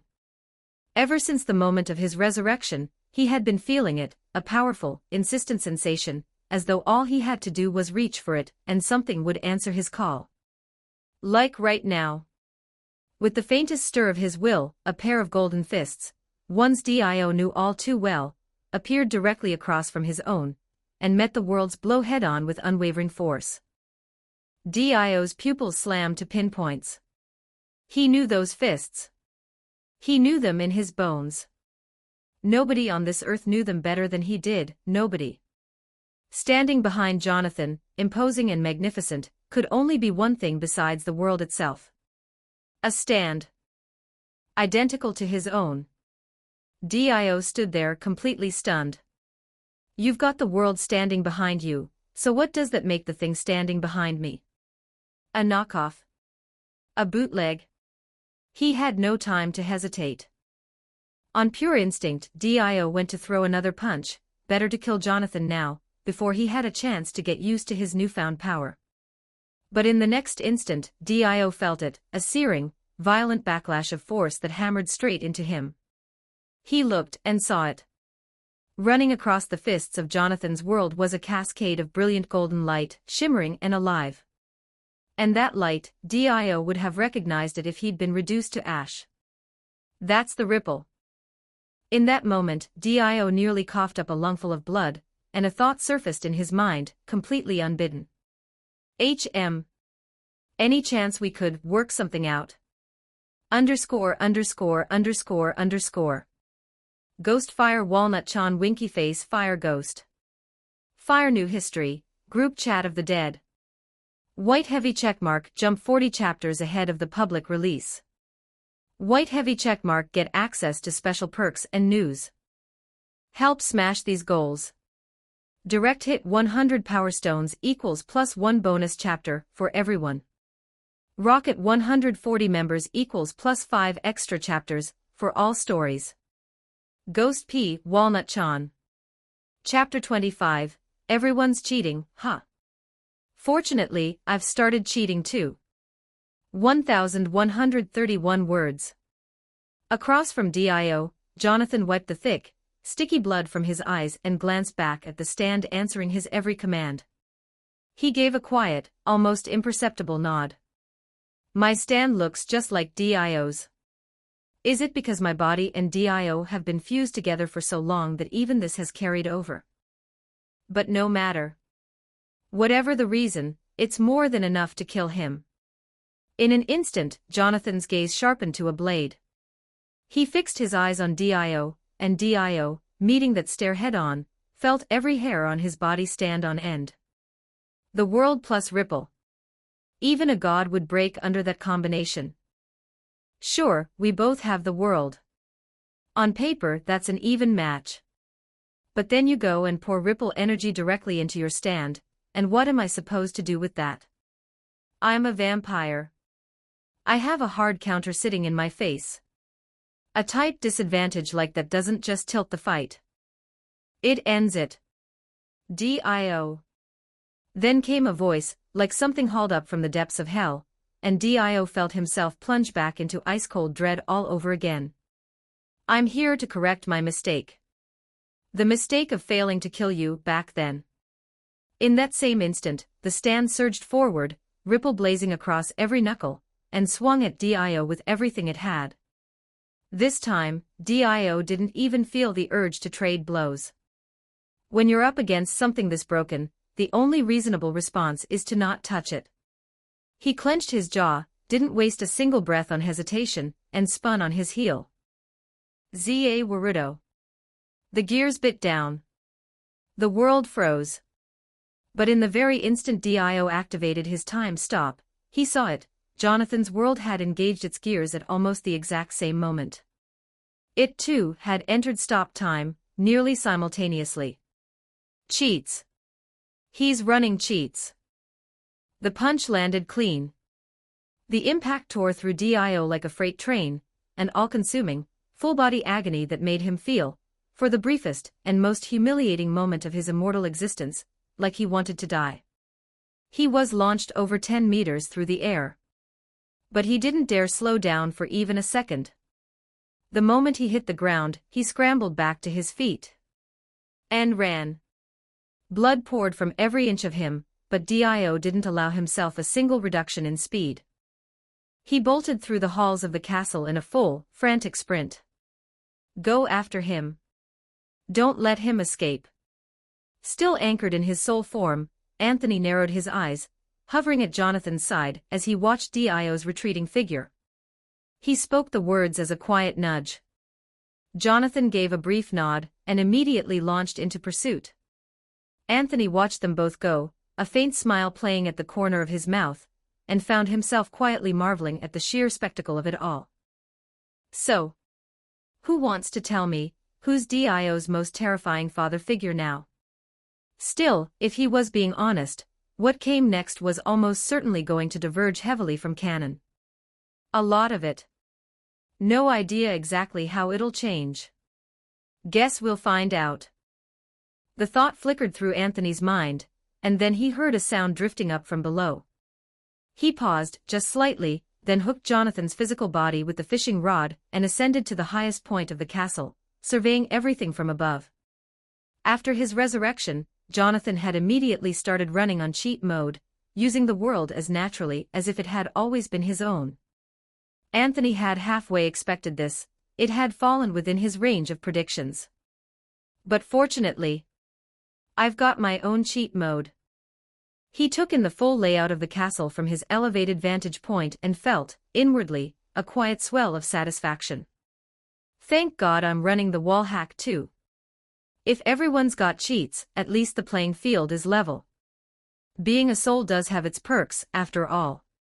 He looked down in Dio's direction and, through the fishing rod, transmitted his words directly to Jonathan. Turn left. Dio went that way. Understood. Jonathan answered without missing a beat, cut left, and Anthony kept his eyes locked on Dio, feeding him a continuous stream of callouts. Then, all at once, Anthony saw Dio come to a halt.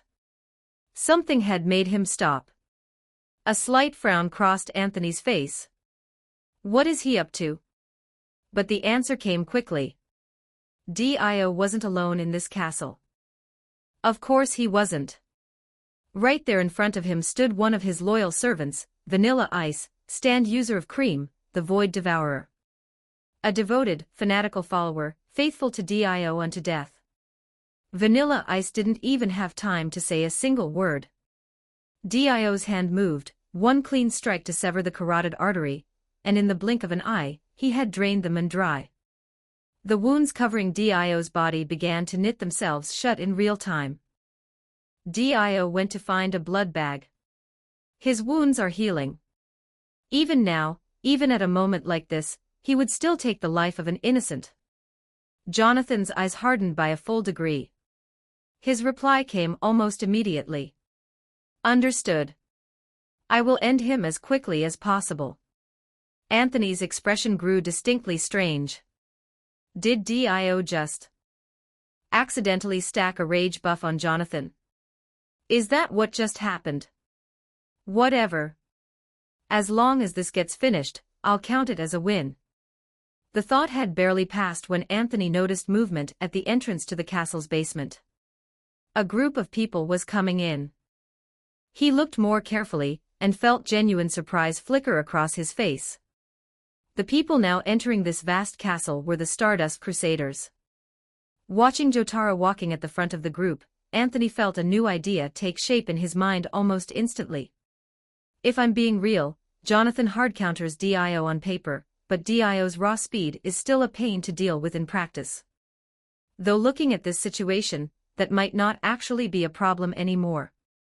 Jonathan, Anthony said, his voice quiet and measured. Can you try to draw Dio toward the entrance of the manor? I'll navigate for you. _______. Ghostfire Walnut Chan in P for more, Fire Ghost. Fire New History, Group Chat of the Dead. White Heavy Checkmark get immediate access to 40 early chapters for all stories. White Heavy Checkmark enjoy exclusive material and special announcements. Help us unlock these community rewards. Direct hit 100 Power Stones equals +1 bonus chapter for everyone. Rocket 140 members equals +5 extra chapters across all stories. Ghost P. Walnut Chan. Chapter 26, Dio, I never thought this place would become my burial ground. 1119 words. The entrance of the manor. Jonathan blinked, just for a moment, and then understanding settled across his face. His answer came without hesitation. No problem. Just tell me which way to go. I'll do everything I can to draw him there. In the very next instant, the world behind him kicked the door clean off its hinges. Through the settling debris, it fixed its gaze on Dio, on the wounds that were slowly, steadily knitting themselves shut, and something deep within that golden silhouette's expression began to smolder. Dio Brando. You truly are beyond saving, aren't you? And then, without another word, a hand blade came crashing down. Dio didn't even get a syllable in before a stand charged with ripple energy drove him back once more, and the suffocating frustration that had been building inside him grew another notch tighter. Was there any logic left in this world? Ripple and a stand, what kind of degenerate mind even comes up with a combination like that? Have you no shame? Fine, Joseph's Oldman stand was one thing, but this was the world. But no matter how much indignation churned inside him, Dio had no choice but to swallow every last drop of it down, clench his jaw, and scramble for any possible exit. Every time Jonathan landed a hit, Dio was forced to break away and hunt down another blood bag. He had no other option. A single clean blow from Jonathan left him in a state barely distinguishable from critical injury. If he didn't recover, he wasn't sure he could even withstand a second strike. And at his heels, Jonathan gave no quarter. Following Anthony's directions to the letter, he shepherded Dio step by relentless step toward the predetermined destination. At that same moment, at the entrance of the manor, Jotaro and the rest of the group made their way inside. Avdol led at the front, his voice grave and measured as he issued his warning. From here on, stay sharp. We've entered Dio's domain now. This place will almost certainly be guarded by the most dangerous stand users he has. And Dio himself is the greatest threat of all. One moment of carelessness, and we die here. Behind him, everyone gave a collective nod. Jotaro tugged his cap lower and swept a look around the corridor. However, roughly 3 minutes after stepping through the entrance, Polnareff furrowed his brow with a question he couldn't quite shake. Hang on a second, is the security here always this lax? He scratched his chin and voiced what they were all thinking. We just waltzed right in, and not a single stand user has shown up to intercept us. The implication hung in the air, unspoken but obvious. Something about this is very, very wrong. Stay on your guard. Joseph spun around and barked at them. That bastard is probably just waiting for the moment we drop our defenses, so he can hit us with everything he's got. And yet, as the staircase came into view right ahead of them, and still not a single stand user appeared to block their path, a heavy, wordless silence settled over the group. What is happening right now? After 50 days of relentless travel, this group had developed something that could only be described as stand user PTSD. Going a full day without some stand user jumping out to ruin their afternoon now felt wrong, like the world was missing a piece. Like something vital had been ripped out of the natural order. Even on the days there were no stand users, the old man had always found a way to manufacture some disaster out of thin air, a vehicle, an accident, something. And now, after all that, after 50 days of hell, they'd finally arrived at the final boss's front door, and someone expected them to believe there was nothing but clear skies ahead. Pull the other one. This was not how the last 50 days worked. Not even close. Nobody was about to tell them, oh, don't worry, you see, every single stand user inside this manor was just used as a juice box by Dio himself, so there's genuinely no one left to stop you.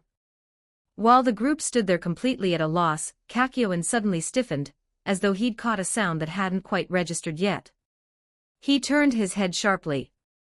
At the same moment, Iggy's eyes lit up with a feral gleam, and the dog erupted into furious barking. Is something coming? Kakyoin muttered the question on instinct, Hierophant green materializing at his back. Jotaro narrowed his eyes. Through Star Platinum's vision, he caught a glimpse of something at the far end of the corridor.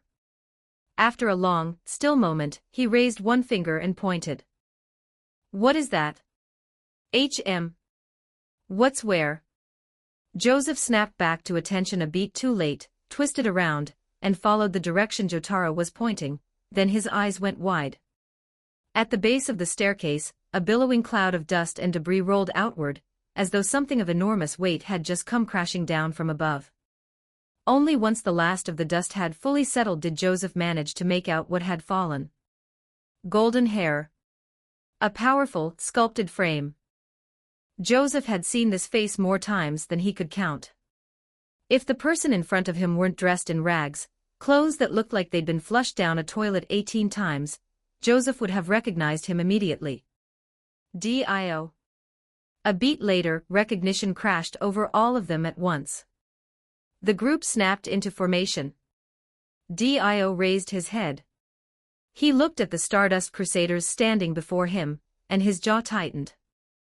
Why the hell are these people here? Oh. Because every stand user he'd stationed to block them had been drained dry by him personally.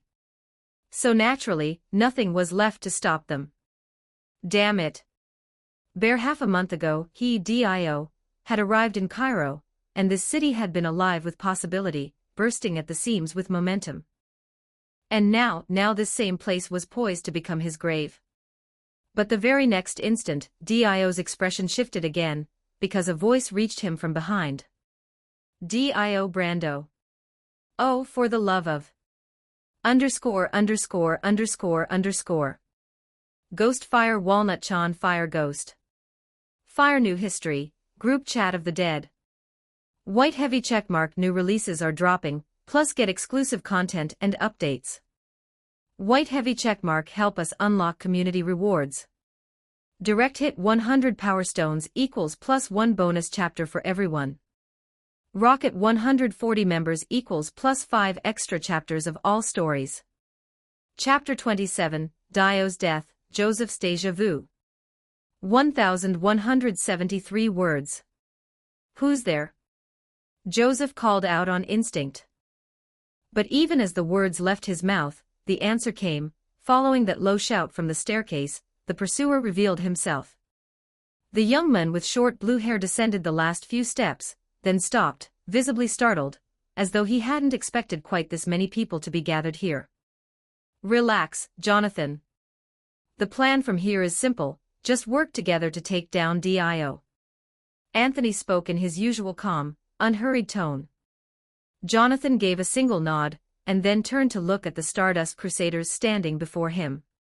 For just a moment, his expression became something complicated and difficult to read. There wasn't much to say, really.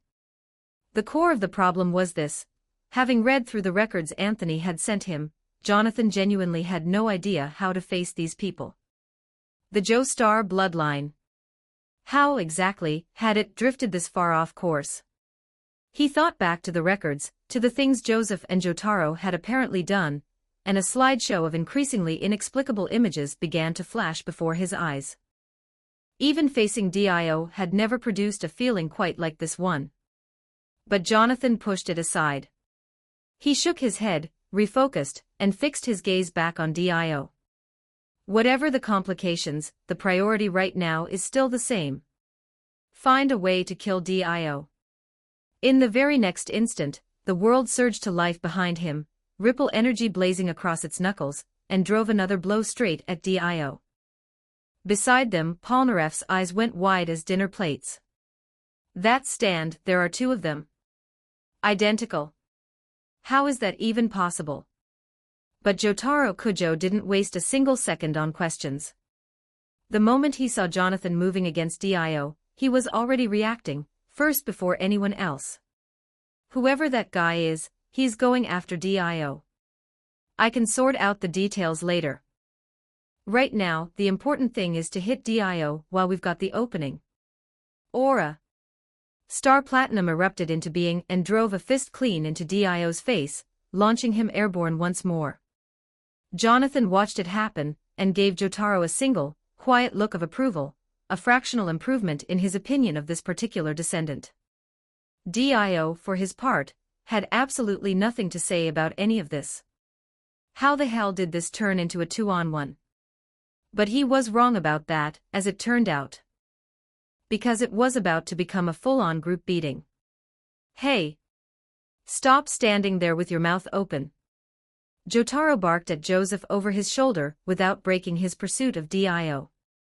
Joseph snapped back to reality, blinked once, threw another glance at Jonathan, and then shook himself, channeled his ripple energy, and charged in to help. The one nagging thought refused to leave him alone. Why do I have the weirdest feeling I've seen this guy somewhere before? He turned it over, comparing the face in front of him against something half-remembered in the back of his mind. The answer hovered just out of reach. A portrait. One of the ancestor portraits back home. That's where I've seen that face. But before Joseph could follow that thought any further, Dio, sent flying by the collision of the world against the world, the ripple energy scattered across every impact, came skidding straight toward him, and every other concern evaporated on the spot. Dio first. Everything else later. With a broad grin splitting his face, Hermit Purple cracked out like a whip and lashed Dio full across the body, ripple energy surging through the strike, driving pain all the way down to the bone. Dio. Let me show you what my big, beautiful whip can do. With audible enthusiasm, Joseph swung it again. Jonathan, standing nearby, fixed him with an expression of profound speechlessness, inhaled deeply, and turned back to trade another blow with the world. He had already noticed, hairline cracks were beginning to form along the world's surface. Fracture lines spreading, slow but undeniable. Keep this up long enough, and the ripple will finish him. It's only a matter of time. And there was nowhere left for Dio to run. Not anymore. Even time stop couldn't save him. Jonathan was fully capable of holding him in place through all 5 seconds of it.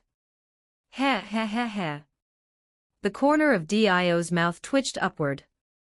Through the prolonged, relentless punishment, something in his expression had gone faintly unhinged, and then, as Star Platinum launched him airborne yet again, his face broke open into a wild, manic grin. The moment he hit the ground, his voice carried something almost like excitement. Ha! You idiots! Your biggest mistake was letting me end up here. He lifted his head, his battered body coming to rest at the edge of a storm drain at the manor's base. The world materialized behind him, its hand reaching for the drain cover, and Dio cried out with triumphant delight. This is my escape route. If he could get through here, everything still had a chance. Jotaro, Jonathan, no matter what it took, they would fall beneath him in the end. The thoughts blazed through his mind in rapid succession. Dio's imagination was already racing ahead, and then, right in the middle of it, he felt something wrong. The drain cover. Why can't the world move it? What charitable soul built their sewers this well? Beside the drain, Anthony held soul attachment at full extension, watching his lifespan bleed away at 300 or 400 hours per second, and he couldn't help but twitch the corner of his mouth. God, that burn rate. Looks like I'm going to need to unlock soul solidification at some point to improve the quality output. Still. Anthony looked at the storm drain held fast by his soul attachment, and let a quiet, satisfied smile spread across his face. Trying to run. Did you remember to ask my cheat whether it agrees? Oh, you did. Great. My answer is, absolutely not. 3 seconds. That was all it took, his remaining lifespan burned to nothing. But behind Dio, 3 generations of the Joestar bloodline had already taken their positions. Dio turned around in a single stiff, lurching motion. Waiting for him were 2 ripple-charged fists, and Star Platinum's light-speed barrage. Aura aura aura aura aura. Aya iya. His body came apart starting from the legs. The world fractured alongside its vampire master, shattering in perfect unison, and amid screams that shook the walls, Dio's body detonated into fragments. Dio Brando confirmed dead. _______. Ghost Fire He. Walnut-chan for more chapters, Fire Ghost. Fire New History, Group Chat of the Dead. White Heavy Checkmark unlock a 40-chapter backlog for all my series. White Heavy Checkmark receive exclusive content and regular updates. Help us reach these goals. Direct hit 100 Power Stones equals +1 Universal Bonus Chapter. Rocket 140 members equals +5 extra chapters for all stories. Ghost P. Walnut-chan. Chapter 28, New Group Member Joins, Main Mission Settlement. 1,195 words. Dio Brando was dead. The being that had plagued the Joestar family for over 100 years, was finally, genuinely, undeniably dead. Jonathan gazed at the unmistakably real corpse lying before him, and a quiet, dazed thought drifted through his mind as his eyes fell slowly shut. "Take his body out into the sunlight afterward," he said, lifting his head with an expression of grave seriousness. "Let the sun reduce him to ash. That's the only way to guarantee he won't come back." Joseph gave a nod at that, then reached up to scratch the side of his head, and ventured, carefully, "Yeah, sure, of course, appreciate it. But, kid, who exactly are you? What are you doing here? And that stand of yours?" His eyes drifted to the world standing behind Jonathan. For a moment, the words died in his throat. And then he caught it, the subtle but unmistakable shift in Jonathan's expression. Something had gone dark behind those eyes. Dio is dead. Which means next up is the Joestar family business. Jonathan cleared his throat quietly. He held Joseph's gaze for a long moment, then, out of nowhere, let a single calm sentence drop. "Don't I look familiar to you?" "Familiar?" Joseph blinked, thrown off. He stared at Jonathan for a long beat, and then something clicked. "I am Jonathan Joestar." Jotaro Kujo's expression shifted slightly at the name, the Joestar surname catching his ear in a way he couldn't quite place. But it was Joseph whose eyes went wide as saucers, the memory finally slamming into place. "Holy, my grandfather." In an instant, Joseph's face cycled through an absolutely spectacular range of emotions. The next moment, he pulled himself together and set his jaw with exaggerated seriousness. "Now listen here, kid, you can't just go around saying things like that. Look at me. I'm old enough to be your—" "I know a great many things about you," Jonathan said, pausing for just a beat before continuing. "Including the time you dressed as a woman in your youth. And the time you peeked through a keyhole at your own." "Oh my God." Joseph's yelp cut Jonathan off with the force of a physical impact. On pure instinct, every fiber of his being screamed one thing with absolute clarity: Jonathan must not be allowed to finish that sentence. Not under any circumstances. Okay. It really did seem like this was his grandfather, Jonathan. But the question was, "You're actually still alive?" "More precisely, I was just resurrected," Jonathan said, letting out a quiet sigh. "I owe it entirely to a friend of mine." As he spoke, his gaze drifted toward the direction where Anthony's soul still lingered. Perhaps because of the chat group bond between them, Jonathan could still see Anthony's soul clearly. "Founder of the Golden Spirit at Lord of the White Holy Throne, quit messing around and wrap this up already. Let Night City burn, huh? It's already done. Lord of the White Holy Throne, yeah. I had the whole thing on screen record, and I confirmed a few of my theories along the way. All in all, Jonathan's situation is wrapped up perfectly, and he's back among the living. Lord of the White Holy Throne, you can talk about what I did however you like. Just don't mention the chat group. Founder of the Golden Spirit, got it." After that, Jonathan gave everyone a broad strokes explanation of his resurrection, the how and the why of it, and the vague shape of the help Anthony had provided. Given that Avil had, technically speaking, gone through his own resurrection at some point, the group's threshold for accepting this kind of thing was, on the whole, reasonably high.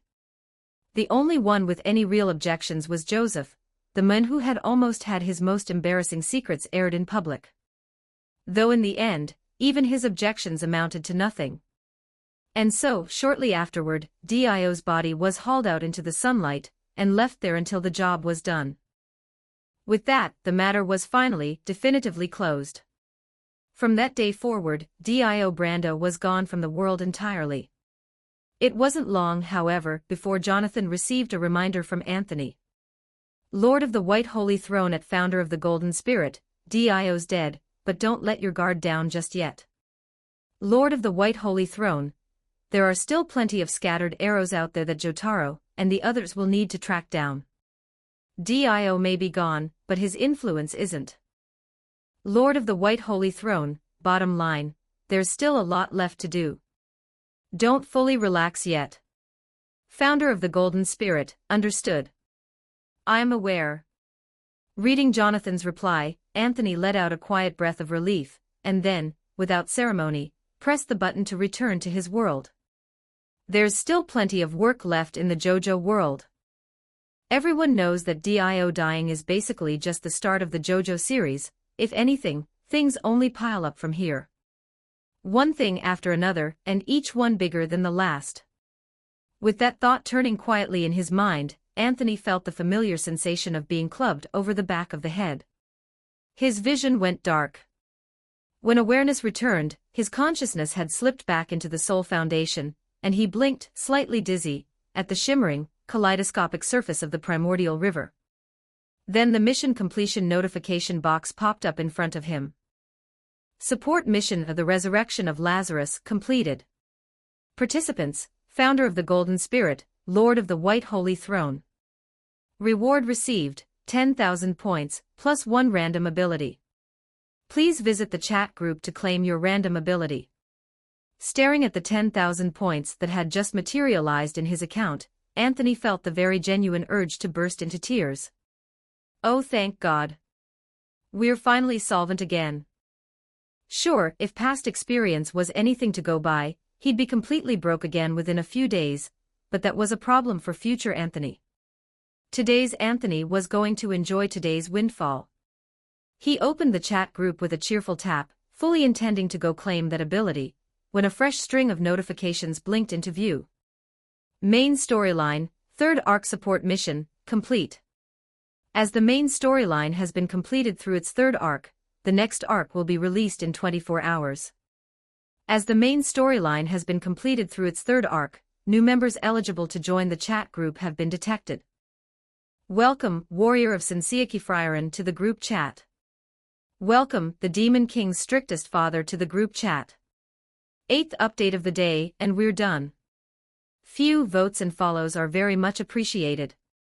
_______. Ghost Fire P, Walnut Chan Fire Ghost. Fire New History, Group Chat of the Dead. White Heavy Checkmark, read 40 chapters ahead on all series.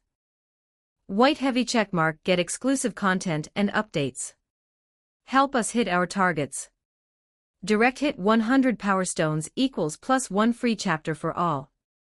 Rocket 140 members equals plus 5 bonus chapters, all stories. Chapter 29, Simmel, is it still not too late for me to retract my previous statement? 1,468 words. AAA City Female Ghost, new members. There are actually new members joining this group. Wordsmith of the Great Yen, oh, new members. Welcome. Watching those two suddenly surface to welcome the newcomers, Anthony couldn't help but let a faint look of surprise cross his face. He thought it over for a moment, then decided to set aside what he'd been working on and take stock of the situation first. After the beating they'd handed Dio, the gains on his end had been substantial. The most pressing item on Anthony's to-do list right now was confirming exactly what he'd walked away with, and laying out a plan for what came next. But it wasn't so urgent that he could justify ignoring new group members entirely. Besides, with his the Angler ability, if the newcomers' worlds turned out to be interesting, his development strategy might need to be adjusted around them anyway. Looking at the new IDs.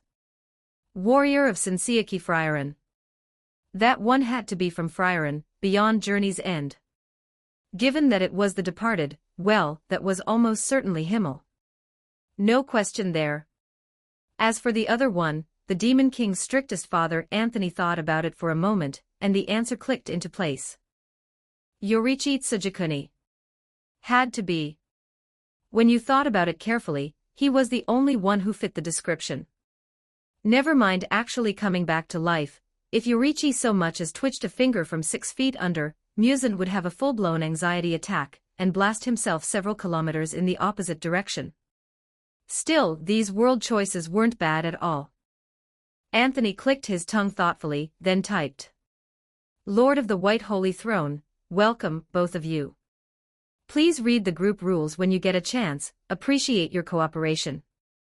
In the vast expanse of endless chaos, it was as though a single spark of true spirit had alighted upon Yorichi Tsujikuni's soul. And so, within a world of crystalline clarity, his consciousness slowly stirred back to life.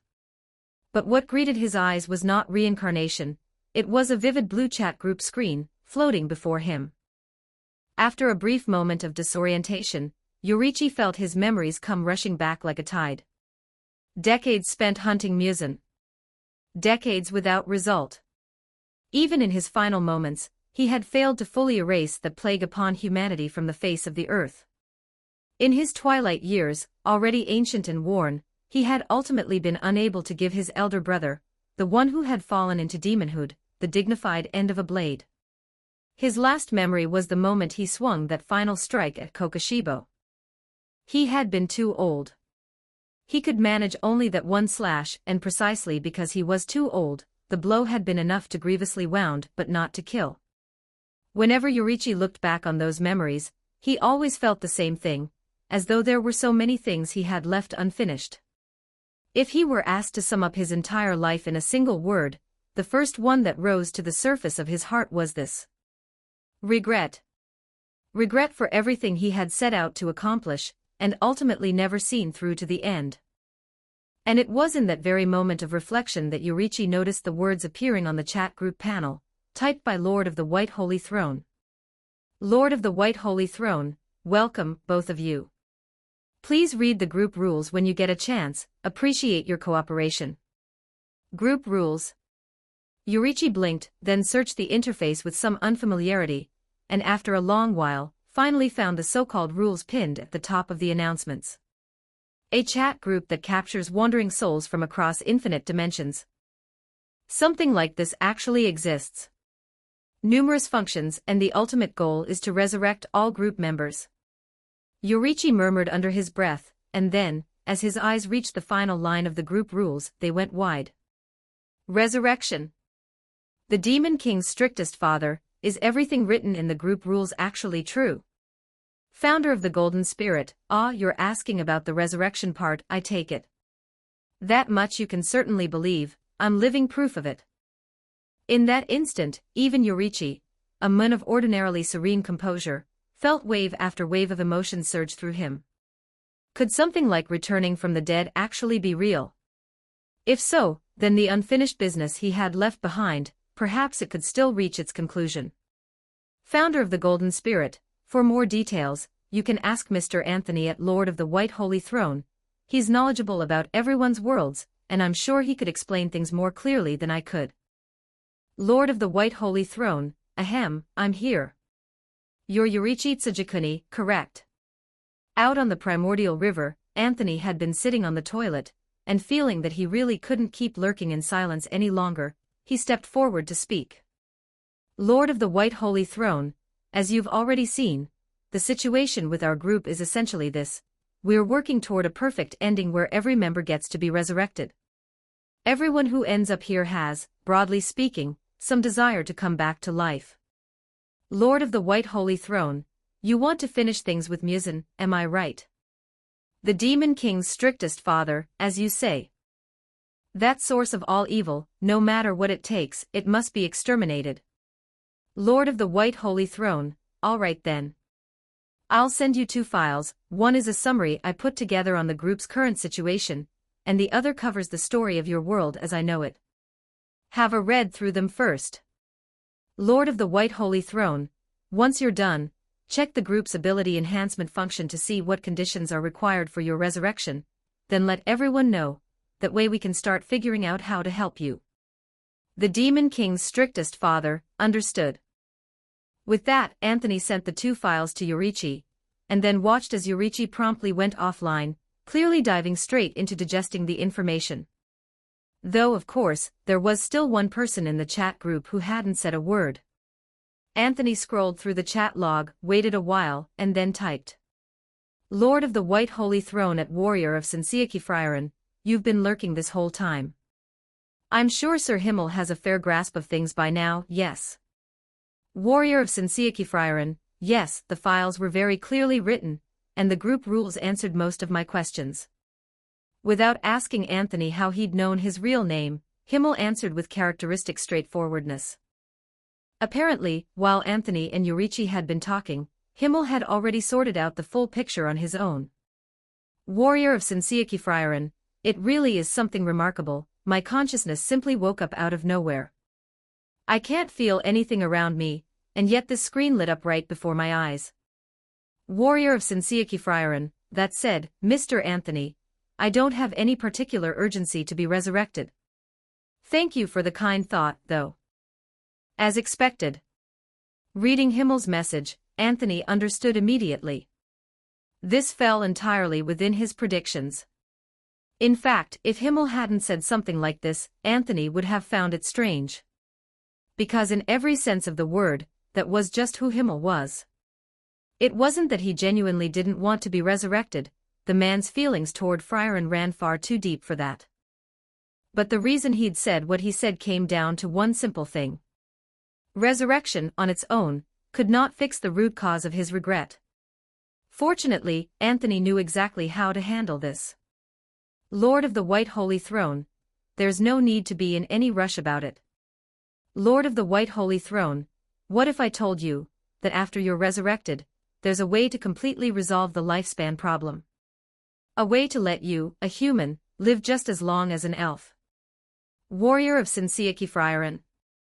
Warrior of Sinseakifrieren, wait. Hold on a moment. Warrior of Sinseakifrieren, is it too late to take back what I just said? ________. Ghost Fire He. Walnut Chan for more chapters, Fire Ghost. Fire New History, Group Chat of the Dead. White Heavy Checkmark, unlock a 40-chapter backlog for all my series. White Heavy Checkmark, receive exclusive content and regular updates. Help us reach these goals. Direct hit 100 Power Stones equals +1 Universal Bonus Chapter. Rocket 140 members equals +5 extra chapters for all stories. Ghost P. Walnut Chan. Chapter 30, Anthony, Generous Rewards, How to Say Generous Rewards. 1,584 words. Watching Himmel walk back his words at the speed of light, Anthony couldn't help the expression that crept onto his face, something between fond exasperation and quiet satisfaction. There it is. That's more like it. That's the Himmel I know. All that talk about not wanting to be resurrected, it was never the truth. The real reason was far simpler. Even if he came back to life, his human lifespan would still fall laughably short of an elf's. When the time finally ran out, the ending would be no different from before. And so, just as he had done in life, Himmel had buried his own longing. He didn't want the person he loved to carry that grief again. That was all it was. But what if someone handed Himmel a lifespan that could stand alongside Frieren's as an equal? Based on everything Anthony knew about Himmel, this guy would be resurrected on day 1, and before the sun rose on day 2, he would have already gone from confession to full wedding preparations in a single unbroken chain of events. Odds were good they'd be discussing the banquet menu before the third day was out. If he didn't go to Frieren and bare his heart the very first moment he got the chance, Anthony would have serious questions about whether Himmel had been swapped out for an imposter. Warrior of Sinseakifrieren, hold on, let me think for a moment. Actually, never mind. No thinking required. Warrior of Sinseakifrieren, is everything you said, is it actually true? Lord of the White Holy Throne, the resurrection provided by the chat group is a perfect resurrection. In theory, it restores you to the absolute best state you were in while alive. Lord of the White Holy Throne, from that angle, it can't directly extend your lifespan, but once you're alive again, lifespan is the smallest problem on the list. And that was the beautiful thing about the chat group. Lifespan determinism. That stomach-churning nonsense. Get out of my sight. Sure, in some worlds, the lifespan problem was practically a law of the universe. No matter how hard you schemed, there was no escaping it. Frieren, Beyond Journey's End was exactly that kind of world. But the thing was, they were already in the chat group. If the rules of one world couldn't solve the problem, what was stopping them from borrowing the tools of another? Never mind longevity, if those two wanted to live until the end of time itself, Anthony could rattle off a dozen methods for achieving immortality without even trying. He could list them on his toes. And even limiting it to what already existed within the group members' worlds, there was no shortage of options. Demon Slayer and JoJo both had their downsides, sure, but Tsukihime had plenty of viable candidates, and if all else failed, Arknights had options too. As for the question of how to actually get those things, did anyone seriously think the fishing rod in Anthony's hands was just decorative? Once he used the angler to push his affinity bond high enough, reeling in any of that stuff would just be a matter of a few casts. Lord of the White Holy Throne, once you're resurrected, tracking down something to extend your lifespan won't be any great difficulty. Warrior of Senseikifrieren, for real, man. Lord of the White Holy Throne, of course. If anything, finding a lifespan extension is actually easier than the resurrection itself. Before we worry about the long term, the first priority is getting the resurrection sorted. And right now, everyone's resurrection is still a long way off. Getting even one person back is already a serious undertaking. Lord of the White Holy Throne, that said, after you're resurrected, helping the others will be an essential part of the deal. Warrior of Senseikifrieren, whatever needs doing, just say the word. I'd walk through fire and climb a mountain of blades if that's what it takes. Count me in, no question about it. Watching Himmel get up to speed at his characteristically instant pace, Anthony was briefly struck speechless. Then he typed. Lord of the White Holy Throne, all right then.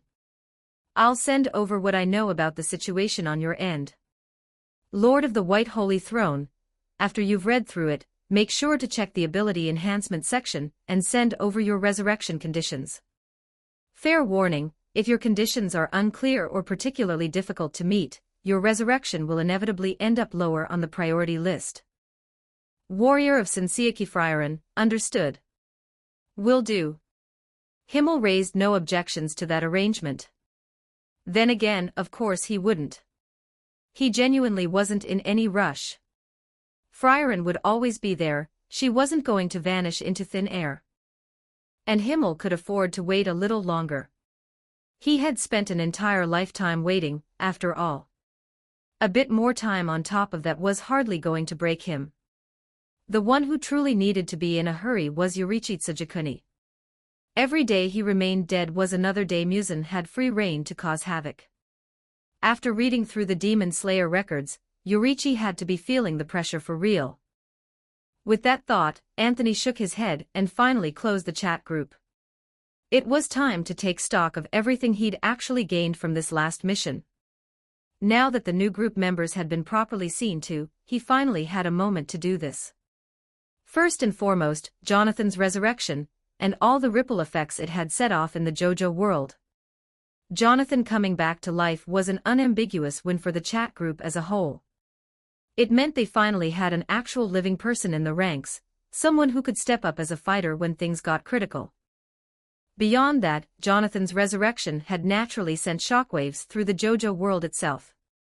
For one thing, Joseph now had to figure out how to face a grandfather who was not only fully aware of every embarrassing thing Joseph had ever done, but who also possessed the manners and dignity of a true gentleman. That alone was going to be a very interesting problem for Joseph to live with.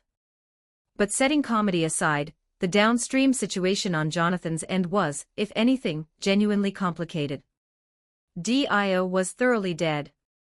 Because his lower half had been reclaimed by Jonathan, Kokoshibo had yet to be born, and Jotaro's Star Platinum had never awakened its time stop. This entire altered timeline had directly impacted major plot threads across parts 4, 5, and 6. Right now, Jonathan was in the middle of coordinating with the rest of the Joestar family, working overtime to piece things back together. There would be no shortage of business ahead. At minimum, the scattered arrows were going to need to be tracked down and secured. That said, given Jonathan's current level of power, he should be able to hold things together for now. The World plus Ripple was simply too authoritative a combination. Jonathan had also told Anthony before leaving, if things started going seriously sideways, he'd reach out through the chat group. So for the moment, Anthony let himself exhale. Next, the changes to his the angler ability. JoJo's Bizarre Adventure World base affinity bond has been raised to level 5. In a single leap, the JoJo world had shot up to become Anthony's highest-ranked affinity bond, his most tightly connected world by far. This wasn't exactly surprising. He had, after all, completely appended the JoJo world's storyline in one go. The only thing that left him slightly wistful was this: even with such a high affinity bond, the actual yield from the JoJo world was difficult to speak well of. He'd done a rough survey of it. The JoJo world's outputs were strange. Because it was fundamentally a real-world adjacent setting, most of what it produced was mundane modern-day material, things that converted to very few points. By way of compensation, the JoJo world contained certain high-value items, things of exceptional rarity that were fiendishly difficult to reel in. Arrows, stone masks, saints' corpse parts, that sort of thing. The drop rates were low. Raising the affinity bond primarily boosted the odds of these rare items taking the bait. Anthony figured it would take some real effort to land them. But there was no getting around it. Right now, he very much wanted to reel in at least one arrow. Finally, and in Anthony's estimation, the most critical reward from this mission. He looked at the 10,000 points, and the one random ability the completed mission had awarded him. He rubbed his chin. A sudden windfall of this magnitude. So what to spend it on? Anthony made a show of thinking it over. Then, with a light and cheerful tap, he opened the ability enhancement interface. Alright, chat group, let's see just how far your limits go. _______. Ghostfire Walnut Chan in P for more, Fire Ghost. Fire New History, Group Chat of the Dead. White Heavy Checkmark, get immediate access to 40 early chapters for all stories. White Heavy Checkmark, enjoy exclusive material and special announcements. Help us unlock these community rewards. Direct hit 100 Power Stones equals +1 bonus chapter for everyone. Rocket 140 members equals +5 extra chapters across all stories. Ghost P. Walnut Chan. Chapter 31, Anthony, Family, let's start fishing for insect arrows. 1,456 words. After opening the ability enhancement interface, the first thing Anthony did was cash in the free ability draw the mission had rewarded him. Free is free. No point leaving it on the table, might as well see what the random pull had in store for him. As he exercised the option, an enormous spinning wheel materialized before him. Anthony stared at it, momentarily dazzled. The thing was covered in abilities, so many that the segments blurred together into an incomprehensible mass, and the individual labels were too small to read. Even the pointer used to indicate the result was thin as a hair. After squinting at it for a moment, Anthony let out a sigh. He reached out, gave the wheel a casual spin, and decided he couldn't be bothered wishing for anything specific. Whatever it landed on was whatever he'd get.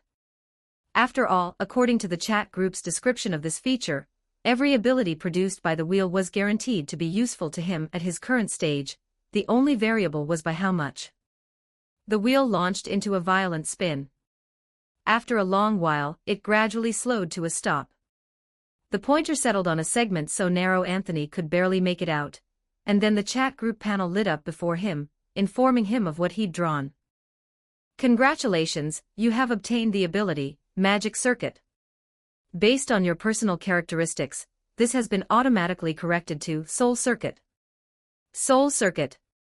Origin, Type Moon. Effect, upon acquiring this ability, your soul will contain a soul circuit, accelerating the flow of soul force within you.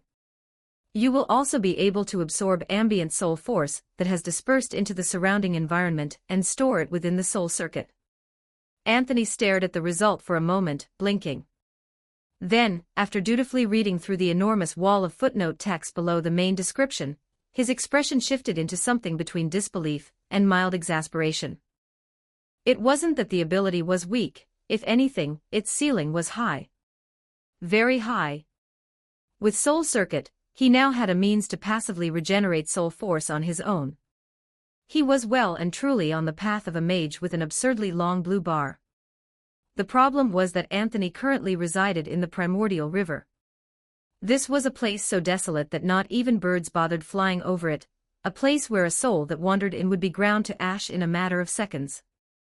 Where, exactly, was he supposed to find dispersed soul force to absorb? Dispersed soul force sounded impressive, but the concept was simple enough.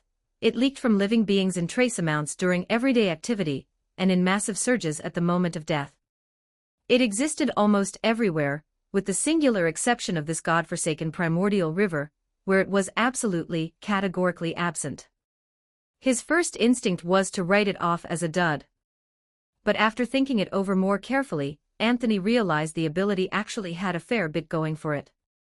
Temporarily useless, sure, but he could build an entire strategy around it. The primordial river might have nothing to offer, but his fellow group members' world certainly did. Terra alone looked like it was practically overflowing with the stuff. And Night City, with its population cycling through death on a daily basis. Anthony didn't even need to think hard, the soul force density there had to be off the charts. What he was imagining, roughly, was this: use soul circuit as the foundation for a kind of power station. Find a way to engrave the circuit onto some object, drop it into one of the group members' worlds, and let it run idle in the background, passively feeding him soul force while he focused on other things. It would save him a not insignificant amount of points in the long run. As for how to actually engrave it, his soul ability tree covered a broad enough range that Anthony was confident he'd figure something out before long. Setting soul circuit aside for the moment, Anthony opened the angler's ability tree. Without much deliberation, he selected the upgrade for Angler's Throne. No matter what else was going on, upgrading the angler's abilities was always his top priority. It was currently one of his primary sources of income, and a great many items could only be obtained by reeling them in. The faster he leveled it up, the faster his overall development accelerated. Besides, his decision to upgrade it right now carried more than a little desperate last-minute cramming energy. He couldn't help it. He was about to go fishing for an arrow. He'd already looked at the drop rates. They were genuinely, insultingly low. If he didn't buff the angler first, he had absolutely no confidence in his odds. Ability enhanced, Angler's Throne. Cost, 5,000 points. Angler's Throne, Angler's Bronze Throne. Effect, significantly reduces your fishing time. While fishing, you have a higher probability of obtaining rare items. Next tier, Angler's Iron Throne. Upgrade cost, 60,000 points. Upon reaching this tier, a pity mechanism will be introduced. The instant the enhancement completed, something shifted at the edge of Anthony's vision, and he felt a change beneath him. He glanced down. A brief silence followed. Huh. His toilet, previously a standard white ceramic, had turned a distinctly metallic shade of bronze. It really is a bronze throne. After a moment, Anthony accepted this development without further comment. The angler's bronze throne's effect was genuinely excellent, worth the 5,000 points, no question. He supposed he could live with sitting on copper. What he was really envious of was the next tier's effect. Unfortunately, 60,000 points was a sum completely beyond his reach. Once again, Anthony felt the full, crushing weight of being broke. 5,000 points left. He considered it for a moment, then navigated into the soul ability tree. Without any hesitation, he pressed down on the glowing orb. 500 points consumed. Soul Foundation unlocked, Soul Solidification. This Soul Foundation will serve as an auxiliary base. Ever since the fight against Dio, when holding down a drain cover for 1 second had burned through 400 hours of lifespan, Anthony had reached a clear-eyed conclusion. For the sake of his wallet, strengthening his soul had to happen immediately. Getting his stats up was the single most urgent task in front of him. The unlock triggered a cascade. Several more glowing orbs on the soul ability tree lit up as newly available, though noticeably fewer than when he'd previously unlocked soul spirituality. That was probably because soul spirituality was his primary focus branch. Anthony gave them a quick scan. The options were roughly what he'd expected: mostly further stat-boosting abilities, somewhat specialized in nature. After a brief deliberation, he decided to hold onto the remaining 4,500 points for now. He was enhanced enough for the immediate future. The main work ahead was fishing. The leftover points could sit in reserve. If the chat group issued any new missions, he could pick up some situationally strong skills on the fly. And if no missions appeared, he'd wait until he'd reeled in the arrow and see what stand emerged, then decide on his enhancement direction from there. With that settled, Anthony closed the enhancement panel, and almost immediately felt the effect of soul solidification taking hold. He glanced back at his lifespan counter, and a flicker of genuine surprise crossed his face. His lifespan had jumped by roughly 15% in an instant. Lifespan, at its core, was a measure of how much attrition the primordial river inflicted on him. An increase in lifespan could only mean one thing: the rate of erosion had decreased. And decreased by a full 15%, effective immediately. Now that's a good stat. After allowing himself that small moment of appreciation, Anthony settled back onto his bronze throne. A fishing rod materialized in his hand. Current world bond switched to JoJo's Bizarre Adventure World. Affinity bond level 6, 5+1. He cast the line. The float drifted and bobbed on the iridescent surface of the primordial river. Anthony fixed his gaze on it, chin tilted slightly upward. Watch me fish up an arrow. Easy as breathing. _______. Ghost fire here, Walnut Chan fire ghost. Fire new history, group chat of the dead. White heavy checkmark gain early access to 40 chapters for all stories. White heavy checkmark enjoy exclusive content and special announcements. We have set new community milestones. Direct hit 100 Power Stones equals +1 bonus chapter for all readers. Rocket 140 members equals +5 additional chapters for all series. Ghost P. Walnut Chan. Chapter 32, Anthony, Metaphysical Chumming, Metaphysical Hall. 1,420 words. Supplemental update. Anthony sat on his bronze throne, the one that had, until very recently, been a perfectly ordinary toilet, watching the float bob on the iridescent surface of the primordial river, sweating bullets. Something was wrong. He could feel it. This is bad. This is really, really bad. The odds of fishing up an arrow were, apparently, astronomically, almost insultingly, low. After 6 straight hours of casting, during which he had reeled in nothing but a spectacular pile of fashionable junk, Anthony arrived at this conclusion with crystalline clarity. It wasn't that Angler's bronze throne was weak; if anything, it was already doing serious work. It had successfully cut his average fishing time down to roughly 20 minutes per cast. And the boost to rare item drop rates? Completely real. The problem was that the base drop rate for something like an arrow was so low it barely registered as a number. Anthony had gone back and looked at the probability table again. At affinity bond level 6, the base chance of reeling in an arrow class item was less than 0.1%. With Angler's Bronze Throne's bonus stacked on top, it had been heroically doubled, all the way up to 0.2%. Which was, functionally, the same as Gotcha Hell. Betting on a 0.2% pull. Anthony was genuinely starting to wonder if he'd be sitting here fishing for several more months before anything bit. Angler's Bronze Throne was already pulling its weight. It was just that, for the next time he wanted to gamble on a rare drop, he really ought to wait until Angler's Iron Throne, until there was a pity mechanism in place before he tried again. As for this round, it was a matter of an angler's dignity. Anthony absolutely could not leave here empty-handed. He refused. He would fish up that arrow, or he would die trying. No skunking. Not today. With that thought firmly cemented, Anthony's eyes hardened with renewed resolve, a sharp glint settling across his expression. He let out a long breath and leaned back against the tank of his bronze throne, keeping one corner of his attention fixed on the float while redirecting his gaze into the chat group. Let's see what everyone's up to. Consider it a pre-fishing ritual. Good luck prep. After scrolling through for a while, Anthony found messages from both Himmel and Yurichi Tsujikuni.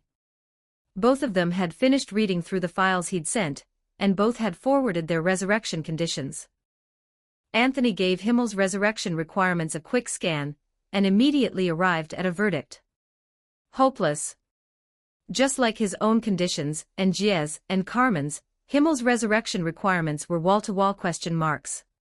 Plain as day, Himmel was going to join the three of them, and become the fourth member of the Unknown Resurrection Conditions Club. No hope of resurrecting Himmel anytime soon. That said, Anthony could at least use the angler to funnel some lifespan his way in the meantime. On one hand, it would help him pin down exactly what year it was in the Senseiki era. On the other, it would raise his affinity bond with that world, because Frieren, Beyond Journey's End definitely had a few things Anthony had his eye on.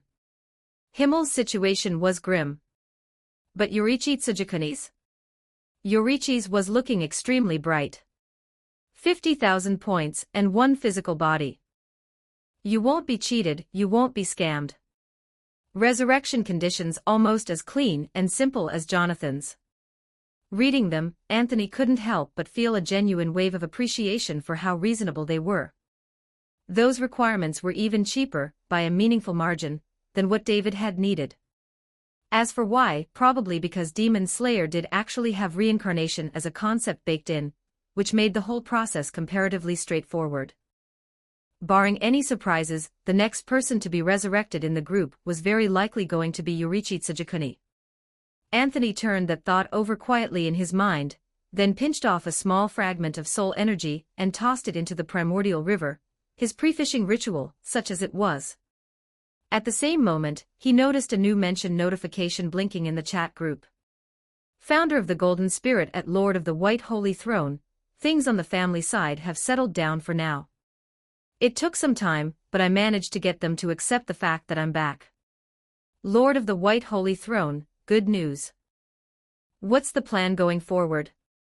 Founder of the Golden Spirit, given that we already have intel, I'm going to move directly on recovering the remaining arrows. If possible, I'd like to use the chat group to destroy them outright. Anthony had no objections to that.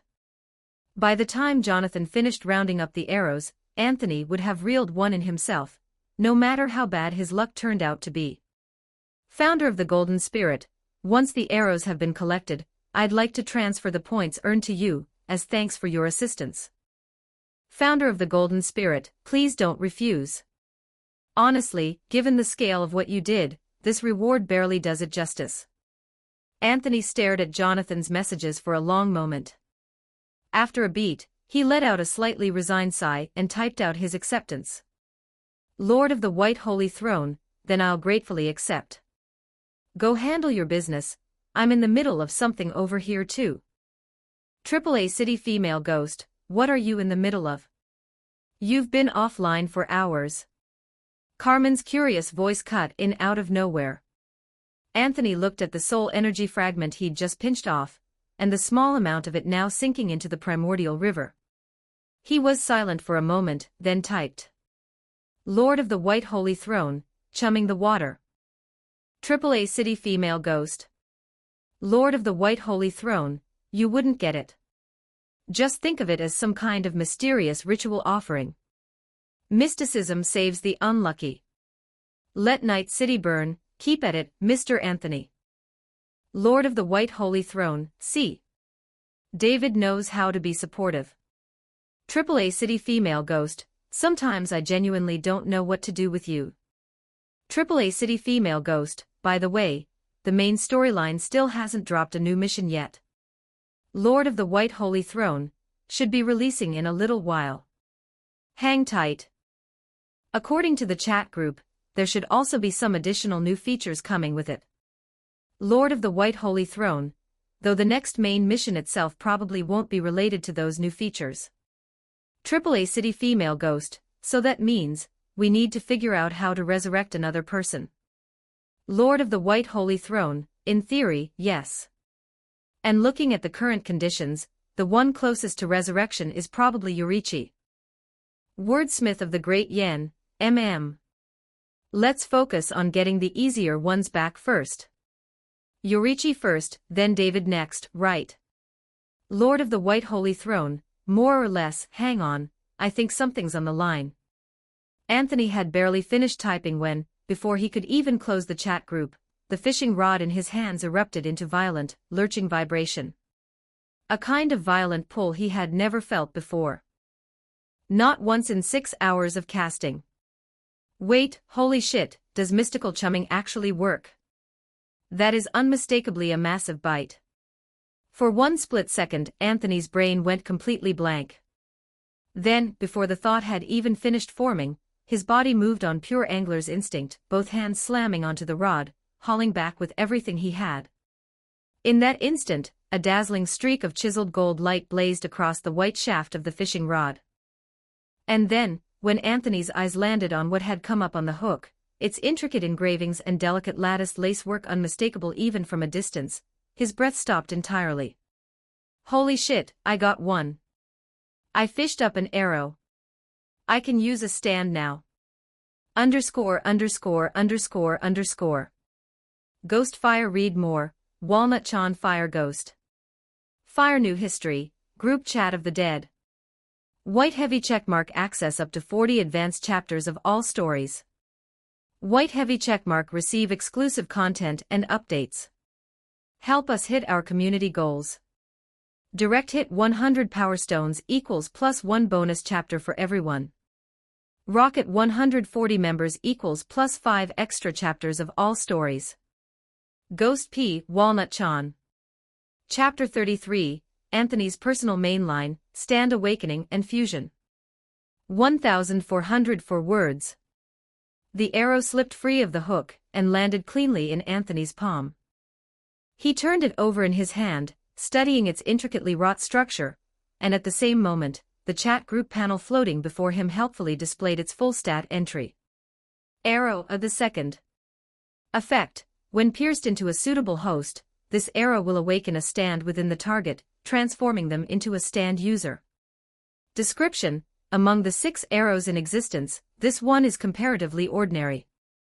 Precisely because of that ordinariness, however, the criteria for stand user selection may be somewhat more lenient, and the results of the awakening are generally safer.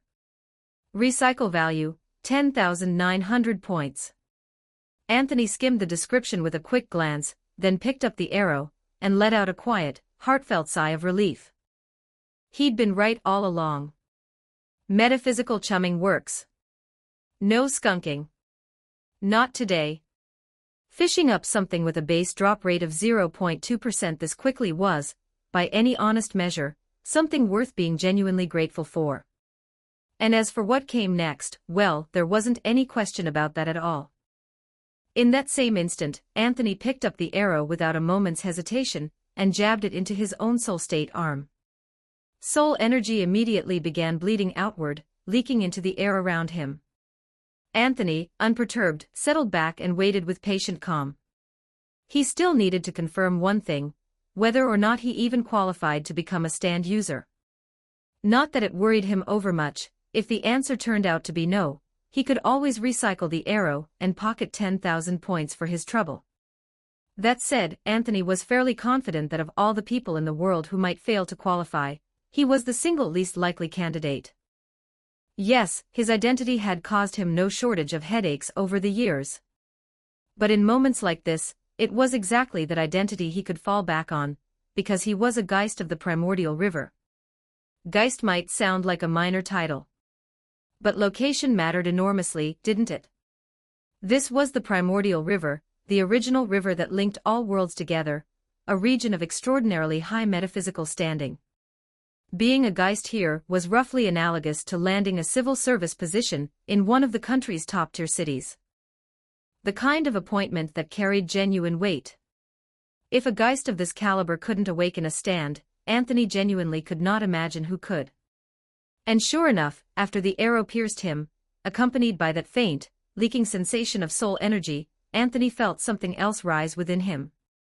Something welling up from the depths of his own consciousness, unbidden and unmistakable. It was the same feeling as when the angler had first awakened. Like reaching out a hand and finding a power already waiting there. An extension of himself, as natural as a limb. He followed the feeling. He called out to it. And then he stared, completely baffled, at the fishing rod that had just materialized in his hand. Bro. Why is it you again? Haven't I seen you somewhere before? Anthony looked at the fishing rod in his hand, and felt his brain go momentarily offline. Setting aside the color, this one was violet. The thing looked absolutely identical to the rod the angler had originally given him. Down to the last detail. Wait. Hold on. Identical. Anthony blinked and then, as though something had clicked, quickly reopened the ability enhancement panel. He navigated to the angler's ability tree, and found an upgrade he vaguely remembered seeing once before. The angler's tolerance. Effect: reinforces your fishing rod, raising the limit of physical fishing rods that can be fused into it, allowing your rod to additionally absorb one more physical fishing rod into your soul. Enhancement cost, 1,000 points. HM. The thought arrived slowly, then all at once, would his stand count as something within the fusion range? Anthony gave the back of his head a thoughtful pat, and then, with a broad sweep of his hand and barely any deliberation at all, spent the points. 1,000 points consumed. Ability of the angler's tolerance has been unlocked. A fishing rod with exceptionally high compatibility with this ability has been detected. This fishing rod is an unnamed stand. Do you wish to fuse it with the angler ability? Holy, it actually works. Anthony's eyes lit up. His rational mind offered a simple verdict: he'd spent 1,000 points, so those 1,000 points had better have a reason behind them. And fusing a stand into the angler would almost certainly boost the stand's power to some degree. He hit confirm without a second thought. The fully silver-white fishing rod shimmered into existence before him. A flash of light swept across it, and the two instinct-like sensations that had coexisted within him blended seamlessly into one. The two rods merged back into a single rod, though this time, faint violet markings traced themselves along its surface. Unnamed stand has been fused with the angler. Pre-existing sub-ability: the angler's glass rod has been enhanced. Effect change: the angler's glass rod will now grant +2 affinity bond levels. New sub-ability added: dimensional fishing. Dimensional fishing. Effect: you may engage in dimensional fishing. During dimensional fishing, an angler individual will be generated and treated as a stand derivative under your command. The angler individual is capable of free movement, and will act according to your directives. Current angler individual cap, 1. Seeing his existing ability receive an upgrade, Anthony's face broke into a grin. The 1,000 points had absolutely been worth it. Then he turned his attention to dimensional fishing, and immediately understood. This had to be the stand's original ability. After a brief study of the skill description, he got the general picture. Put simply, he could generate a remote-controlled unit, an angler individual, and dispatch it to another world by casting a line. Once there, the individual could carry out operations on his behalf, gathering resources, engaging enemies, whatever the situation called for. The reason he mentally labeled it a remote-controlled unit was simple: the thing had no independent cognition. It could only execute relatively straightforward instructions. Even so, Anthony's mind was already blazing through a dozen possible combinations and applications for dimensional fishing. He was just about to open his panel and start mapping out exactly how many tricks he could squeeze out of this ability, when the chat group lit up with a new notification, stopping him cold. A newly acquired ability has been detected with extremely high compatibility with your soul ability tree. Due to this new ability, your soul ability tree has undergone a qualitative transformation. A number of enhancements along the spirituality path have been unlocked. You may now review the prerequisites and upgrade requirements for spirituality path abilities. So the stand awakening had elevated his soul by a full tier, and cleared a significant number of prerequisite conditions in the process. Enough that the chat group had judged him ready to begin investing in spirituality path abilities. Anthony nodded slowly, turning that over in his mind, and then his eyes dropped to the line below, and he felt them go slightly wide. A personal main storyline mission is now being issued to you. Personal main storyline mission: confirm the path. Mission requirement: unlock and commit to a spirituality path ability. No restrictions on which spirituality path is chosen. Mission reward: 5,000 points. The moment he read it, every alarm bell Anthony possessed went off at once. Something is wrong. In all his time with the chat group, he had never once seen it issue a main storyline mission for something as trivial as unlocking an ability. That simply did not happen. Which meant something was buried in here. Something the chat group very much wanted him to walk into. The realization made Anthony's expression go carefully, deliberately serious. Just what exactly is this spirituality path ability? ________. Ghost Fire He. Walnut Chan for more chapters, Fire Ghost. Fire New History, Group Chat of the Dead. White Heavy Checkmark, unlock a 40-chapter backlog for all my series. White Heavy Checkmark, receive exclusive content and regular updates. Help us reach these goals. Direct hit 100 Power Stones equals +1 Universal Bonus Chapter. Rocket 140 members equals +5 extra chapters for all stories. Ghost P. Walnut Chan. Chapter 34, Lin Yuan, Sister Jia, are you free? Can you help me out? 1,341 words. After a long, steadying breath, Anthony collected himself and opened his soul ability tree. Just as the chat group had indicated, a great many nodes along the spirituality path branch were now lit up and available for unlocking. Only the moment he tapped one of those glowing orbs and checked the upgrade requirements, Anthony's face twisted into a mask of pure suffering. Good news, unlocking the spirituality path didn't cost any points. Bad news, that was somehow worse than if it had. After a quick scan of the available options, Anthony noticed that every single spirituality path upgrade followed more or less the same structure. First, there was a set of prerequisite spirituality application abilities that had to be unlocked. Every 3 such prerequisites corresponded to one distinct spirituality path. The variety of paths on offer could only be described as spectacularly bizarre. Lich. Soul Warrior. Possessor. The aesthetic range was absolutely all over the place, you name it, it was probably in there. 3 spirituality applications unlocked, and you'd have yourself a unique, fully realized path with its own flavor. That part was actually manageable. For Anthony, the prerequisite abilities would cost him 3,000 points at most, painful but doable. No, the real killer was the other requirement. Materials. Anthony had never, in his wildest nightmares, imagined that materials would be the thing to stop him cold.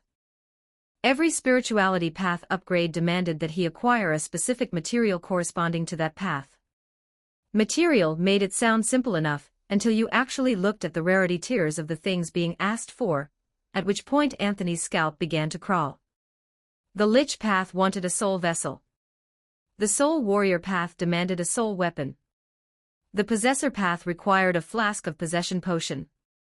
Where in the hell am I supposed to source any of this?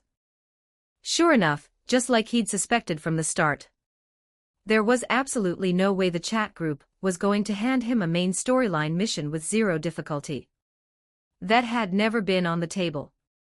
After stewing over it for a good long while, Anthony finally shook himself out of it and forced his brain back into gear. Time to actually think through his options. As aggravating as unlocking a spirituality path looked on the surface, it wasn't a completely hopeless situation. He was, after all, currently parked on the primordial river with the angler in his hands. If he was willing to grind himself half to death, he could probably scrounge up most of those materials eventually. That was just the reality of his toolkit. Where there's a will, there's a way. It's just prison. I'll do the time. Steeling himself, Anthony started scrolling through his soul ability tree in earnest, searching carefully for a spirituality path that actually suited him. He had a rough framework in his head already. Stats weren't the priority, what he needed was something that paid. Because as long as he had points, stats would never be a problem. He could always dump everything into soul solidification's spirituality applications later, and max them all out. Worrying about his soul's numerical values felt almost quaint compared to the real issue. The real issue was points. Specifically, the catastrophic lack of them. Once this main storyline mission wrapped up, the next one would almost certainly involve resurrecting a second group member. And even for Yorichi Tsujikuni, the cheapest resurrection currently on the table, they still needed 50,000 points. Their entire group, from its founding to this very moment, had never cleared 50,000 points in total revenue. Not even close. He couldn't seriously be expected to sit here and reel in 5 more arrows just to scrape together Yorichi's resurrection fee. That was insane. Anthony had absolutely no interest in burning through his lifespan at that rate. Which meant, from every angle he looked at this, using a spirituality path to accelerate his income was not optional. It was necessary. At minimum, he needed to be able to pull together 50,000 points before the next major mission hit. That was the baseline. Beyond the money question, there was a second thing Anthony was watching for: synergy with the angler. The fact that this unlock had demanded materials at all felt like a preview of things to come. Upgrades requiring rare physical components, that pattern was only going to appear more often going forward. Maybe even in the resurrection conditions themselves. And when it came to sourcing rare materials, nothing in his arsenal came close to the angler. Its complete disregard for timelines and uniqueness was simply too authoritative. As long as something had existed somewhere in a bonded world, he could theoretically fish it out of the primordial river. Anthony genuinely could not imagine a faster acquisition method for rare items.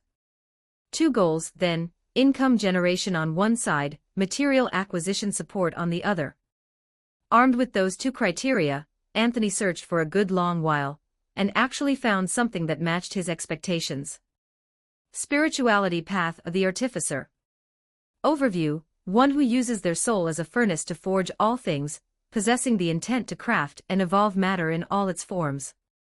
Specializes in using their own soul to construct large-scale structures with wondrous effects, and equally excels at forging implements that augment soul-based abilities. Effect: unlocks the spirituality path of the Artificer ability tree, and grants the ability, Soul Forging. Upgrade requirements: unlock spirituality applications, Soul Splitting, Soul Attachment, and Soul Flame, and offer up one implement bearing an authority related to forging or derivation. The moment Anthony read the overview and effects, his eyes lit up instinctively. There it is. The exact spirituality path I was hoping for. One glance was all it took. This was a craftsman-type path. And craftsmen, as a universal rule across every fictional universe Anthony had ever encountered, were the ones who printed money. Without exception. And then that line at the end, forging implements that augment soul-based abilities, that was practically a neon sign flashing the angler synergy available here. It might as well have been printed in bold. But when he scrolled down to the upgrade requirements, Anthony's expression darkened. As it turned out, making money sometimes required startup capital. Building something from nothing was apparently out of the question. The first part of the requirements was fine. He already had soul splitting and soul attachment, which meant 2 of the 3 prerequisites were already checked off. But that second condition, an implement bearing an authority related to forging or derivation. No minimum on the authority's magnitude, sure, but it was still an authority. A concept tied to the laws of reality. A rule system class artifact. At a single glance, this thing was absolutely, categorically not designed for someone starting from scratch with empty pockets. Anthony inhaled deeply. Then, almost immediately, something clicked. Wait. The Artificer might not look like a path for the penniless, but that's fine. Because I'm a cheat character. With that single mental pivot, the answer snapped into place with almost embarrassing speed. He had a pretty clear idea of where he could source both of those remaining requirements. And as for how to get them, there happened to be a perfectly ready-made method available right now. And when it was done, it would sort out his development problem at the same time. A complete one-stop shop solution. It's you. Decision made. Without a moment's hesitation, Anthony pulled up the chat group and fired off a message. Lord of the White Holy Throne at Wordsmith of the Great Yen, do you have a moment? ________.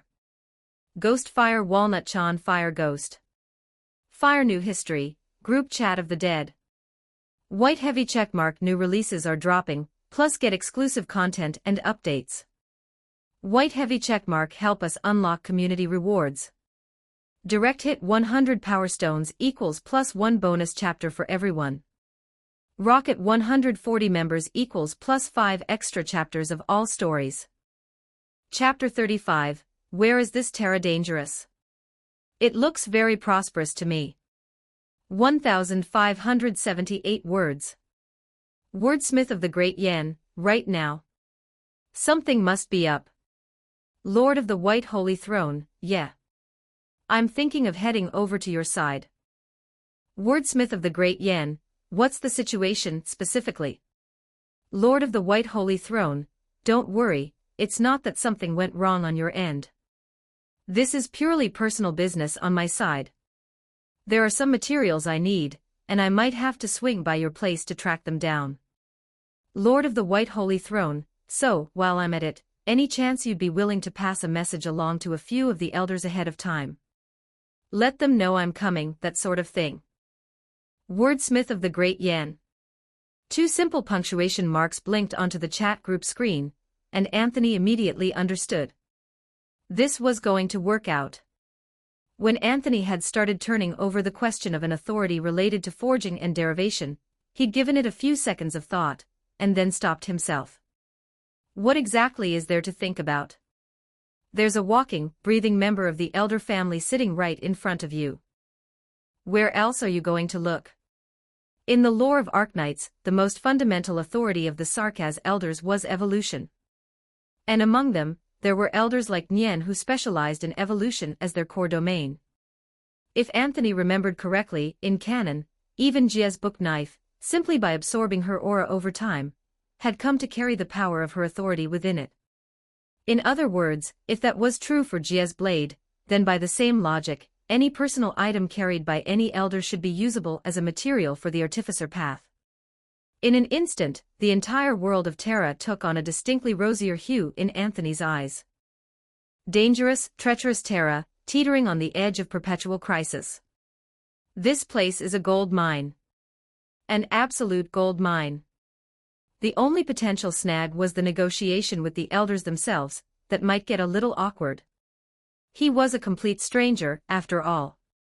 Even if he opened with "I know Jia," there was no guarantee they'd actually believe him. In theory, he could just rattle Jia directly out of her slumber, but Jia's resurrection difficulty was, in all likelihood, the single highest in the entire group, second only to his own. With the points he currently had on hand, that was a steep ask, to put it mildly. One wrong move, and he'd end up looking like a rogue elder-class entity trying to sow chaos and manipulate people, and get flattened like a bug on the roadside. That wouldn't be fun at all. Fortunately, Anthony already had a target in mind.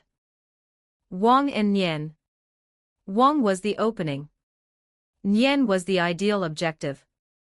With the plan sketched out in his head, Anthony started typing to Jia.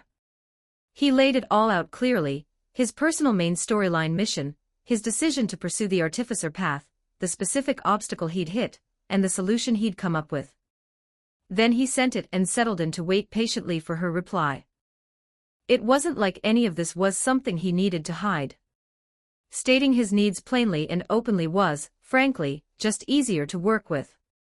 Wordsmith of the Great Yen, so, once you get here, you're planning to go have a chat with Wang, come away with something from him to use as your enhancement material. Wordsmith of the Great Yen, and you want me to help by acting as the go-between. Lord of the White Holy Throne, ah yeah, more or less. Wordsmith of the Great Yen, of course. No problem. The reply came faster and more cleanly than Anthony had expected, not a moment of hesitation, not a single point that required him to persuade her. Wordsmith of the Great Yen, it's just introducing a friend. Nothing to stress about. Wordsmith of the Great Yen, besides, there are some things I've been wanting to say to second brother myself. I have no idea how he's been lately. In that regard, I might have to impose on you a little. Lord of the White Holy Throne. Lord of the White Holy Throne, Jia, are you an angel? Genuinely thoughtful of her. Anthony typed the message quietly, a feeling of warm appreciation rising in his chest. But as he read Jia's last line, his expression took on a slightly complicated cast. Lao Wang's current situation. Ha! If Jia ever found out that this particular man was gearing up to go pick another fight with the Sarkaz beast, another full-on, all-in collision, she'd probably let out a scream that could shatter glass. Not that it was any of Anthony's business right now. If an opportunity came up down the line, he could try to talk Lao Wang out of that particular death wish. Not purely out of goodwill, mind you. The truth was, Anthony had his eye on something sitting at the base of the Sarkaz beast, that originium-dense core of hers. If he recycled that thing, how many points would it net? And even if he didn't recycle it, it had to be extraordinary material. He'd definitely find a use for it eventually. Anthony had come down with a particular condition. A condition that struck whenever he laid eyes on anything valuable. His legs would stop working, his eyes would go red, and all rational thought would exit the building. The likely cause of this condition being chronically broke. Wordsmith of the Great Yen, stop saying weird things. Just come whenever you're ready, sooner rather than later. Lord of the White Holy Throne, got it. Give me a moment, I need to get a few things ready first. After sending a quick reply to Jia, Anthony pulled the metaphorical fishing rod out of his head, and got to work. In truth, Anthony had no intention of making this trip as his soul body directly. He was going to meet the elders, after all, and setting aside the question of whether they could even perceive a wandering soul, traveling to Terra in raw soul form came with a whole laundry list of inconveniences. This was precisely where the stand that had fused with the angler came in handy. This was its advantage over soul splitting. Dimensional fishing produced a physical angler individual, an entity with genuine material existence. Even someone who wasn't a stand user could perceive it. A bit of an NPC in terms of autonomy, sure, but as a body that could physically interact with the outside world, it was exactly what Anthony needed right now. And the NPC problem? He had a solution for that too. Soul splitting activated in an instant. In the blink of an eye, Anthony split off a fragment of his soul, one capable of carrying a portion of his consciousness. He fed it a set of operating parameters to lighten the cognitive load on himself, then slapped the fragment cleanly onto the fishing rod. This was a combo technique of his own devising. The angler individual generated via dimensional fishing, given consciousness, and thought by a soul fragment produced via soul splitting, the result was something close to an avatar. A separate body that could carry his will and act in the world on his behalf. Without any further hesitation, Anthony cast his line, guided by instinct and sensation, reaching out to connect with the world of Terra. After a long stretch of stillness, the float bobbed once, a slow, deliberate rise and fall. He sent his avatar in immediately. As that fragment of consciousness slid down the fishing rod and dropped through the dimensional divide, Anthony paused briefly and spoke. From this moment forward, you are a part of me, an extension of my thoughts, my hands, my feet. Another existence that is Anthony. Even so, I should give you a name. There may well be more angler individuals after you, after all. He exhaled quietly, turning the question over in his mind. Something that fit the aesthetic. This avatar would probably be most active in Terra, specifically in Dian, and would almost certainly end up deeply entangled with the Elder's affairs. Fitting to give it a single character name, then.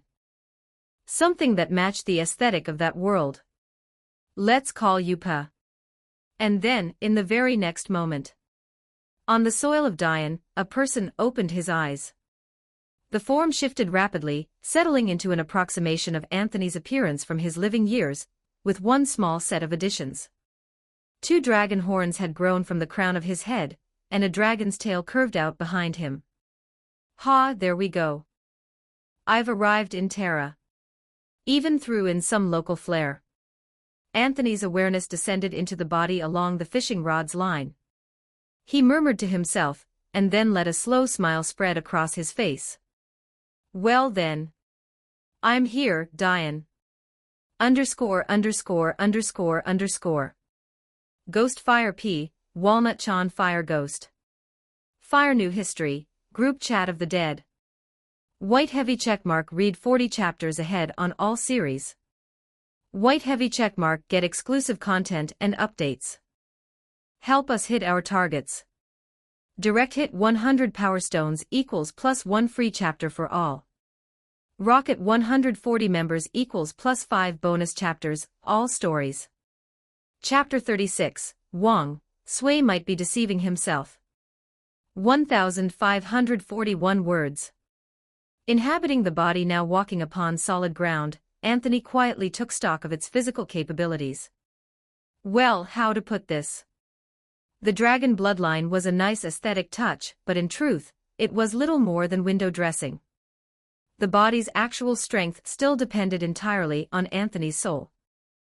Going by how it felt right now, he was probably only marginally stronger than an ordinary person.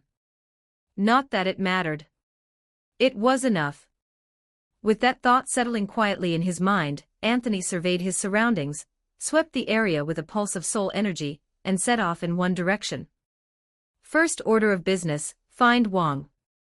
Based on what Jia had mentioned about the situation, Anthony figured old Wong was probably holed up in some rundown old temple right now, playing chess against himself. Scout out the derelict shrines in the vicinity, and there was a decent chance of turning him up. Lord of the White Holy Throne at Wordsmith of the Great Yen, I've arrived. Wordsmith of the Great Yen, that fast. I still can't sense the environment around me at all, though. I'm afraid I won't be able to come meet you in person. Lord of the White Holy Throne, that's fine. I'm on my way to find Wong right now. Is there anything you want me to pass along? I can lead with that. Wordsmith of the Great Yen, passing a message, is that convenient for you? Lord of the White Holy Throne, fairly convenient, actually. I've got a physical body for the moment. AAA City female ghost, Jonathan got resurrected, and now you suddenly have a body too. Does that count as a resurrection for you? Lord of the White Holy Throne, it's just a body cobbled together through a couple of abilities, nothing remotely close to a real resurrection. This body has no biological functions whatsoever. It can't even breathe. Anthony shook his head calmly at Carmen's interruption, then typed a quick reply. He missed breathing. The simple, thoughtless freedom of it. And because of that, he found himself clinging to the memory of the time when he'd been alive. He wanted to live again, or at the very least, to breathe the way he once had. Was that really so much to ask? What he had now was, by any honest measure, nowhere near enough. He exhaled, or rather, performed the motion of exhaling, and steered the conversation back on track. Lord of the White Holy Throne, anyway, I went off on a tangent. So, is there anything you'd like to say? Wordsmith of the Great Yen, Once you've met him, could you check in on how he's been lately? I really don't know how things have been for him since I left. Wordsmith of the Great Yen, and if you get the chance, please tell him, take care of his younger brothers and sisters, don't butt heads with his eldest brother too much, and more importantly, don't put so much pressure on himself. Lord of the White Holy Throne, very down-to-earth things to say. Lord of the White Holy Throne, but understood. I've got it. After sending his reply to Jia, Anthony turned his gaze toward the dilapidated temple before him, narrowing his eyes. The soul fragment inhabiting this body registered a sensation like needles pressing into his back, a crawling, prickling awareness of being watched. Right. This was the place. That sensation alone was enough to confirm it completely. He was being tracked. The fact that simply walking up to this old shrine had been enough to draw that attention, this was unmistakably the temple where Wang was being held. The ones watching him from the shadows were almost certainly the candlebearers. As the prickling sensation of being observed gradually faded, Anthony gave a knowing nod and strode through the temple gates with a steady, unhurried pace. He had a window of time, not much but enough. The candlebearers wouldn't move immediately. Under normal circumstances, if a stranger approached the temple where Wang was being held, the candlebearers would have intervened on the spot. It was precisely to avoid that outcome that Anthony had chosen this particular avatar form. Because think about it, when the candlebearers spotted an unidentified dragon-blooded individual of indeterminate origin, whose face carried the faintest echo of something familiar, strolling up to the front gates of that particular shrine, their first instinct wasn't going to be to intercept. It was going to be to sound the alarm and escalate directly to the Suspenseful Bureau. Put simply, this was above their pay grade.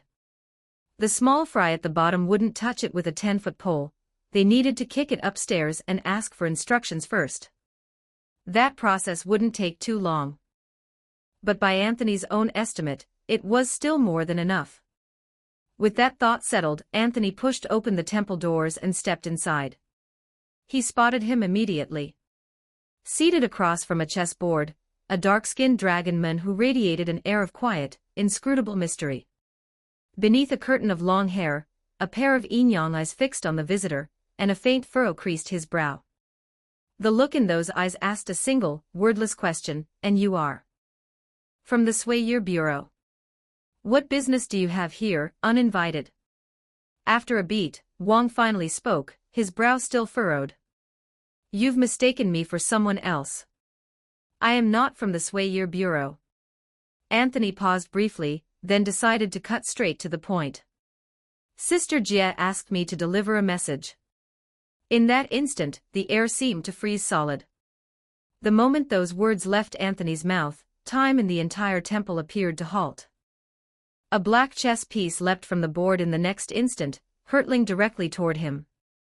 And then exploded like a bomb. The dragon-blooded avatar was reduced to shredded flesh in an instant. Wang's pupils contracted sharply. He instinctively spun around, scanning every corner of the room with a vigilant sweep, and it wasn't until several minutes had passed that a realization slowly crept in. Wait! Something wasn't adding up. The moment Wang had heard Jia's name just now, his first thought had been, whoever this is, they're absolutely not here with good intentions. Most likely something tied to Sui, perhaps fallout from Sui's power leaking into the world, manifesting in some unexpected form. Only somehow, inexplicably, they'd invoked Jia's name to catch his attention. And so, in that split second, Wang had made his call. This has to be Sui. That bastard has taken this form to deceive me.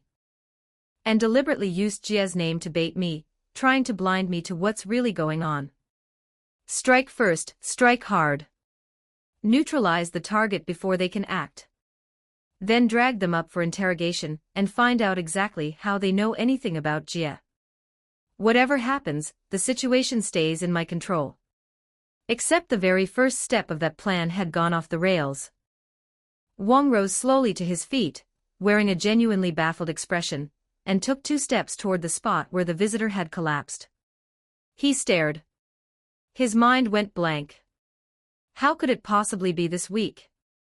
In that moment, Wang found himself sinking into something perilously close to an existential crisis. He had held back on that piece.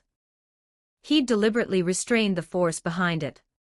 His original assumption, that whatever this was had come as a manifestation of Sui's power, meant he'd expected to land that strike and still need to follow up with 2 or 3 more before subduing it. He'd already positioned himself for the follow-through. And now someone was telling him that one black chess piece had simply ended it. That the thing was genuinely, certifiably dead. That can't be right. When did Sui get this pathetic? If Sui could be this pathetic, I could have marched straight into Sui's mausoleum ages ago and smashed it to pieces, and Jia wouldn't have had to sacrifice herself. And then, Wang heard a sigh. He looked up.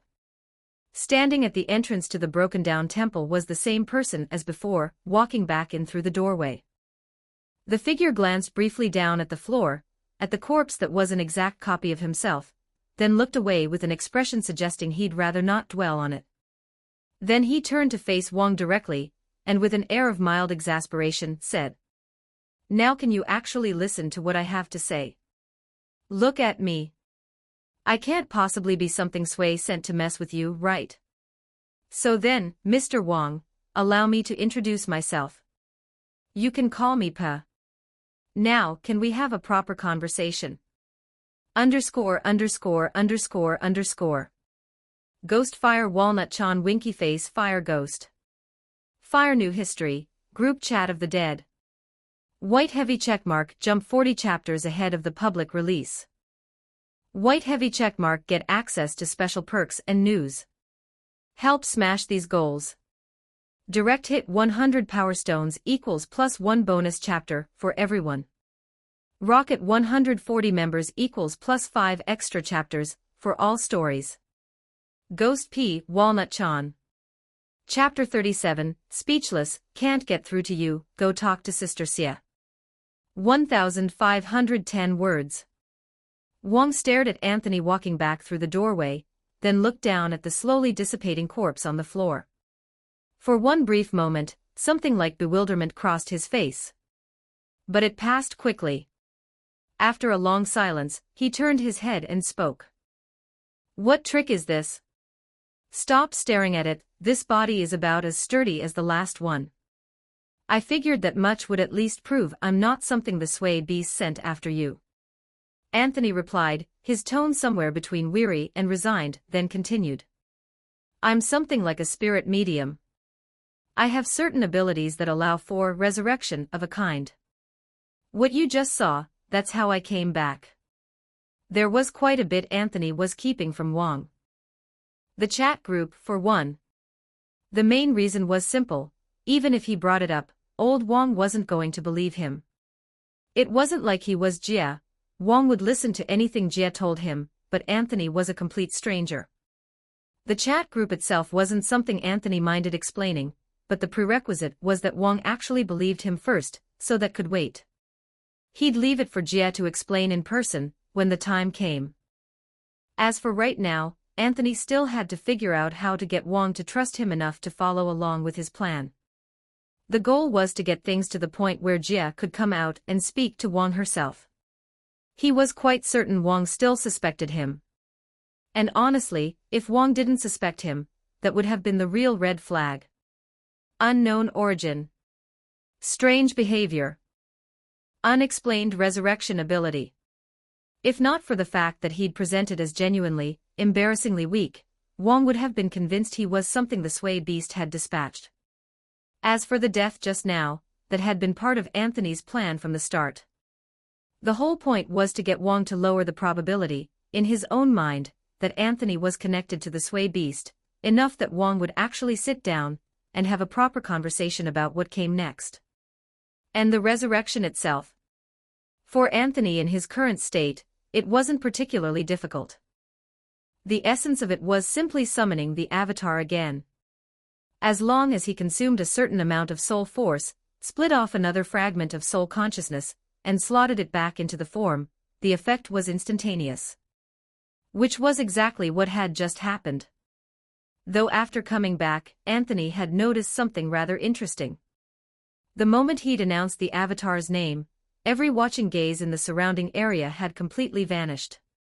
Even without being able to see them, Anthony could imagine with perfect clarity the sharp, strangled noise that had erupted from the Swayer Bureau operatives the instant they heard the name, followed immediately by the words, "Jia asked me to pass along a message. I'll provisionally accept your explanation for now." Wang lowered himself slowly back into his seat across from the chessboard.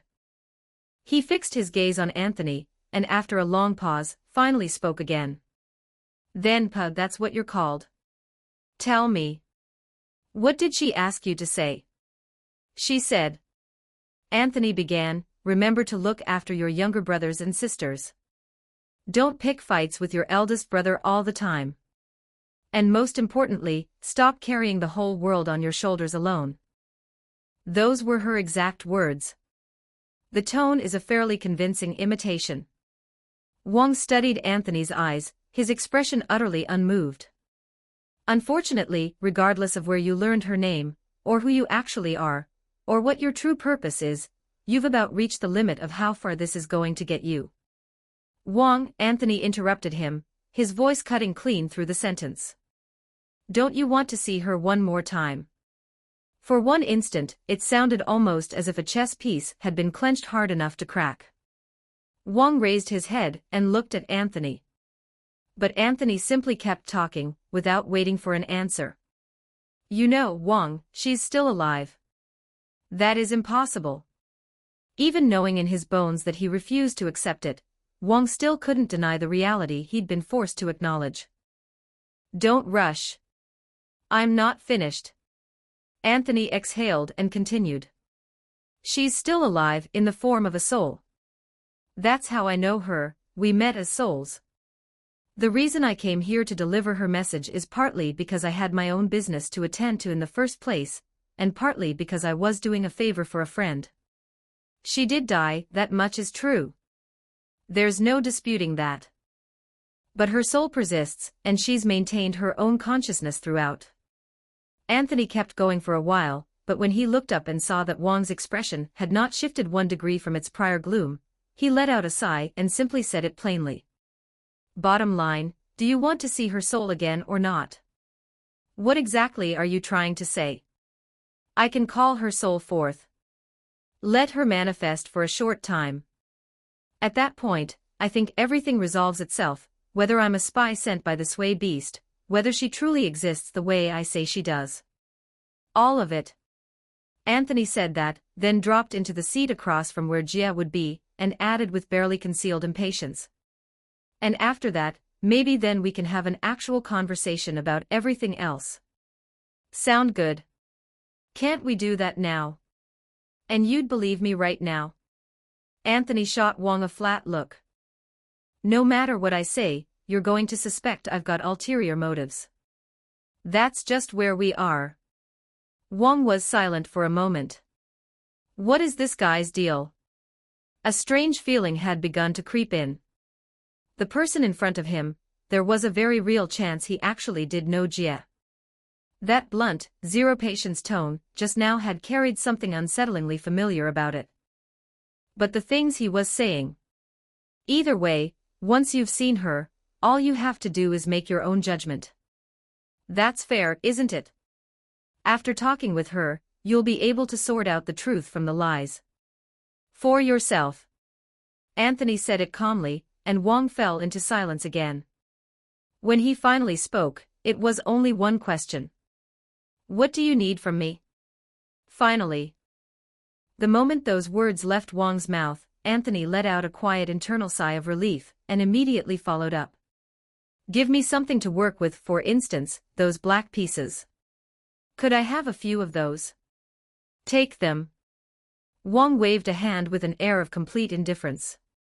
Anthony reached out without ceremony and scooped up a handful of chess pieces from the board in front of him, and in the same instant, the chat group panel materialized before his eyes. Item detected, Wang's chess pieces. Description, chess pieces that have absorbed a certain amount of Wang's presence, and have thus been weakly influenced by his authority. Items of considerable value. Recycle value, 6,572 points total. Without even half a second of hesitation, the chess pieces in Anthony's hand were recycled on the spot. Wang's pupils narrowed slightly as he watched them simply vanish. A flicker of something, surprise, perhaps, crossed his expression. Where did they go? Anthony, for his part, moved fast. He opened the chat group and gave Jia a quick rundown of the situation, the avatar he'd built named Pa, and the current state of affairs between himself and Wang. What are you doing? Hold on. We're ready to start. Anthony closed the chat group unhurriedly, and answered in a composed voice. 6,000-odd points, effectively freeloaded off old Wang, so spending them now didn't sting in the slightest. It should be enough to bring Jia back for at least a few dozen seconds.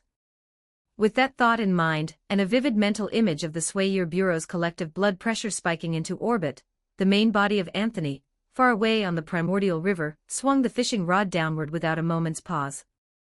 In an instant, over 6,000 points burned to nothing. And Wang's pupils snapped tight.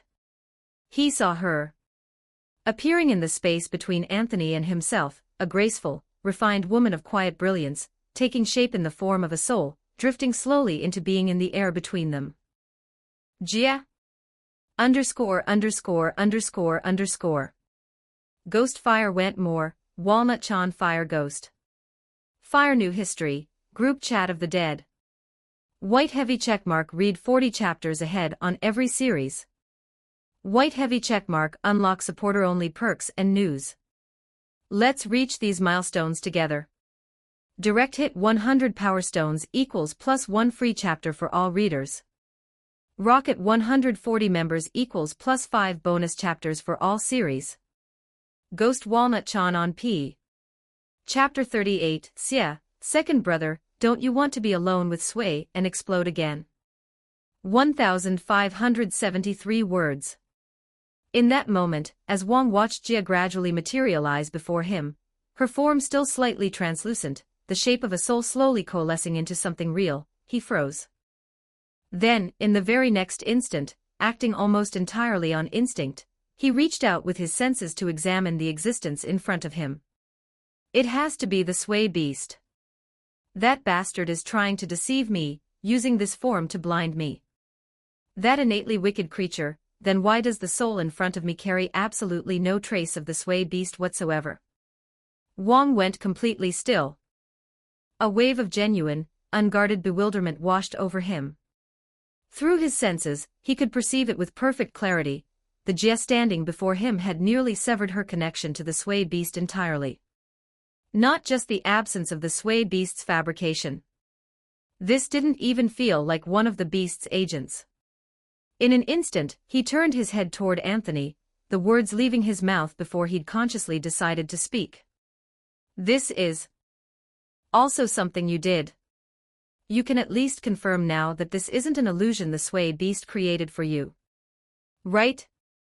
Anthony had his arms folded across his chest, continuing to feed points into the process, keeping Jia's brief manifestation sustained, as he kept talking. And it hasn't been that long since the Sway beast last took serious damage, has it? Does it really have the capacity to pull something like this off right in front of you? As for her current situation, in a certain sense, she truly has little to do with the Sway beast anymore. Anthony said it plainly. Wang listened, and then fell into a silence deeper than any he'd held before. Even he could not deny it. Everything Anthony had just said was, in all likelihood, the truth.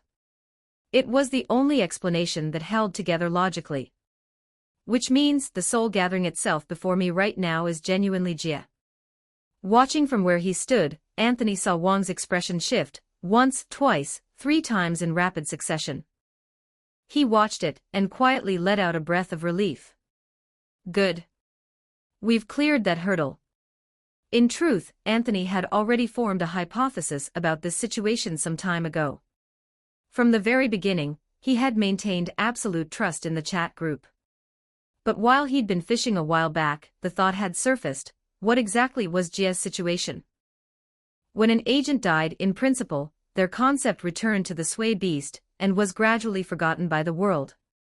Theoretically speaking, Jia had already passed through the process of death, meaning, she should have already been reclaimed by the Sway beast's side. And yet her soul had been pulled back. And according to Jia's own account, it was her complete soul. Furthermore, since arriving in Dian, Anthony had watched carefully for any sign that Jia's soul resurrection had triggered some reaction in the Sway beast. By all logic, if her concept had already returned to the Sway beast, and her soul was then pulled back out, there should have been some kind of ripple. And there had been none. So, in keeping with his absolute trust in the chat group, Anthony had made a bold assumption. Jia, resurrected as a soul from death, had very likely severed her ties to the Sway beast to some meaningful degree. She was no longer simply a pure agent. And if anyone could recognize that change on sight, it was Wang. Which meant Wang would be able to confirm, beyond doubt, that the Jia in front of him was not some fabrication of the Sui beast. As it turned out, his hypothesis had not been wrong. Anthony glanced back at Wang, who was now watching with an expression that could only be described as deeply, painfully expectant, and the corner of his mouth curved into a small smile. Then he opened the chat group. Wang's situation is handled. But my own business isn't quite finished yet. He had never, not once in his life, claimed to be the forgiving type. Nor did he make any effort to conceal his love of a good petty payback. This is exactly the kind of moment where you settle scores. Someone just killed me. If I don't at least get to watch the aftermath bite them back, then what exactly was I dying for? Lord of the White Holy Throne at Wordsmith of the Great Yen, oh right. Your soul's perception of your surroundings has been completely dormant this whole time, so you probably have no idea what's been happening in Dian lately, do you? Wordsmith of the Great Yen, That's correct. Lord of the White Holy Throne, would you like to get caught up a little? AAA City Female Ghost, why do I get the feeling that whoever is typing this has absolutely nothing good brewing behind that question? Wordsmith of the Great Yen, don't say it like that. But thank you. I do want to know. It's been such a long time, what's happened while I was gone? Lord of the White Holy Throne, honestly not that different from before. Dian is still revolving around the work of eliminating Sui. More or less the same as ever. Lord of the White Holy Throne, it's just your second brother. He's planning to walk into Sui's mausoleum alone, and go all in against the Sui beast in a fight to the death. Wordsmith of the Great Yen. Lord of the White Holy Throne, he's probably not going to bring it up with you himself. He did cause quite the scene with the family over it, and right now he's being kept under watch in an old temple as part of someone else's scheme. So when you see him, don't be startled by the situation, there isn't much time, so there's no need to waste any of it on minor details like that. Wordsmith of the Great Yen, that man. Still going off and doing things like this without a word to anyone. Wordsmith of the Great Yen, I can feel my soul's perception sharpening into focus. Going offline now, I'll go give him a piece of my mind immediately. An instant later, Jia's avatar went dark. After a brief pause, Carmen was the one who finally spoke. AAA City Female Ghost, why does this feel less like information sharing and more like someone quietly filing a behind-the-scenes report? Lord of the White Holy Throne, what are you talking about? What do you mean, quietly filing a report behind the scenes? Lord of the White Holy Throne, I have always filed my reports openly and with full transparency. Sinsiaki Era Warrior of Friaren, just joined this group, the bar seems a little low around here. Lord of the White Holy Throne, don't complain. I'll start a live stream. Tell me you won't watch. Sinsiaki Era Warrior of Friaren, starting it. I'll watch. Strictest Father of the Demon King, is this a normal daily activity for everyone here? Founder of the Golden Spirit, just landed at the airport. Heading to Morio. What were you all talking about just now? Let Night City burn, mister. Jonathan, you might want to sit this one out. Member a Lord of the White Holy Throne has started a live stream. In the next instant, Anthony opened the live stream and aimed it at the scene unfolding before him. And through the live stream feed, what the group saw was this, Jia's features fully solidifying. Her eyelids fluttered, just once, and then she opened her eyes. She looked at Wang. And on her face, she wore a smile, quiet, familiar, the kind that Wang recognized in his very bones. It was enough to stop him completely in his tracks. Jia. He reached out toward her instinctively, and then heard the sound of Jia's soft, helpless sigh. Second brother. I'm right here. You don't need to keep saying my name. She wore a gentle smile, though her tone carried the faintest undercurrent of exasperation. But I don't have much time, and moments of consciousness like this are rare. So let's not waste it. Wang snapped his head up, eyes locking onto Jia's face. At last, as though something had finally cracked through, his expression wavered, the tightly held composure giving way for just a moment as something vast and turbulent moved beneath the surface of his chest. But before he could open his mouth, Jia spoke first, her voice quiet, unhurried, with an unmistakable undercurrent of purpose. So, I'll just say it directly. Second brother. Are you planning to go into Sway's mausoleum again? To shoulder the entire burden of eliminating Sway all by yourself? Jia fixed her gaze on Wang's eyes and asked, without blinking. Wang. Wang had the distinct sensation that he might have broken out in a cold sweat. Wait. This isn't how it was supposed to go. This isn't how any of this was supposed to go. Underscore. Ghost Fire Walnut Chan Fire Ghost. Fire New History, Group Chat of the Dead. White heavy checkmark. New releases are dropping, plus get exclusive content and updates. White heavy checkmark. Help us unlock community rewards. Direct hit 100 Power Stones equals plus 1 bonus chapter for everyone. Rocket 140 members equals plus 5 extra chapters of all stories. Chapter 39, Anthony, Wang, do you mind having one more younger brother? 1,333 words. This wasn't how it was supposed to go. Had something genuinely gone wrong somewhere? Because right now should have been a deeply moving reunion. So why had it turned into this? Faced with Jia's question, Wang went silent. Then, as though a thought had struck him, he turned his head to the side, looking toward Anthony. Anthony, for his part, had already directed his gaze elsewhere entirely. Apparently noticing Wang's stare, he began to whistle. Puh. This whole business. Second brother. I'm talking to you. Jia's expression settled into something composed and deliberate as she turned back to Wang. Wang had northwest choice but to close his mouth. He turned his face away in silence, at a complete loss for what to say. Even that last-second attempt to change the subject and redirect attention had been mercilessly dismantled by his own younger sister. This man. Jia watched Wang, and even in the form of a soul, she found herself fighting off a headache. He has always been so clumsy when it comes to expressing himself. But at that moment, Anthony spoke up. Jia, I should let you know, 30 seconds at most. Watching the points drain from his panel like water through a sieve, Anthony finally said it aloud, his eyes dropping slightly. Internally, a wave of pure, wretched grief washed over him. Holy hell, man. 200 plus points a second to resurrect someone for a few moments. Who designed this economy? I suppose this is what you get when you're dealing with an agent of the Sway beast, someone who's even picked up a few traces of law system power. Goes figure. For Wang, those words landed like a sentence handed down by a judge. In an instant, the face he'd been stubbornly turning away snapped back around. He looked at Anthony in a panic, then whipped back to look at Jia. Just moments ago he'd been twisting away, unable to face her. Now, told that only 30 seconds remained, he was suddenly desperate. Jia opened her mouth. There was no great surprise on her face, only a quiet sort of resignation. So this reunion doesn't have much time either.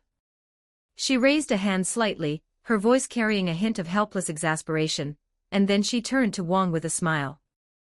But forget it. I won't press you on that earlier question. Knowing you, if I pushed it all the way to the end, you'd just dig your heels in and refuse to answer anyway. A quiet, reminiscent look passed across her face. Wang's throat moved. He started to speak without thinking. Jia, with so little time left. It's all right.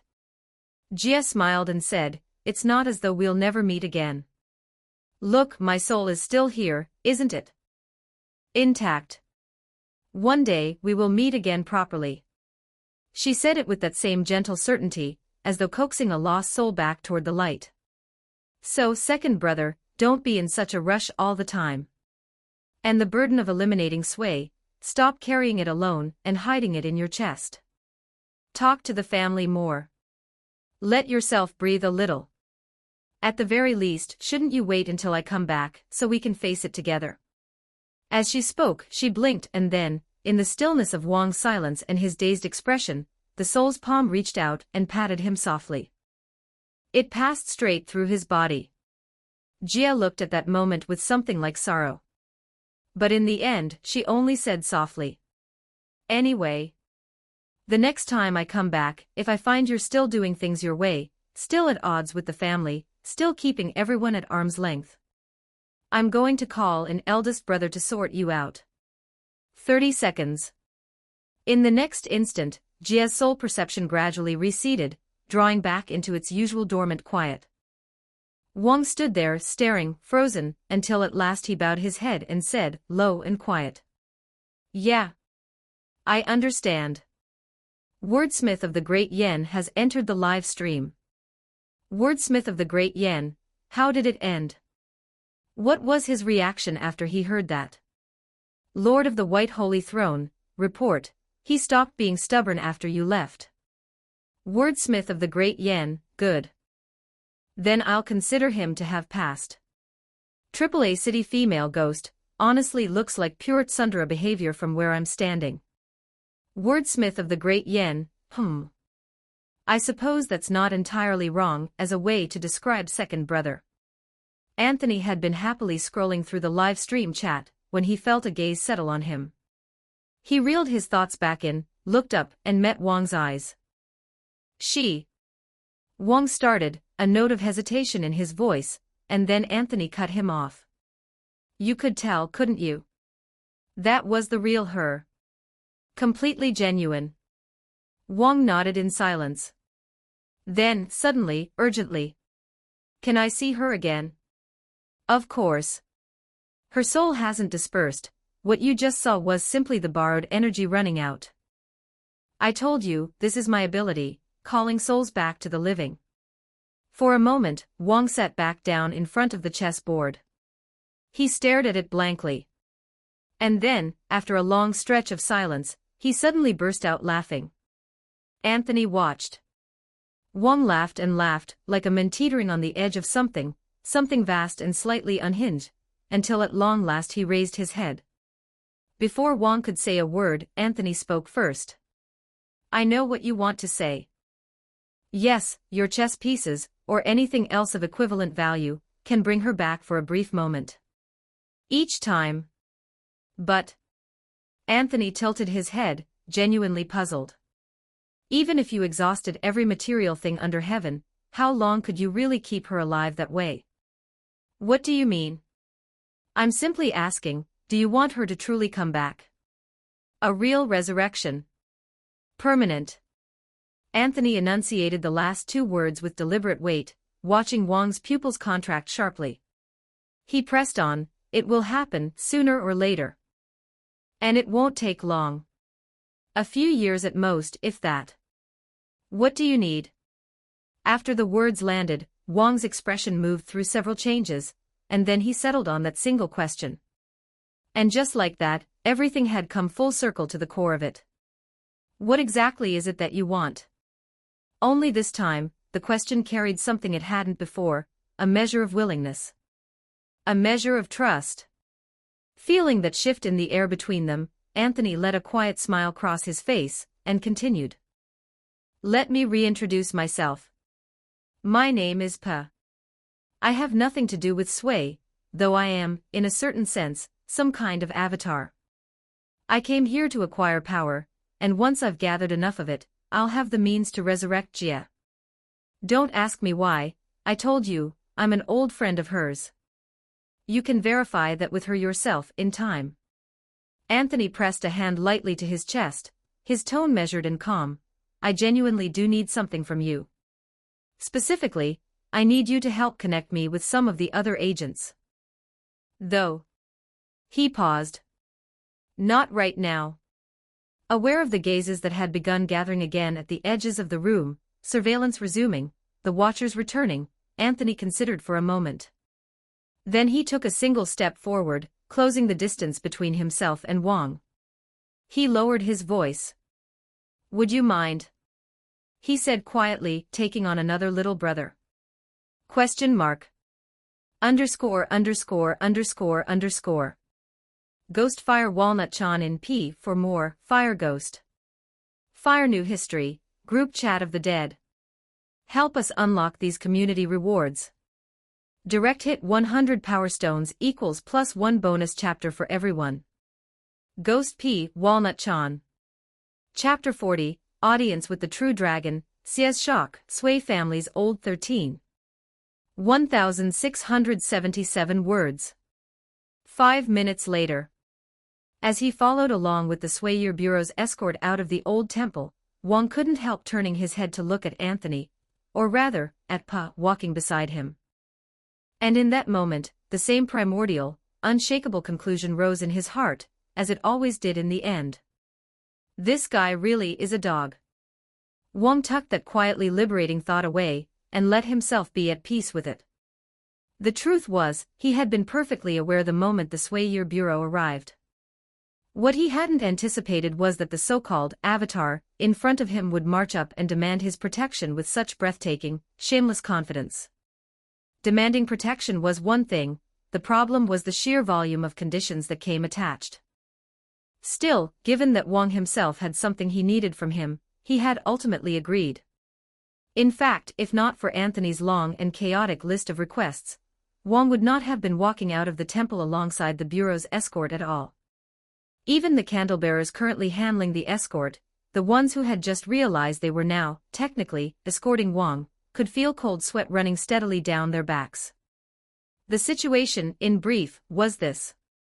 Roughly 5 minutes ago, the Swayer Bureau's candlebearers had entered the old temple. They had received authorization from their superiors, and the directive had been relayed through them to both Anthony and Wong. Someone above wants to see you. As for who that someone was, the true dragon. One could hardly blame them for the urgency. Everything had been perfectly calm, and then a subordinate came rushing in with a report that what appeared to be a new agent had surfaced. It wasn't just the Swayer Bureau that had nearly choked.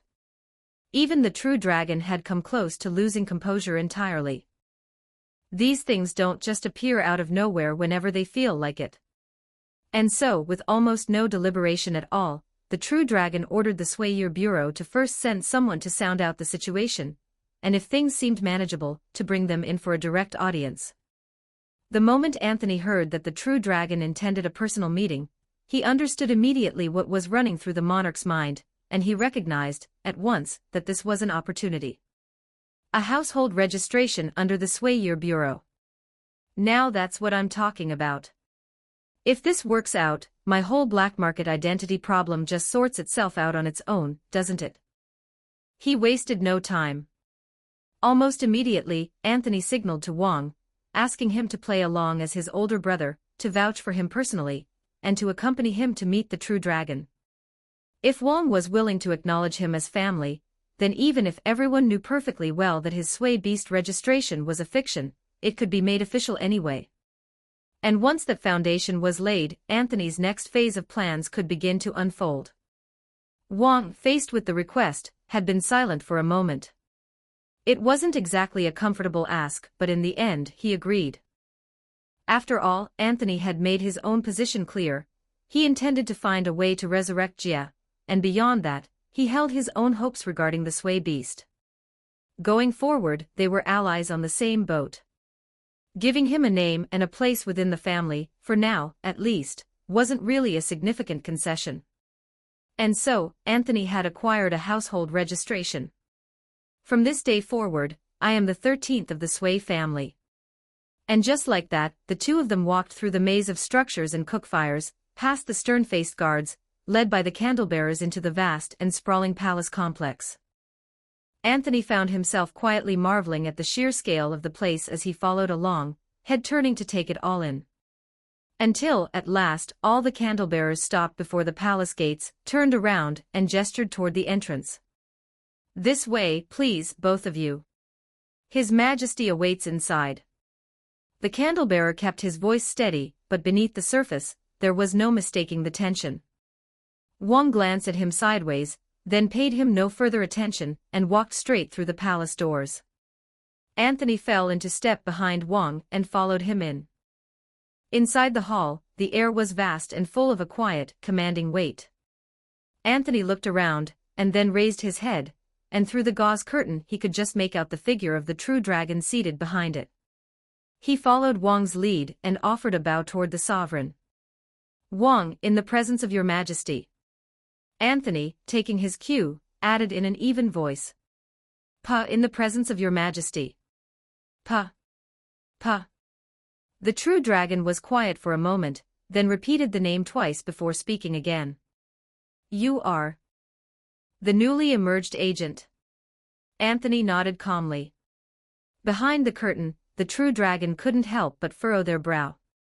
To be candid, something felt slightly off to the true dragon. For instance, in the past several days, Sway's mausoleum had shown no signs of any unusual activity whatsoever. But then again, did that even matter anymore? Who could say what state the Sway beast was actually in these days? What did matter was this: Wang had acknowledged the Pa standing before them as his own blood brother. With that single realization, the true dragon's misgivings dissolved. Rather than pressing further, the monarch rapped a knuckle against the arm of the throne and addressed Anthony with slow, measured words. "The unnecessary questions, we shall spare you those. Even if you are newly awakened, you should have some awareness of what agents do within Great Yen. Accept your responsibilities and carry them out. To act in the service of Great Yan's welfare is, naturally, the most desirable outcome. Beyond conduct that risks awakening whatever sleeps within Sway's mausoleum, Great Yen will impose no particular restrictions on you. In most matters, you will be free to act as you see fit. Need to find a way to keep this newly awakened agent settled and on side. Naturally, a sovereign's charge is not something one may decline."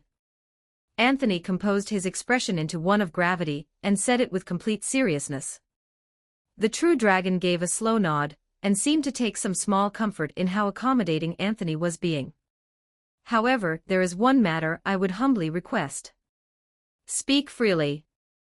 The true dragon gestured magnanimously, and then heard Anthony's next words.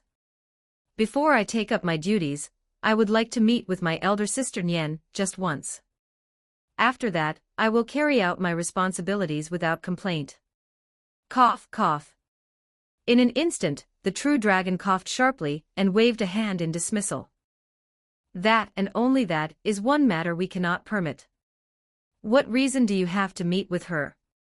"What is he thinking?" An agent, barely arrived, immediately asking to meet with another agent.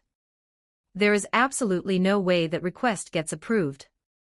As though he had anticipated exactly this outcome, Anthony merely shook his head with an expression of mild, diplomatic regret, and continued. "It is only that there is an item I wish to ask Sister Nyen for." The true dragon considered for a moment, then interrupted him. "If it is merely an item you require, tell us directly what it is.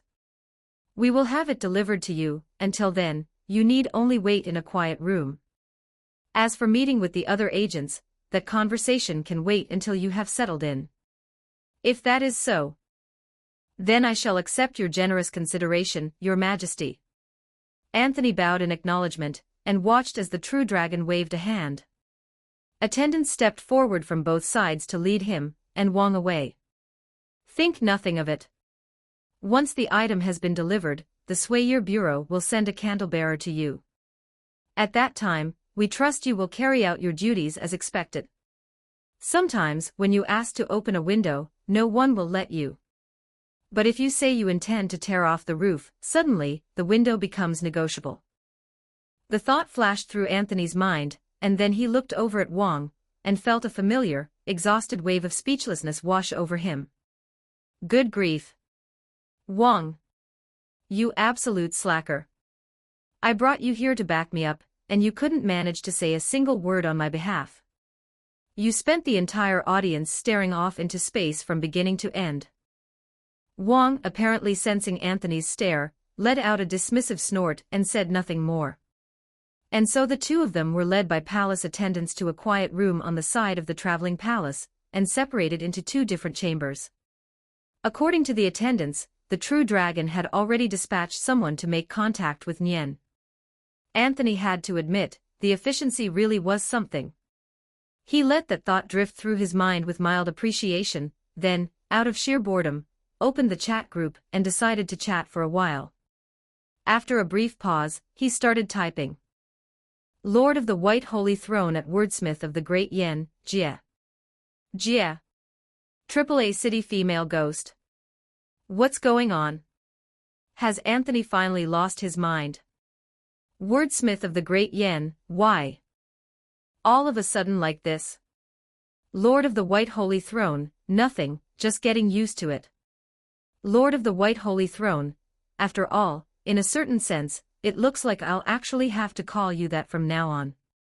Wordsmith of the Great Yen. _______.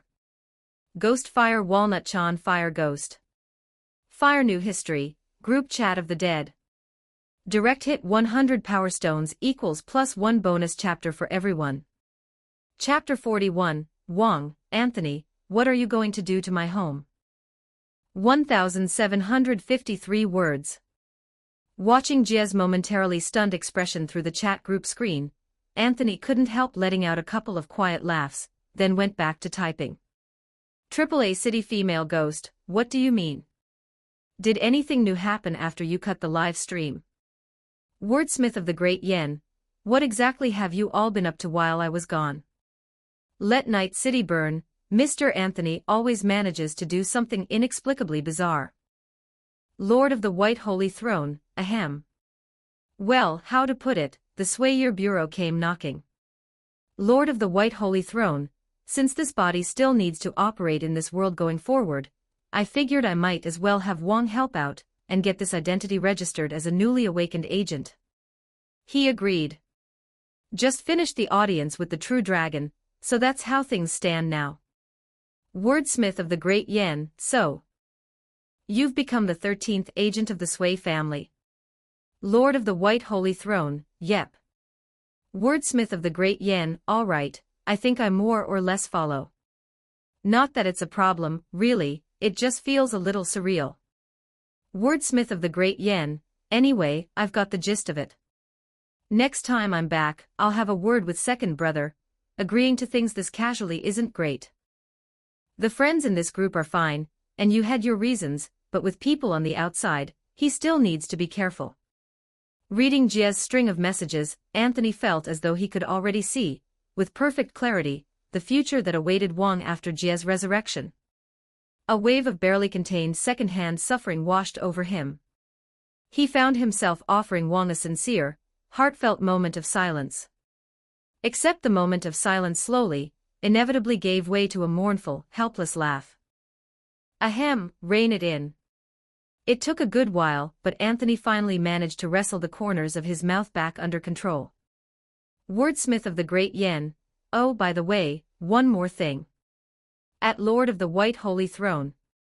Lord of the White Holy Throne, HM. What is it?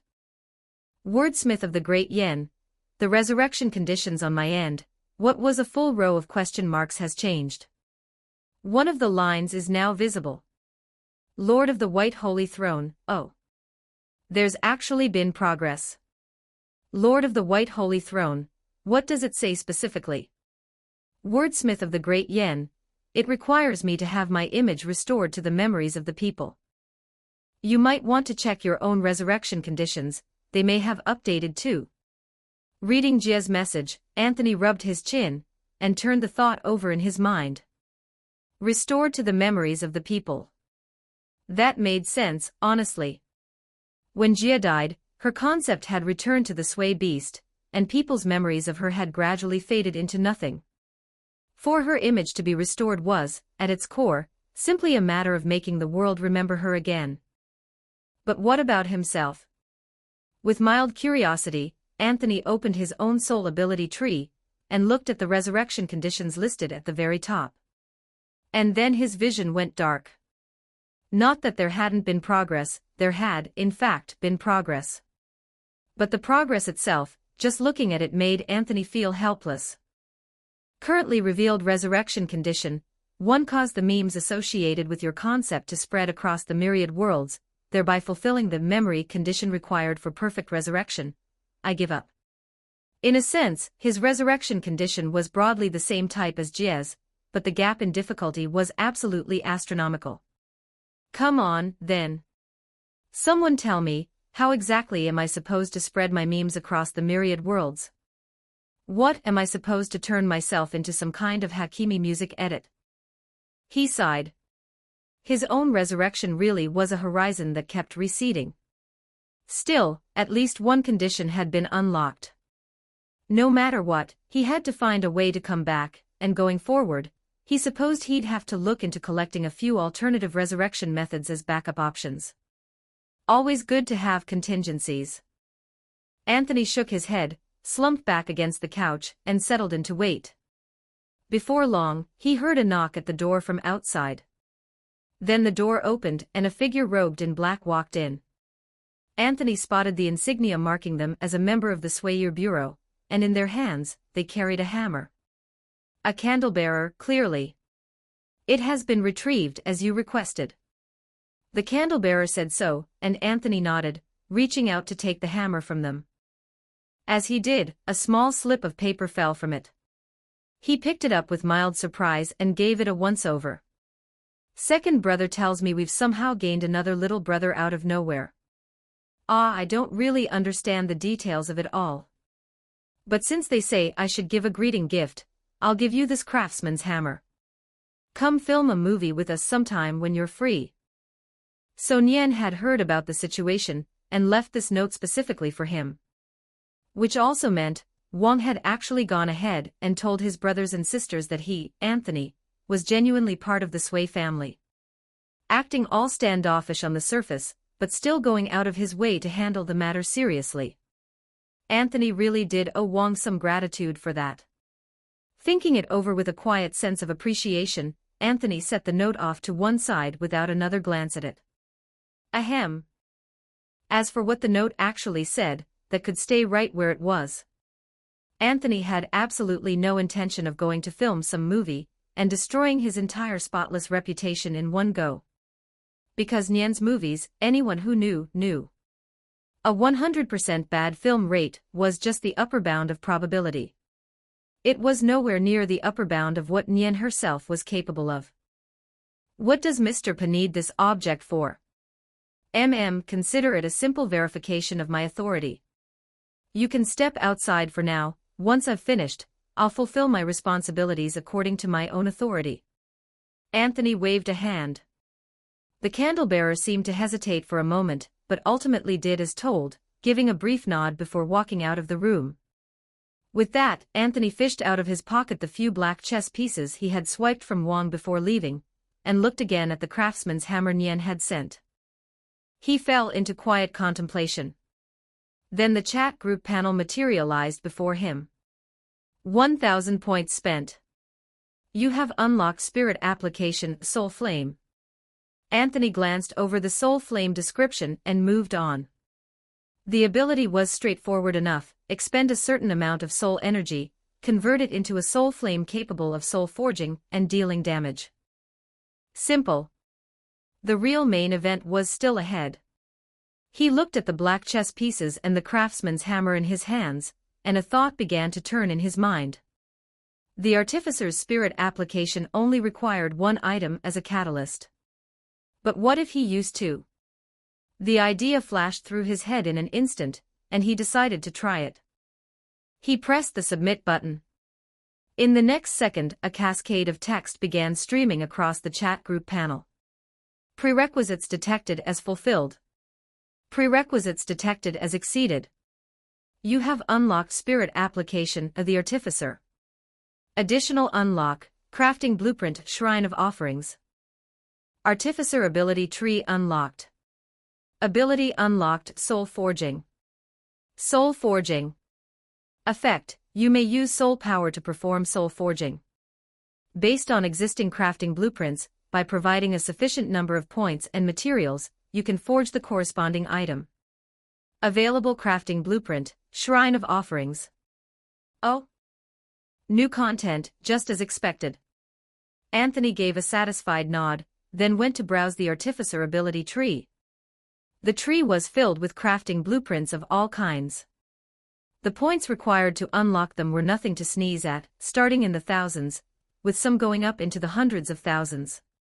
He turned his attention to the single blueprint he currently possessed, and read through its effect with some anticipation. Shrine of Offerings. Effect: under the attachment of soul power, an object capable of stimulating the dispersion of soul energy, typically taking the form of a shrine, through offerings made before it, causes the concentration of surrounding soul energy to increase. Furthermore, the stimulation of soul energy will, to a certain degree, enhance the fortune and spiritual power of those who make offerings. Crafting cost, 1,000 points. HM. Anthony paused for a moment. This thing looked, on the surface, like something that improved the surrounding environment and provided a passive buff. Not bad, but taken purely on its own, its direct use to Anthony seemed fairly limited. And then his gaze landed on the line about increasing the concentration of surrounding soul energy, and something clicked.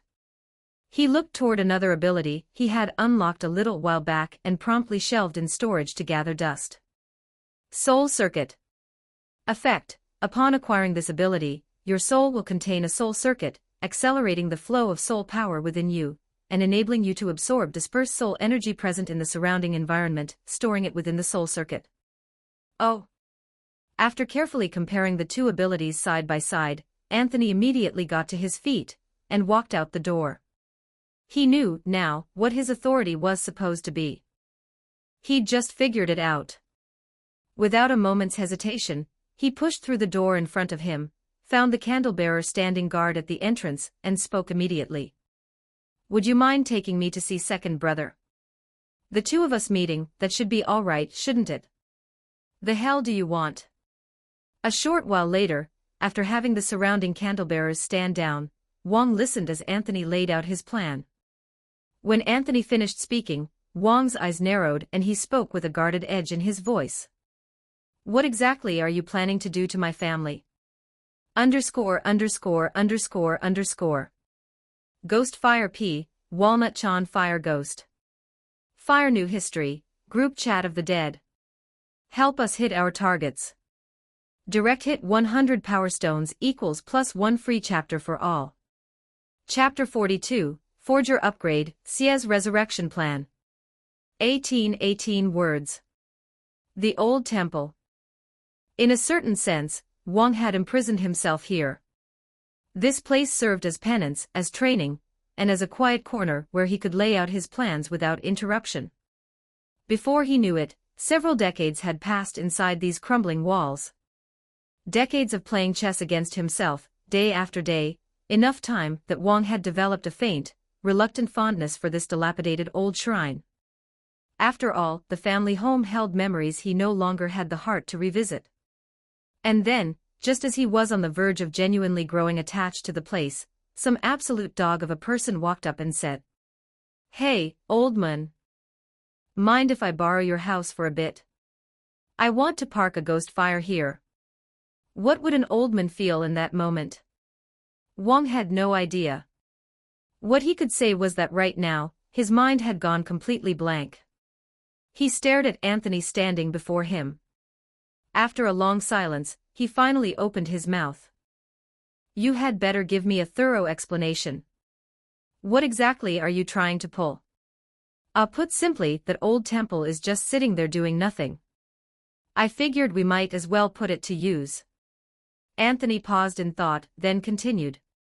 "I do need to find some form of authority, and actually exercise it at some point. So I thought, why not commandeer that shrine first and use it as a base of operations?" Yes. Anthony had his eye on Wong's old temple. There was no more suitable location. Underdeveloped, yes, but nestled within a district of 100 cookfires, where foot traffic was hardly sparse. If properly developed, offerings and worshippers would be anything but scarce. If he planted a shrine of offerings there, Anthony didn't even dare imagine how many points it would generate. And yes, the moment he'd laid eyes on his first crafting blueprint and gone back to review the soul circuit, Anthony had immediately understood how the two were meant to work together. Shrine of Offerings plus Soul Circuit equals boost the concentration of soul energy in the surrounding environment, then absorb that soul energy and convert it directly into points. This was an economic building. A money printer. Who said ritual and culture had to get in the way of profit? Paradoxes war criminals didn't know the first thing about soul economics. And on top of that, the Shrine of Offerings carried genuine benefits for the worshippers themselves. In practical terms, a stretch of good fortune following each offering. Even if fortune was an ephemeral, intangible thing, the boost to one's spiritual energy was solid and real. Once that value became apparent, rolling out shrines of offerings among the common people would be met with a warm reception, and the true dragon, by all logic, would have no real objections either. From there, it was just a snowball. The more shrines, the more points, the greater the efficiency. One rolling into the next. And so Anthony fixed Wong with a bright, gleaming gaze, staring at him as though he were not Wong at all, but the old temple itself. The starting point of an enormous, magnificent money-making machine. Wong, for his part, held his tongue for a very long time. And then, at last, he squeezed out a single sentence. "That is my home. What if I told you this arrangement would let Jia wake up for a stretch of time every now and then?" Anthony's quiet, unhurried words landed, and Wong swallowed everything else he'd been about to say. He couldn't quite keep his composure. He sputtered and hedged for a long moment, his face dark, before turning his head away. A lengthy pause. Then, voice low. "It's not entirely out of the question. See?" Wong was very reasonable when it counted. Anthony reflected on this quietly. "All right then, tell me the specifics. What exactly are you planning to do?" Finally, Wong took 2 deep breaths and asked directly. Anthony cleared his throat and laid out his plan from start to finish. From the very beginning, he had never intended for this to be a one-sided win. First, the concessions on Diane's side could be dismissed outright. Those were benefits Anthony couldn't have absorbed on his own anyway. Handing them over was effectively getting something for nothing. But relying solely on his own persuasion to convince Diane to let him build shrines of offerings on a large scale and rake in points. That was a harder sell. Which was why it was time to bring Wong into the fold. Or rather, to try bringing the entire Sui family into the fold. Since the Shrine of Offerings could harvest soul energy, all Anthony had to do was divert a small portion of that energy directly toward Jia, and she could be called back to consciousness on a regular basis. Regularly. At 0 additional cost. On one hand, Anthony felt this was a fair return to give to his chat group companion in exchange for the benefits he'd received from their cooperation. On the other hand, with this arrangement in place, the entire Sui family, Wong especially, would throw their full weight behind spreading the shrines. And the Shrine of Offerings solved another problem entirely. Namely, how to weave Jia's image back into the memories of the living. Certain quiet, subtle threads woven into the ritual itself, hints and impressions seeping soundlessly into the minds of each worshipper, leaving them with a faint recollection of Jia, would undoubtedly address that requirement. Over time, as the shrine spread, the first condition of Jia's resurrection would resolve itself naturally. And pushing the network further outward, Anthony only had to use this avatar, Pa, to package his true self into an appropriately grand and sacred identity within the rituals. A small presence here, a few lines there, and even his own resurrection conditions would see their first increment of progress. It might be a small step. But right now, even a mosquito was meat. Anthony had no intention of leaving any gain on the table. The idea of losing even a single point, or a single scrap of material, it physically pained him. And as a starting point, going from 0 to 1 was always the most critical move. No matter what angle you looked at it from, this was a venture Anthony simply could not afford not to make. There was no reason for it to fail. That's the rough outline of the plan. Roughly, how often do you estimate Jia would be able to wake up? Wong sat and thought for a moment, then finally asked the question that mattered most. Anthony shook his head, declining to answer directly. "I can't say for certain. I can't reliably estimate the efficiency of this method just yet. But once the number of shrine locations reaches a sufficient scale, there's a strong possibility she'll enter a state where she has a stretch of free, conscious time every single day. And that would also bring her one step closer to the full, formal resurrection I mentioned. Understood. This matter, I'll speak to the true dragon personally. You don't need to worry about that part. Wang was silent for only an instant before he rose to his feet, firm and decided. In that moment, his devotion to family far outweighed any sentimental attachment to a crumbling old shrine. The old temple. Irrelevant. That sort of thing, he no longer had any need for it. Not only did he intend to do this, he intended to do it with full force, and as fast as humanly possible. Wang found himself cursing the fact that he couldn't renovate the entire old temple on the spot and immediately roll out the shrines across all of Dian, impatient for Jia to come back sooner rather than later. Watching the resolve settle across Wang's face, Anthony could only let out a silent sigh of his own. All he could say was, "Ah.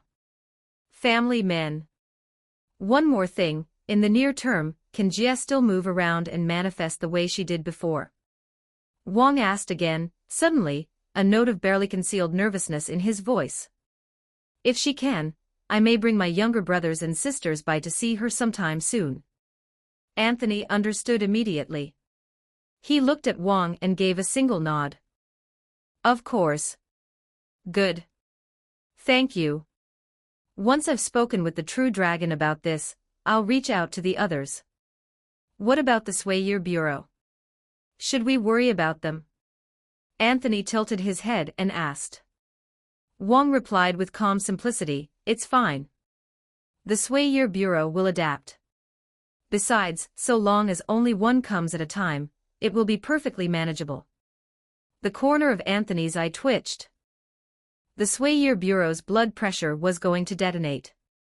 You can't just casually drop a statement that extreme. But a moment later, Anthony exhaled and stood up. Honestly, he had half a mind to stop worrying about the Swayer Bureau himself. After all, he was genuinely curious what would happen the moment those agents laid eyes on Jia. The Swayer Bureau. Irrelevant. Just like the old temple, that sort of thing wasn't needed either. Then I'll head back to the old shrine and begin the preparations. Wrap up your conversation with the true dragon as quickly as you can, then let your brothers and sisters know to make time to come by. Anthony gave Wang a parting wave. Wang nodded. And so the two of them went their separate ways. At the palace entrance, Anthony fell in step behind his assigned candlebearer and walked out through the gates. At the threshold, the candlebearer suddenly spoke. Mr. Pa, if I may ask, have you already decided on the nature of your authority? What form will it take? Second brother will handle that conversation. Let's focus on getting things moving. Anthony smiled and said, as for the authority itself, let me think. It should be ceremony, I think. The rite of offerings. And so he walked several li of quiet road. Slowly, once again, he stepped back through the entrance of that crumbling old shrine. The soul flame ignited within Anthony's heart, burning in wordless silence. And gradually, as if in answer, something like a soul flame seemed to kindle behind his eyes as well. The artificer. Using heaven and earth as the medium. Using one's own soul as the forge. Crafting begins. ________. Ghost Fire read more, Walnut Chan Fire Ghost. Fire New History, Group Chat of the Dead. Help us hit our community goals. Direct hit 100 Power Stones equals +1 bonus chapter for everyone. Ghost P. Walnut Chan. Chapter 43, Chong Yu's Arrival, the Establishment of the Temple's Incense Fire. 1,579 words. What exactly was the artificer supposed to mean? The moment the soul flame kindled within him, Anthony felt it, the imagery embedded in the spiritual concept of the artificer, the direction his soul power had chosen. It was as though the connection between himself and this aspect was deepening in real time, his understanding sharpening with every passing second. The artificer, one who uses the self as the crucible, who takes creation as the medium through which all things evolve, and in the act of forging, entrust themselves with the mighty power to remake heaven and earth. That was the artificer. Having brushed up against that deeper layer of meaning, Anthony startled, and then startled again. And then he set it aside entirely, and got back to work on the shrine of offerings in his hands. What's the use of me, a small-timer, sitting here pondering something like that? JPG. After thinking about it for approximately half a second, Anthony gave up thinking about it entirely.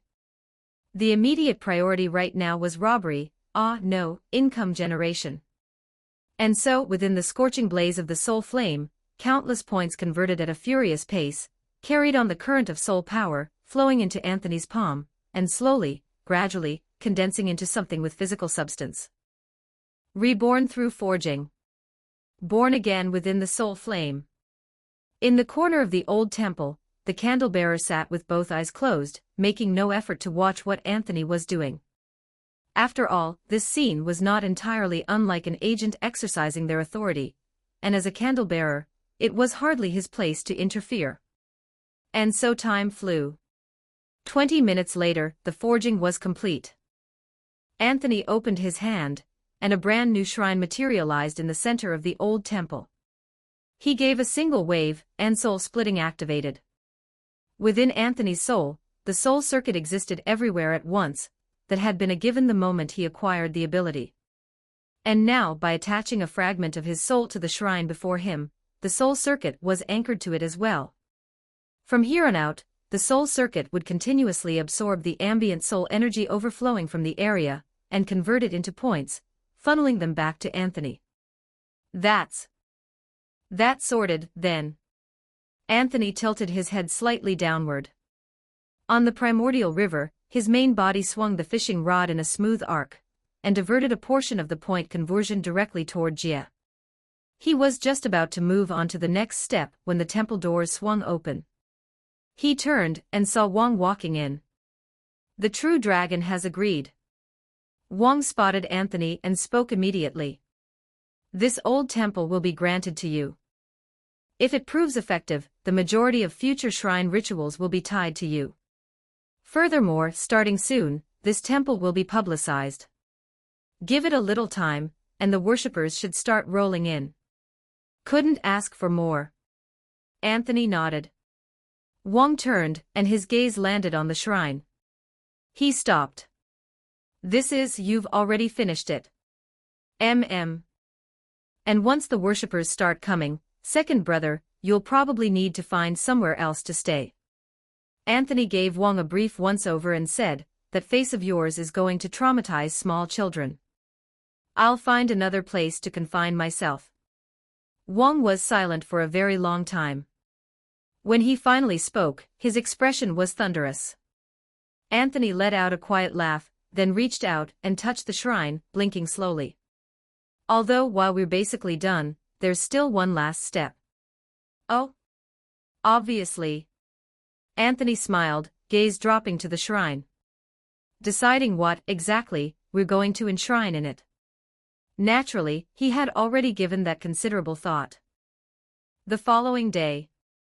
Within the 100 Cookfire Academy, in the heart of 100 Cookfire City. A rumor began to spread, no one knew where it started. The gist of it was this: somewhere in 100 Cookfire City, there was an old temple. And apparently, burning incense there worked absurdly well. Whatever you wanted, you just had to bow 3 times before the corresponding deity, and your wish would come true. More than a few people who'd visited claimed their energy and spirit had improved noticeably too. For instance, Lord Wenchong, the god of study and culture. Bow before him, and your learning efficiency supposedly doubled. Then there was some figure called Lord Gigu the strategist. Bow before him and you'd apparently be cooking up clever schemes all day long, though you'd be stuck wearing a thoroughly grim expression the whole time. Oh, and apparently there was also something called the Pallid Throne Lord of the Underworld, who could suit the souls of dearly departed ancestors. All very mysterious and arcane. The names were a little unusual, all single characters, from what people said, but the students discussing it didn't seem to mind. They were far too busy gossiping enthusiastically. Before long, a good number of curious students had gone to bow their 3 bows after class. And so it spread. 10 told 100. 100 told 1,000. The rumor spilled out of the 100 Cookfire Academy and into the city at large. Before long, it seemed as though all of 100 Cookfire City had somehow heard of this uncannily effective old temple. Worshippers came in a steady, unbroken stream, practically wearing a groove in the threshold. The person seemingly in charge of the temple was a black-haired young man of dragon blood, always wearing a mild smile, who gave the impression of being quite approachable. Occasionally, you could also spot another dragon bloodman lurking about, one who perpetually looked like he'd bitten into a lemon, and was deeply unhappy about it. He did not look like someone you'd want to approach. But the temple's reputation kept spreading, quietly and steadily. Everyone who visited had nothing but praise for this remarkably spiritual old shrine. Everyone, that is, except for one person who seemed to have some objections. So I'm being enshrined now too. Wang stared at the statue of himself mounted on the wall, artistically reimagined in a way that made it look considerably more fearsome than the original, and his eye twitched. He turned to Anthony. Yes. Anthony answered with no hesitation whatsoever. One more doesn't hurt. Might as well add you in, who knows, it could bring in extra worshippers. Don't worry, it won't interfere with Jia's resurrection at all. For a moment, Wang looked as though words had failed him entirely. He stared at the statue before him, and his headache visibly worsened. Jia's being enshrined, that makes perfect sense. Yours is a little odd, but I can follow the logic. But why do I have to be part of this? He exhaled, shook his head, and let his gaze drift to the other side of the room. The pallid throne lord of the underworld. This was something Pa had concocted. Honestly, Wang had no idea what the origin of the thing was supposed to be. Apparently reading the question in Wang's expression, Anthony finally offered an explanation for the first time. Well, mine is a bit of a personal project. I won't ask about it. Wang nodded at once with an air of perfect, wordless understanding. Anthony smiled and returned the nod. That said, you should be aware that we've basically hit the ceiling, Wang said, his tone shifting. The true dragon is unlikely to make any further concessions. They'll keep a close eye on you as a member of the Sui family. The current scale and number of shrines, maybe a few more temples at most. Beyond that, it won't be possible. That's fine. It's enough. Anthony shook his head, though a flicker of genuine regret crossed his eyes. Ugh. Less money to make. That actually hurts more than getting this avatar killed, Mun. I'm not even joking. But there was nothing for it. Shrines and ritual worship had real implications for a nation's lifeblood. Great Yen wasn't about to watch a second Jia situation unfold with her scribe blade. The current arrangement benefited Great Yen without posing a threat. That was the best outcome they'd accept. Still, if the Sui beast got taken out, and Great Yen broke out the champagne, maybe then he'd finally be free to rake in money without restriction. Somewhere deep in his heart, Anthony, who had fallen headfirst into the money pit, began quietly scheming about the eventual fate of the Sui beast. He reined his thoughts back in. All of a sudden, Anthony heard the sound of footsteps at the entrance. And then a travel-worn figure strode inside. I haven't arrived too late, I hope. I came rushing over from Yumen, long road, took a bit longer than expected. So they're saying third sister can be brought back to consciousness, is that right? Chongwei came hurrying in, glancing around the room as he spoke. And in that instant, Anthony noticed something quite clearly.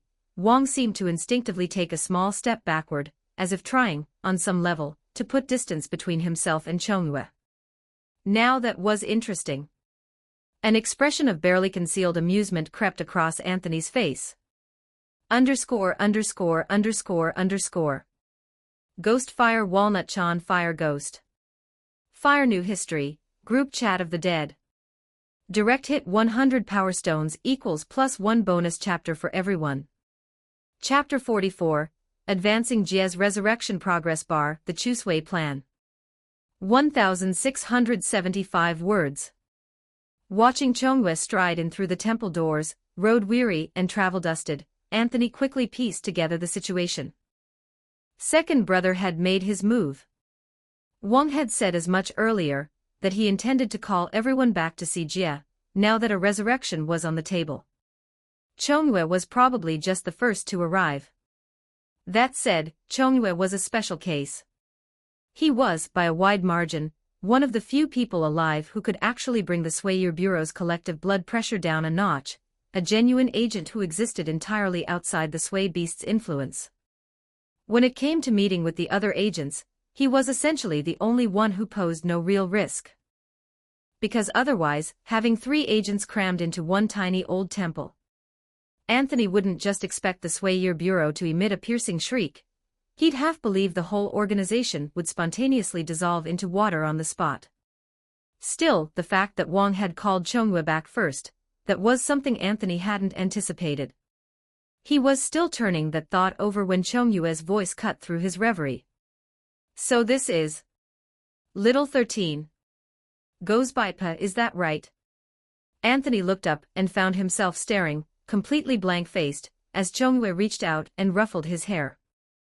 In the next instant, every hair on his body stood straight up. It was like brushing against something vast and utterly beyond reckoning. Just standing in the man's presence, his soul registered a sharp, violent warning, a searing pain crackling through him like static electricity. But then Chongyue's hand shifted, landing in a firm, warm pat on his shoulder instead, and just like that, the sensation faded. Anthony drew a slow, steadying breath and gave a composed little nod. Good to meet you, eldest brother. Nearly scared myself to death. JPG. Chongyue laughed, a quiet, knowing sound, and studied Anthony with eyes that seemed to see straight through everything. He chose not to say what he saw. Instead, he held Anthony's gaze for a long, meaningful moment, then clasped his hand warmly. Thank you for what you've done for Jie. I haven't seen her yet, but none of that matters. From here on, we're family. Without you, third sister might still be eldest brother about all that. Wang instinctively moved to speak, and was immediately silenced by a look from Chongyue. I'm still talking to little 13. Wang shut his mouth. Chongyue exchanged a few more words with Anthony, then finally stepped away, casting his gaze around the room before settling it back on Wang. Wang stood rooted in place, looking vaguely like a man fighting some very private, very stubborn internal battle, arms crossed, not quite willing to move. It wasn't until Chongyue pulled himself up to his full height, and let his voice drop into something unmistakably final. Wang. Come here. That Wang shuffled his feet forward. Anthony watched the whole scene and felt a quiet, genuine pang of something. Sigh. Old Wang, getting hauled over the coals by his big brother like some sulky teenager. But in truth, this was a good thing. With Jie's revival as the catalyst, Wang's relationship with the rest of the Sui family might finally start to thaw. Some of the old distance between them could, at last, begin to close. Jie, watching this, would probably feel something close to relief. The thought had barely settled when Chongyue's gaze swung back toward Anthony, and Anthony snapped to attention on reflex. Can you walk me through the specifics of third sister's revival? Chongyue considered for a moment, then directed the question at Wang. Wang looked to Anthony. Anthony ran a quick mental calculation and gave his answer. It'll take a little time for her to come back, but we can try right now and see how far it gets. He raised a hand. Far away, on the primordial river, his main body swung the fishing rod downward and let the line drop. The portion of points that the shrine had been generating over these past few days, the share set aside for Jie, began to take effect. He'd already filled Jie in beforehand, briefing her on everything that had changed, and the state of the incense offerings. She'd been ready and waiting on the chat group's end. All around them, faint pinpricks of white light began to bloom in the air, slowly gathering, slowly converging, slowly building into the outline of a slender, graceful figure. Even Wang, who had seen this before, found himself holding his breath. And Chongyue pressed his hand against the shrine, hard, the force of it leaving white marks on his knuckles. Eldest brother, whatever you're feeling, please say it with words. Don't say it with my shrine. That thing is expensive. The shape continued to coalesce. Jia's silhouette was almost there, almost solid. And then, all at once, every last point of white light shattered and scattered, dissolving into nothing. Chongyue blinked, expression going still. Beside him, Wang's brow furrowed first, then creased into something resigned. He let out a quiet, helpless sigh. After this many days, he'd come to understand enough of the mechanics to see what had happened. So the accumulated offerings still aren't enough. He said it with obvious disappointment, though his voice still carried an undercurrent of conviction. Still, at this rate, a few more days, and we might see her manifest briefly. And if we wait a little longer, you'd be waiting until the cows come home. Anthony cut in with a dry mutter, then narrowed his eyes, instinct prickling at the back of his mind. Something's off.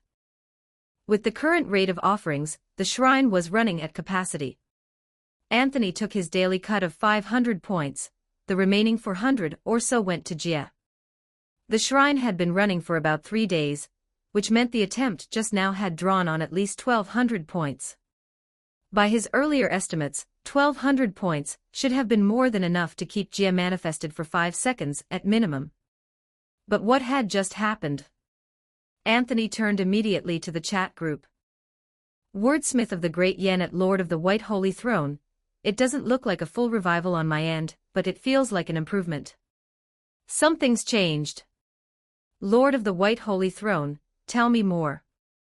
Wordsmith of the Great Yen, well, my perception of the surroundings suddenly feels clearer. I have awareness now. And it seems like I can move a few things slightly. AAA City Female Ghost, HM. That sounds about where I am right now. Wordsmith of the Great Yen, I think so, yes, I'm not entirely sure of the mechanics behind it. Wordsmith of the Great Yen, oh, I can see you. And second brother and eldest brother too. Reading Jia's messages, Anthony blinked, then it clicked. The 1,200 points weren't wasted.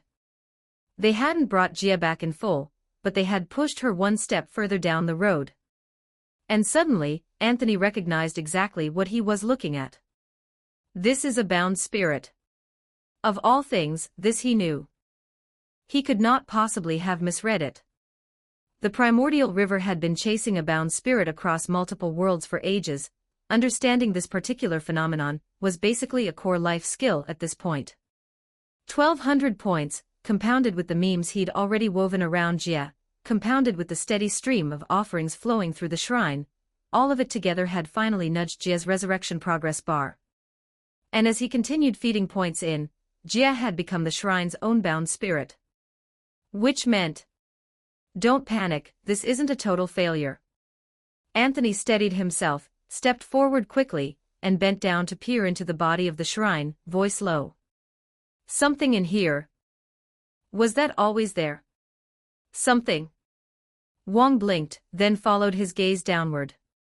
The moment he saw what was inside, his pupils contracted sharply. A scribe blade. And as if sensing Wang's gaze, the scribe blade gave a small, unmistakable bounce, up and down, once. Anthony couldn't help it. He laughed. Don't worry. He let out a slow breath, smiling as he spoke. The revival can still happen, this wasn't for nothing. If nothing else, we've confirmed that Jia is still here, still alive, and we finally have a real path to bringing her back. Don't we? Wang stared at the scribe blade in silence. For a long moment, he couldn't seem to find any words at all. Chongyue watched it quietly, then, after a stretch of stillness, suddenly let out a booming laugh, and clapped Anthony hard on the back. Anthony quietly let out the breath he'd been holding.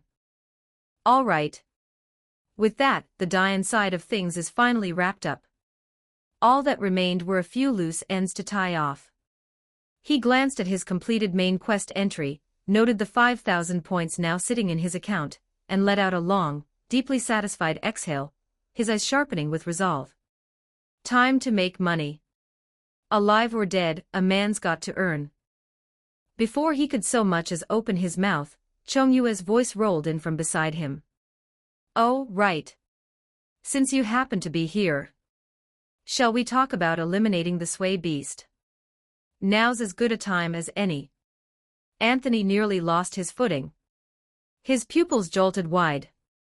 Wait, eldest brother, hold on a second. Is this the kind of conversation you can just have with me in the room? What the, you're already sitting down to plan how to kill the sway beast. Underscore.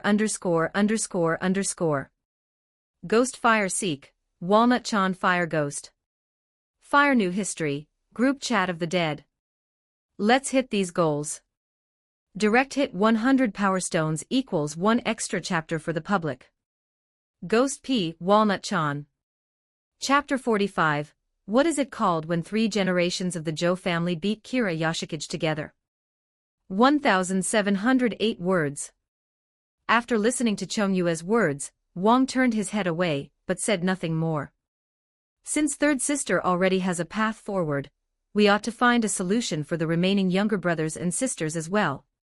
That threat still needs to be dealt with. Chongyue spoke, his gaze fixed on Wang's eyes. A moment of silence passed before he continued. I know what you're planning to do, Wang. This isn't something you can handle alone. Wang answered again, the same dry, non-committal syllable. Seeing how the conversation was clearly going nowhere fast, Anthony instinctively began edging toward the door in tiny, subtle steps, and let out a quiet inward sigh. This topic, Chongyue and Wang had clearly been around this same loop countless times already. And just like all those times before, it didn't look like today was going to produce any different result either. That said, the matter of the sway beast was something Anthony genuinely cared about. It really did need to be eliminated. It was standing directly in the way of his income. The whole reason Great Yen wasn't willing to authorize more temples right now, wasn't it entirely because of the sway beast problem? Which meant that only after the sway beast was dealt with could Anthony unleash his productivity at full, unconstrained capacity. The sway beast was, in very concrete terms, the single greatest obstacle on his road to financial freedom. With that thought settling in his mind, Anthony stopped inching toward the exit, reached out, and poked Wang in the side. Second brother, come on, stop being so stubborn about this. Meeting Wang's sideways glance, Anthony mulled it over for a moment, then finally said. Sister Jie is going to be able to come back on a regular schedule before long. You really don't want the first thing out of her mouth every single time to be asking whether you're planning to go blow yourself up against the sway beast alone again, and then spending the rest of her window chewing you out until the time runs out, do you? The things Chongyue had said earlier hadn't seemed to land much at all. But this, somehow, did. Wang's movement stiffened and slowly, like a plant hit by frost, his head drooped downward. Fair point.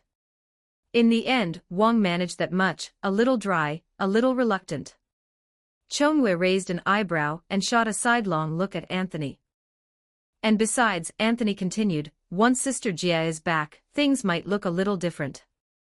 Maybe it's worth waiting just a bit. There'll be a way to handle the sway beast. We're not so pressed for time that we have to act right this second.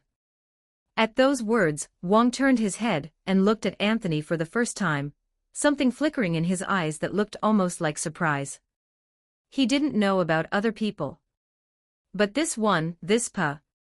When he said something like that, it probably meant he actually had some idea in mind. Having already witnessed Jia's soul resurrection firsthand, Wang found himself willing to extend a small measure of trust. My own affairs will still require a very long time to prepare. In the end, Wang only said that much, and he said it in the stiffest, most roundabout way possible. Anthony let out a quiet laugh at that. Not bad, at least you managed to talk some sense into your second brother, and that stubborn streak of his. Chonghua clapped Anthony on the back and said it with an air of something that sounded almost like satisfaction, as if there were nothing left to add. He offered a brief farewell, then raised a hand and walked out of the old temple.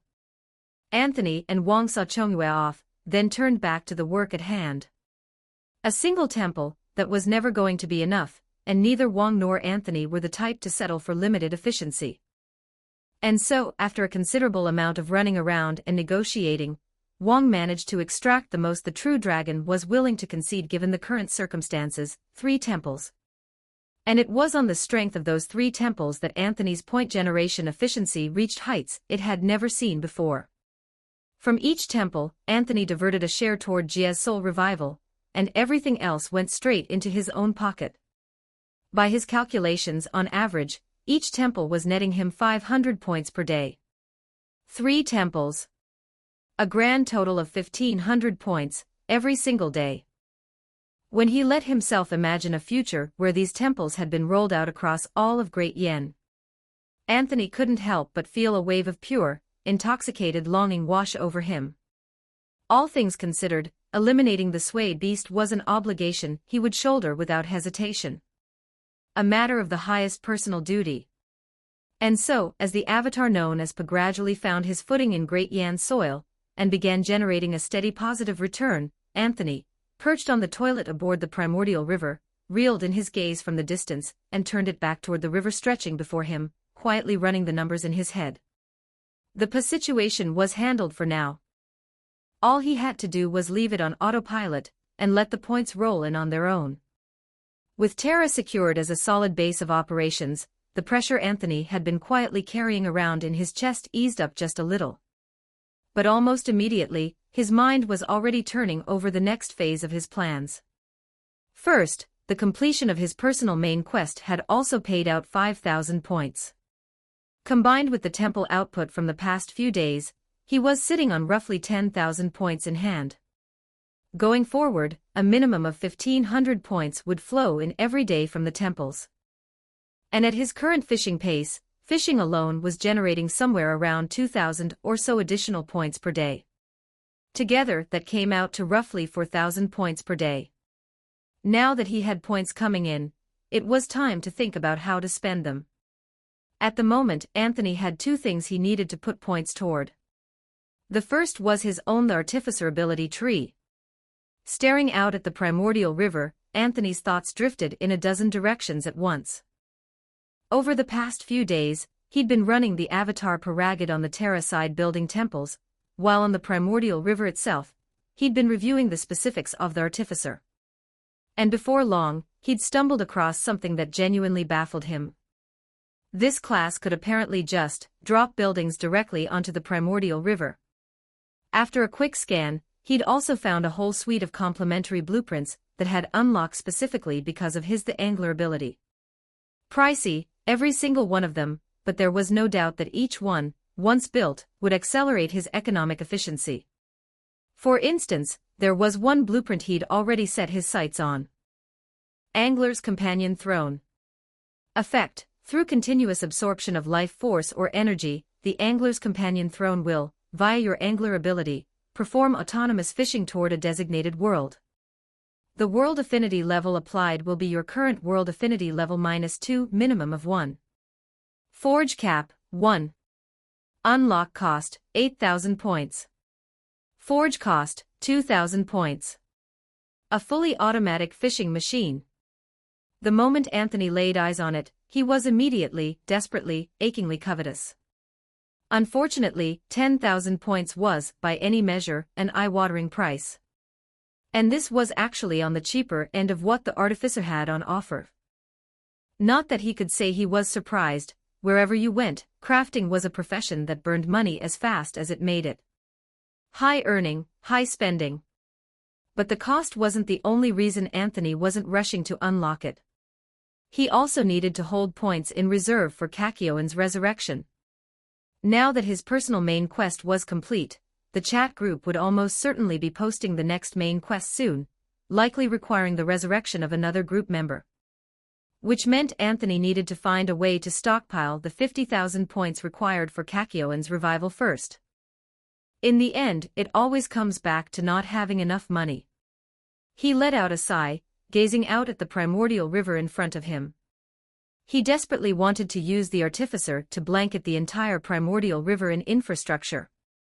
But the funds just weren't there. Oh well. Fish for now, check in on what the group members were up to.